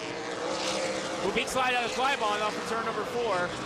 He caught the apron with the nose of the 55 car and it kicked him sideways.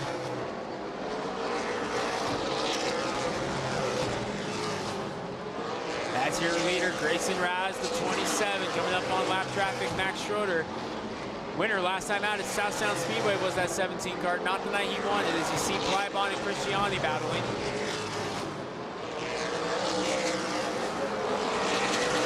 Raz able to get past lap traffic. Move Plybon to 8th.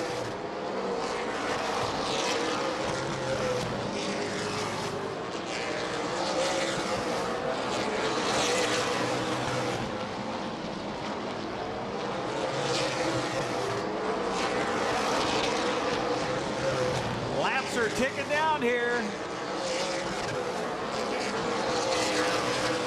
17 to go on this time around. Grayson Raz, Donnie Wanted, Brittany Zamora, your top 3. Cole Raz trying to reel back in Brittany Zamora. And it's a long way back to Jake Woods, who's having a phenomenal first time out in the Super Late Model.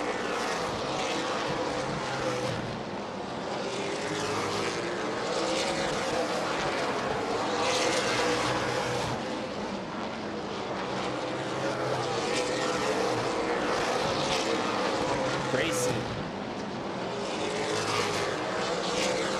2019 Leonard Evans Memorial 150 winner. The 2020 incarnation of that race we did not get to run.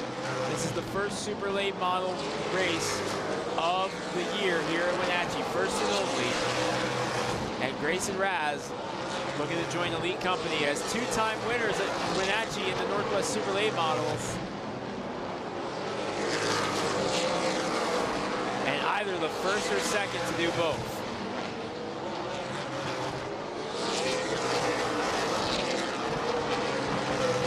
I'll tell you what, we've been focusing on the front of the pack, but Jake Woods has driven his life here tonight. He's in 5th place, and he's just had a great race for the back of the pack. A breakout race for the young man. Two-time winner at Yakima, won last year, won this year. He led the most laps at a race here earlier this year in the Jerry's Auto Supply Pro Late Models. Was battling it out with Glenn Knutson for the win.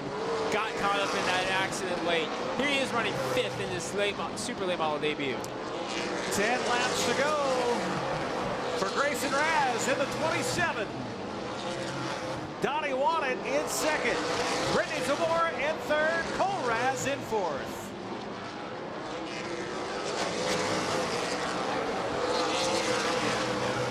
Grayson Raz coming up on heavy lap traffic, but with so few laps left, inside of 10 to go, the only shot that Wanted and Zamora are going to be able to get is a caution. We'll see if Zamora may have enough time to catch Donnie Wanted as she is reeling them in. See if she has enough time to maybe get up there to 2nd.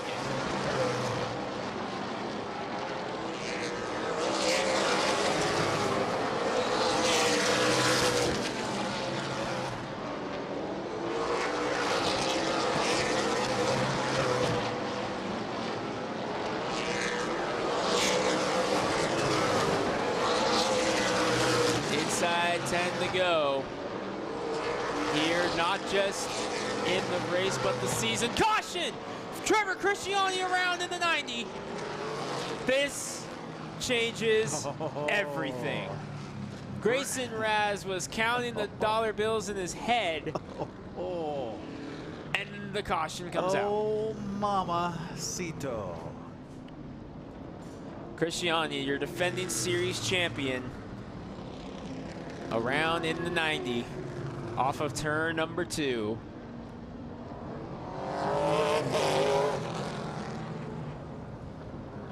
Well now, that just got interesting. A lot interesting. They're going to reel us back to 119. Lap 119 is where we sit right now. So a 6-lap shootout. Raz obviously had the fast car today with the fast qualifying. Has had the fast car out of the track for the laps counted down so far. It's all about this start, though. Who can nail the restart correctly? You got a former winner of this race currently sitting in 2nd place in Donnie Wanted. A 2-time former winner of this race in 3rd, Brittany Zamora. Grayson Raz leading the way. And then Cole Raz now moves up closer to the front to see his brother work. Raz trying to become, we believe, the second driver to win both the Leonard Evans and the Neal Newberry.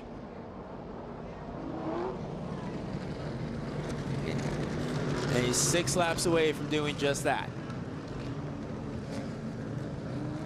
Don't forget, on our rebroadcasts, we have Greg that'll head down trackside and interview the top 3 finishers here for the Neal Newberry 125 as we conclude the season here at Wenatchee Valley's Super Oval. And of course, we appreciate the wonderful hosting of us here all season long and the partnership with the Anders and the Wenatchee Valley Super Oval. We appreciate all that they've done.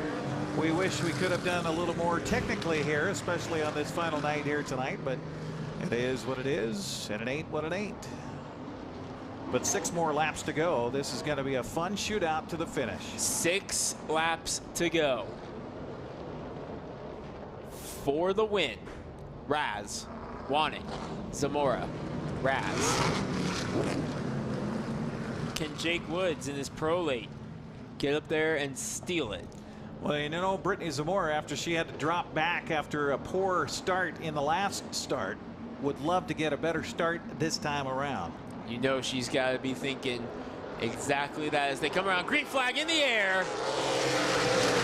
She got the better start she needed, but Wanek was able to close the door. Wanek giving the bumper to Raz. Grayson Raz, bumper all the way down. Here comes Cole on the outside. Cole Raz looking for second.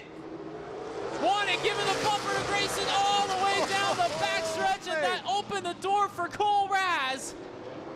But Wanek able to clear. He moves into 3rd. All there. Brittany Zamora drops back to 4th. Cole Raz trying to get up there and steal one here from Donnie and his older brother.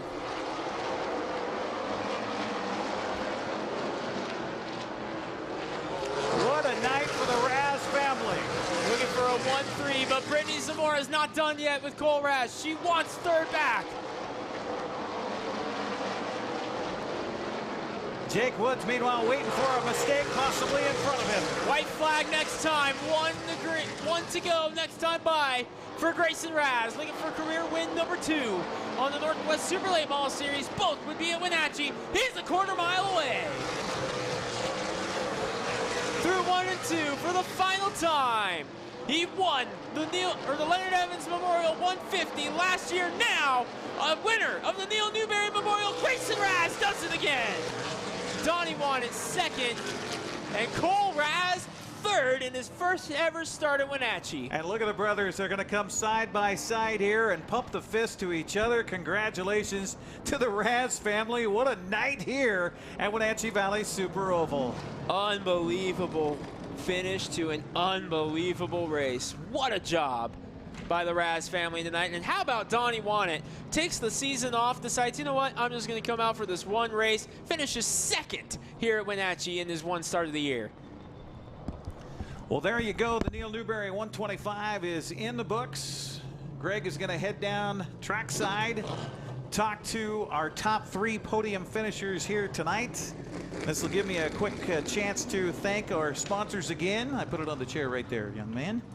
And thank you to our lap sponsors for making it happen and helping to finance the winnings here tonight for the Neal Newberry 125. Lap 1, Pink Color Bookkeeping. Lap 2, Darren Gaynor. Lap 3, Tyler Tanner Racing. Lap 4, For Dad, Go Fast, Turn Left, $100 lap leader. Lap number 5, Midland Trucking. Lap 6, Homad Motorsports. Lap 7, Sweet Angel Lena.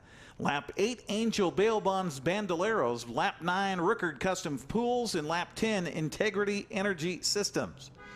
Waiting for those to get out of their vehicles. We only have 2 of the cars at the finish line here. We're waiting for Donnie Wanek to come around, and maybe Donnie's going to need a push as he's over in the backstretch right now. But we've got the Raz brothers that are here. Lap 12 sponsor is Shaw Motorsports. Lap 14, Late Model Monday. Lap 15, Mama Hillier. Lap 16, Torch Towing. Lap 17, Schroeder Motorsports. Lap 18, Henkel Rasmussen. Lap 19, Knudsen Racing. Lap 20, Western Rail. Lap 21, Shanda Motorsports. Lap 22, Getz Racing. Lap 23, Viewdale RV Boat and Self-Storage. Lap 24, sponsor Bird Racing. Raz. And here we go as Greg Rentz is down there trackside with our winner. They're going to present him the trophy and the hat. Getting the merchandise on. Grayson's going to come around to the front of the car. And Grayson, last year you won the Leonard Evans 150, finally breaking through for that first Super Late Model Series win. Boy, you must really like this track because fast time and win number 2 here. You have just joined elite company. You have now won both the Leonard Evans 150 and the Neal Newberry 125. Man, it's just good timing. We were leading laps last time we were here during the Neal Newberry and had a mechanical failure. So this place treats me so good, man. It's feels so good. We lead laps every time we're here. We're always quick. So to continue that streak means a lot, especially with my brother finishing 3rd. Yeah, Grayson, let's talk about that with the family both finishing on the podium. This was Cole's first time at the track. Did you give him any pointers, to being as you guys are in teammate cars, did you give him any pointers on how to drive it? Oh, a ton. We watched. He's spotted for me here during my win. So, he's been around it. He knows what our car does, what I need to do, and what he needs to do to be successful here. And he got together with Jason Jefferson, and that's a great car and a great driver. So it's just it's a match made in heaven over there. A big fit night here for the Raz family, but man, this is your 2nd win here at Wenatchee. So I gotta ask, is this becoming your favorite track? I was just talking to Jan about it. This is definitely top 3, but it's behind Bristol and Sonoma. So it's kind of hard to beat those 2 tracks. But as far as short tracks, yeah, this is it. All right, so you're a winner in the NASCAR K&N West Series, now known as the ARCA West Series, a winner in the Leonard Evans, winner in the Neal Newberry. Another chance for you to thank your sponsors. Who do you want to thank? Oh, man, just mainly my parents and Jefferson Pitts Racing, the Master Wrench. They do so much work, and our work schedules don't overlap at all. I'll be working night shifts while he's working the day, and we just don't got a lot of time to work on the car together. So, man, hats off to my dad and my brother. It's a family effort, truly, to get out here. And Jeff Jefferson, Jason Jefferson, Jerry Pitts, Dustin Ash, so many people put a lot of input into this program to make it successful. Number 2 win for Grayson Raz in the 27. And we gotta wait for Donnie to get the mask on. And how about this? Donnie Wanda took the season off in the number 89, comes out for 1 race and finishes 2nd. Unbelievable run, getting the mask on in the Hoosier Tire neck guard. And we're going to catch up now with Donnie. And Donnie, first race of the year, and you're in 2nd. Again, another podium here at Wenatchee. Yeah, no, it was a fun race. All in all, it was great racing with Grayson and his brother and Brittany during the race. And, yeah, just coming out for the first time, honestly, I was knocking some rust off. And I got to be dead honest with you. That's probably one of the first times in the car where I was actually getting a little tired. And then towards the end, I got into a rhythm. But the whole time, my steering shaft was actually going in and out because the bolt came loose. So on every restart, the steering wheel came back at me, and then I was pushing it back forward. So actually, as I was driving, I was pushing the steering wheel the whole time, which was a little sketchy, and it kind of wore me out. Definitely wore you out, but man, oh man, you've won this race in the past, and now a 2nd place here in the Neal Newberry 125 once again. Is this your only race of the year, or do you have any other plans moving forward, especially with the big one in Yakima next week? Yeah, I'm definitely going to the Fall Classic next weekend, and then maybe some stuff over the winter, but that'll be it for this year, and hopefully everyone will get a better 2021. Hopefully. Well, you've won the Fall Classic in the Pro Late Model division, so no doubt we'll be looking for you to go back there and do it once again. But, Donnie, it's your first race of the year, and you get a podium. Who do you want to thank? Pathfinder Chassis is the first one I want to thank. Really, other than that, Court Games, Lang Auto, and ultimately, I got to thank the guys. Tom Hughes busted his butt all along on this car. He always brings me a perfect car. Matt Dugas, Pat couldn't make it this weekend, but him back in the shop too. Want to give a shout out to Tom Moriarty, spotted for me tonight, and he hasn't spotted for me for about 5 years, and he was one of my favorite guys ever on the radio, and he was over here camping, so I said, hey, I need someone to radio, and he came out and did it, so it was pretty awesome to get it back together.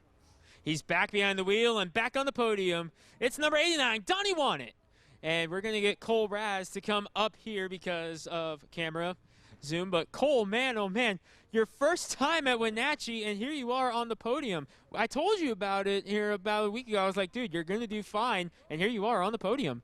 Yeah, I mean, this track's a lot of fun. I've never been on this small, of a racetrack before in these big cars. I have a pretty good mentor, Grayson. He's pretty quick around here.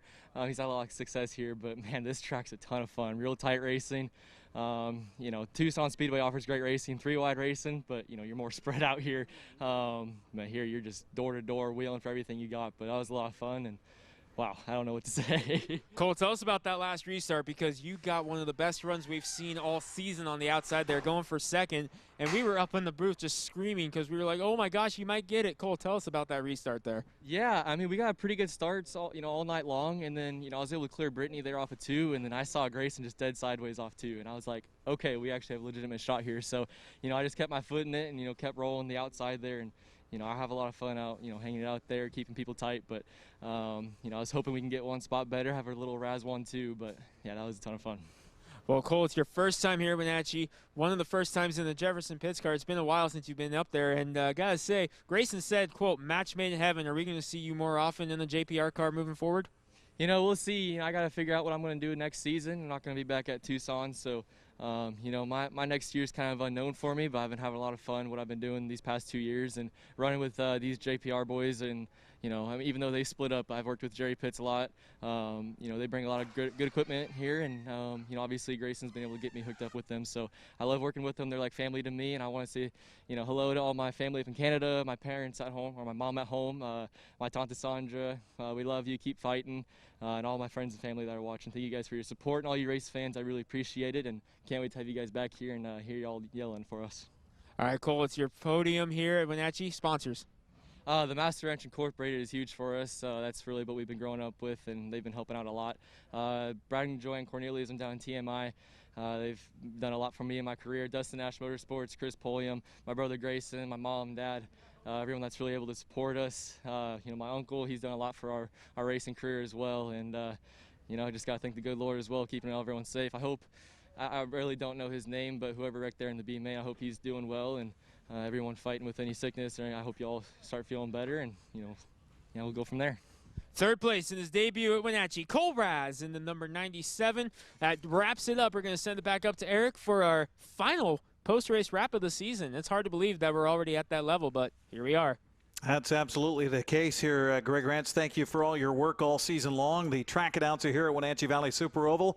This year getting a chance to join us on television, quote unquote, some of the time this year here at WVSO. Congratulations to the winners again here tonight in our finale. The Neal Newberry 125 goes to Grayson Raz out of Lake Oswego, Oregon. He is a first place checkered flag finisher. Donnie Wannett out of Woodinville finishes in second, and Cole Raz, also from Lake Oswego, finishes in third. Recapping the rest of our racing here this evening, the Plum Perfect Roadrunners main event win went to Mason Haygood. Congratulations to him on what appears also to be a track championship out of Ephrata, just 15 years of age. Second place in the Plum Perfect Roadrunners tonight, Dale Winterberg of East Wenatchee. Third place to Brandon Knuff of Wenatchee. Holaday Custom Muffler Beamon main event here to wrap up the season goes to Chad Holaday. Congratulations to Chad on some great racing all season long. Second place to Rocky Crocker, and third place